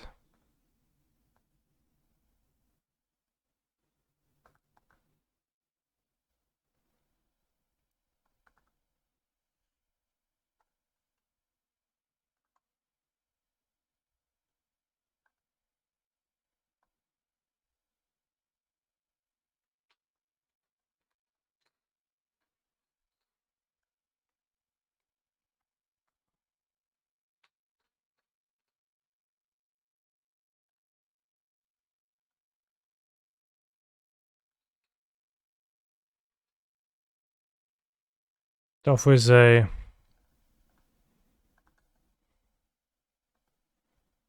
How to say it? How to put it?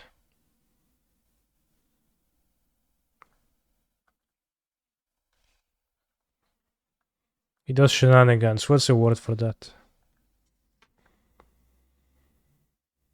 A soy product.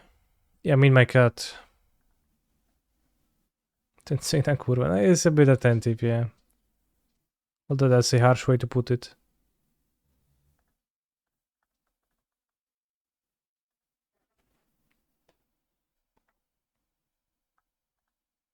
Troublemaker, yeah. Troublemaker is a good... It's definitely a troublemaker.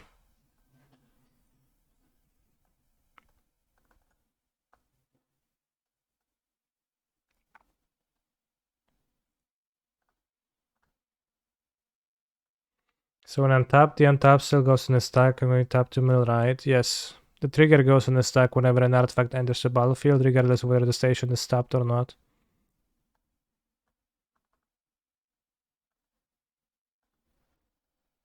It even triggers when your opponent has an artifact enter the battlefield under their control.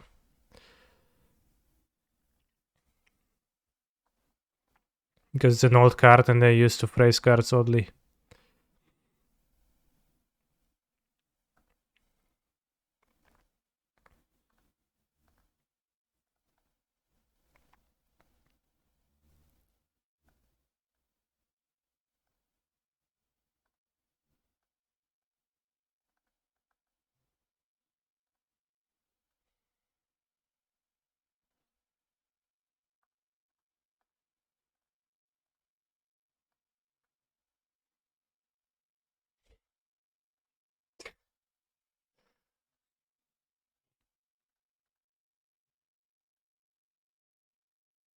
Witch Doctor.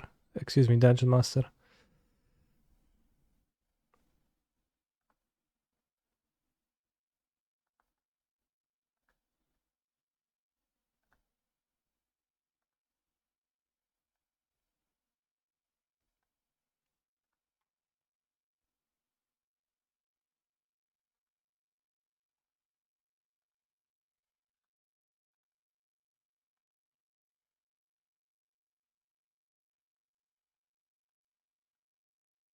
I don't know, bros. I think Grapeshot is very functional for what you need for it to do, and you just accept the failings of the combo. In certain spots.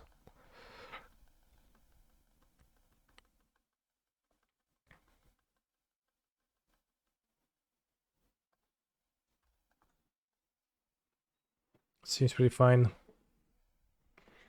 So I think we're gonna play the challenge tomorrow with a version of this deck. Maybe I'll play a standard challenge too with Monred because I think Monred is based. Could also play Wish. Why? Weak to Leyline of Sanctity. Well then just, I don't know, bounce the Leyline of Sanctity or something. Like who's gonna board Leyline of Sanctity against you and who's gonna actually beat you with that? You can remove it.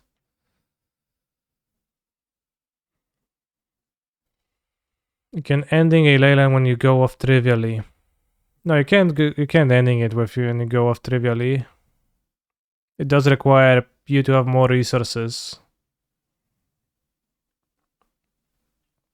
But you can, most likely you will be able to deal with the ley line.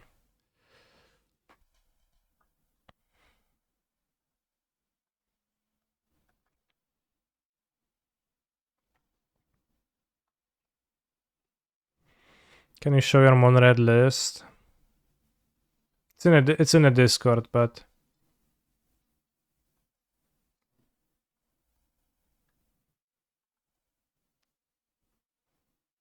something like this. Maybe the extra missions found you too. Maybe the manlands are just good.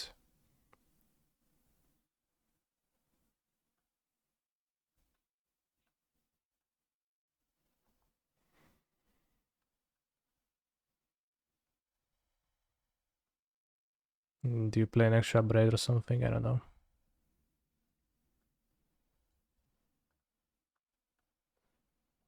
This hand plays a Consider on turn 1. We are on the play, so we can afford to play Consider on turn 1, feels like.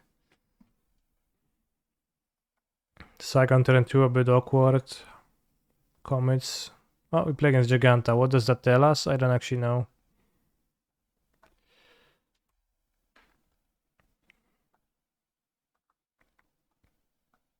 Maybe it's the mirror. Because my opponents also think the same. They look at my deck and they're like, oh, plays Giganta.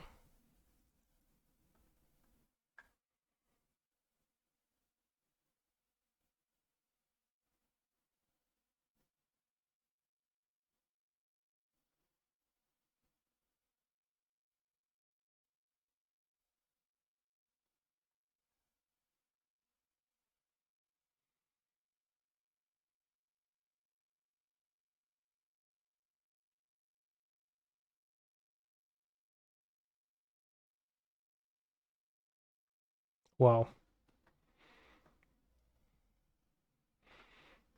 Did you think about that when I opened Review Giganta?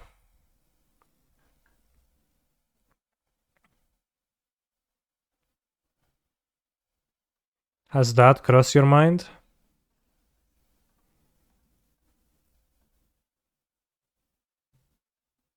Damn, base draw. Lets me spend mana actually.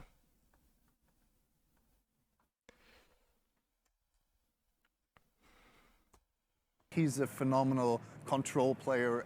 Thank you for the continuous subscription by Sound. Almost 4 years at this point. Very based.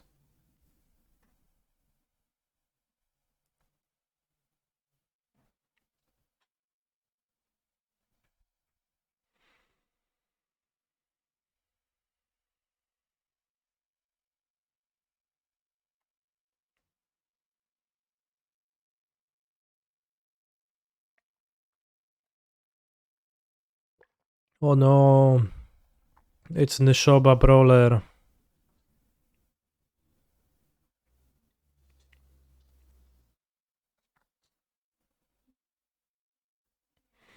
Bouncing the Nishoba Brawler seems okay, but I think making Construct and playing Emery on this turn seems more impactful overall. Next turn you can forgo a Construct depending on what my opponent does. When was the last time you saw someone play Boggles or Infect? It feels like I played against Infect some time ago, but I mean those decks are no longer good in the modern format, so I think it would be surprising if you would actually see them, right? Can we just win next turn? We need the station to just win, so no.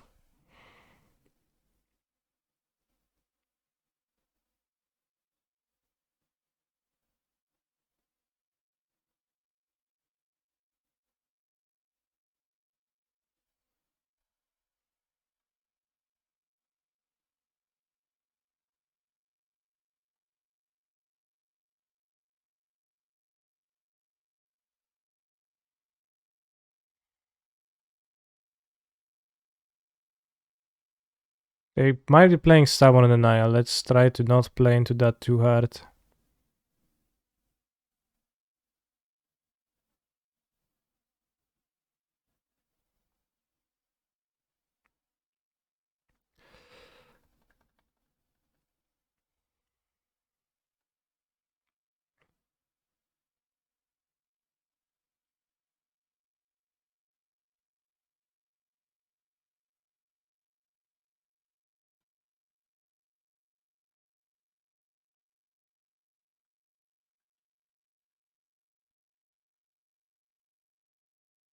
I think I'm fine trading for the Nishoba.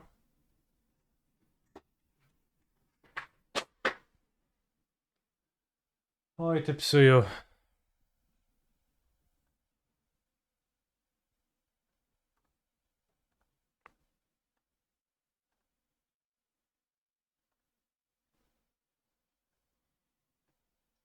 Pepsi Man.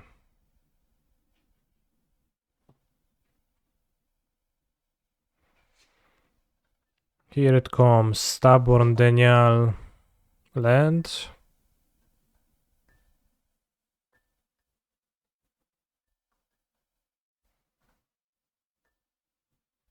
We tried the Morkas command.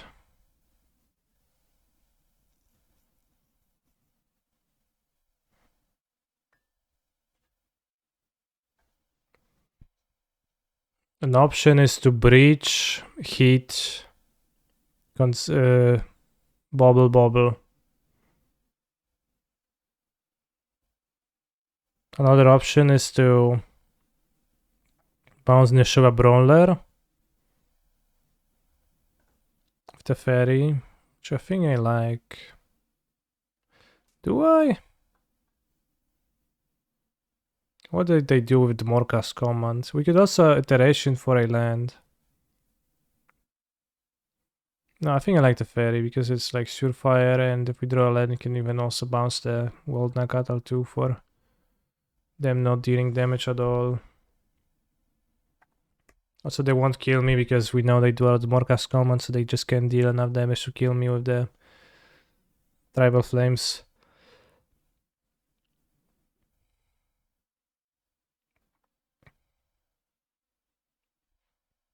Kind of don't get Nishowa Brawler because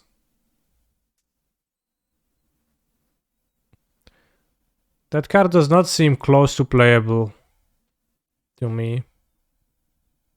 They played Plains, so they have the Morkas and Nishoba Brawler, okay. I guess they can Morkas the Breach.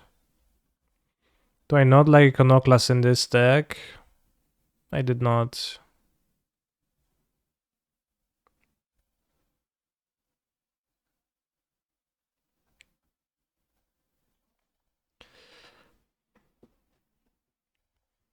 Like, it was fine, but it's not really all that good. And I haven't even played against any Ren decks.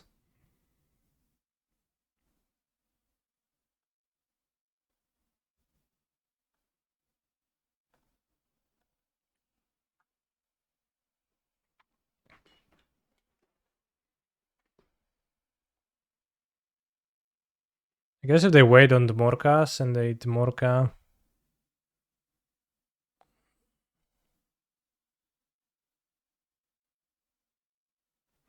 Does Siren Sailseeker seem playable to me? More so than the Shoba Brawler. Because it actually can produce material if milling over cards is meaningful.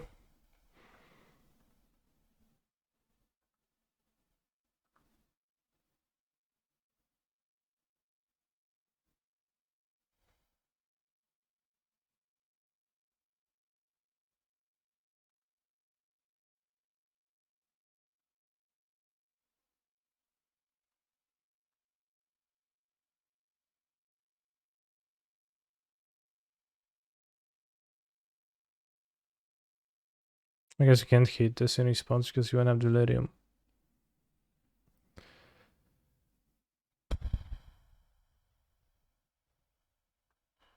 Okay. It's fine too.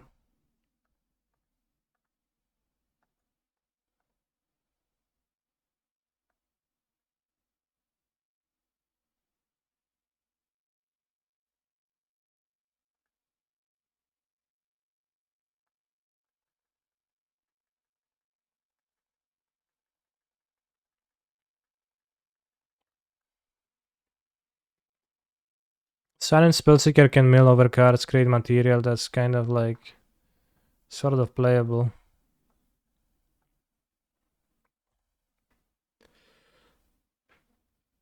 Because it makes you go it somewhere.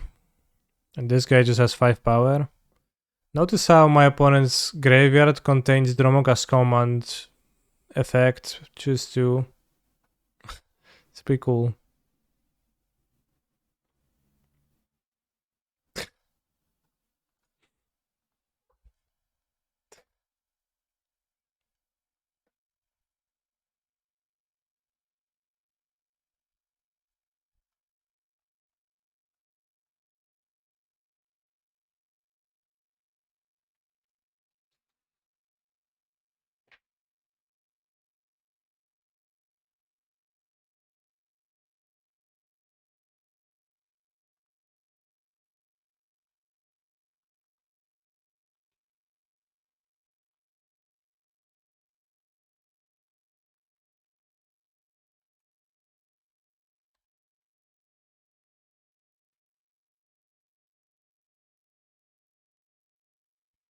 Kind of weird moves. I'm not sure if I made everything, every move in this game all that well. Also then ending the Shatter end of turn. Maybe saving it for Breach. No smiley face. You're saying I don't, that I didn't? You're probably right.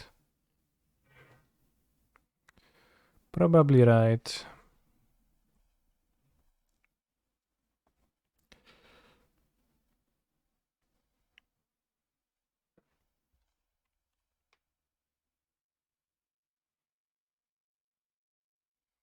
I don't think they play Boros Charm. Now they take the Shatter? odd.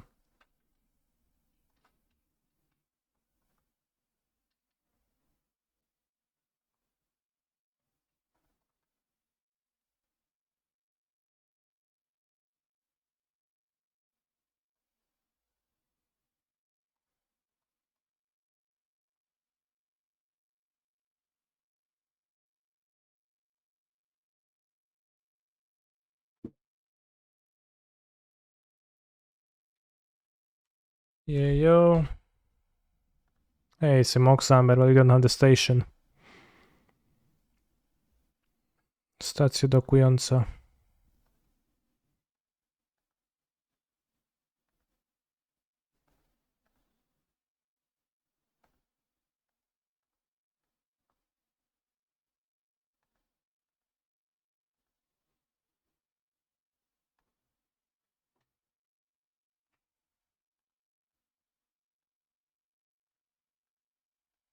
Spell seems good against the Giganta.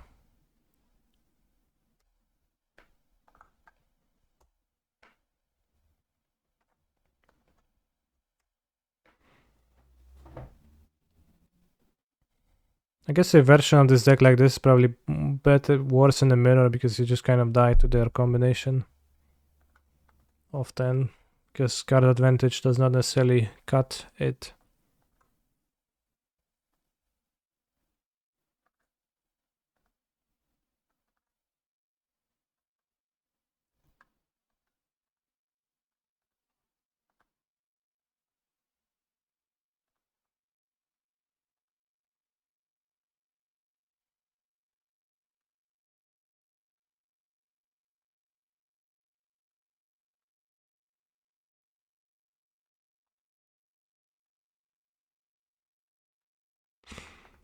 They miss lethal. Maybe.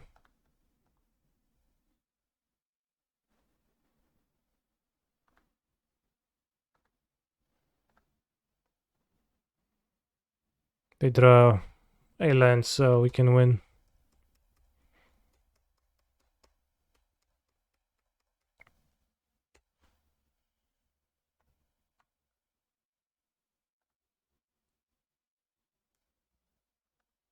Okay, so we're playing a zoo with bindings and with monsters. We want lightning bolts. We play against lots of shit decks today. They are 5 colors, so the sideboard could be literally anything, but within the limits of Giganta. Explosive doesn't look super. Dispute doesn't look super. They pay 1 more or hard counter. Stubborn denial. Rip probably right. I don't know. They play Rip sometimes. Rip or Hers, they probably play.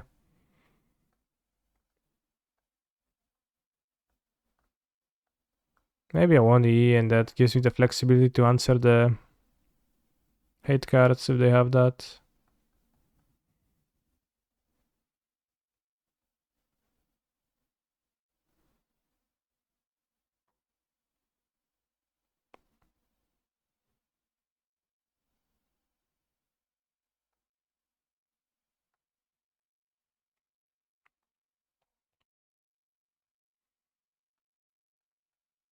And their deck seems extremely easy to just kill with monsters, so let's just kill them with monsters.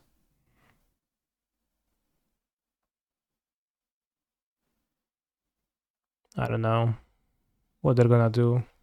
Just gonna die to Giganta.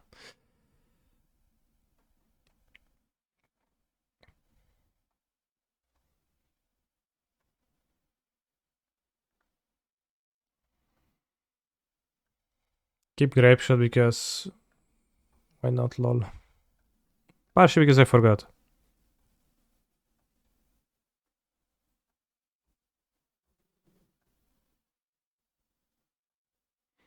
Could maybe use 1 extra generically good card to cut Grapeshot in a situation like this, because I think we're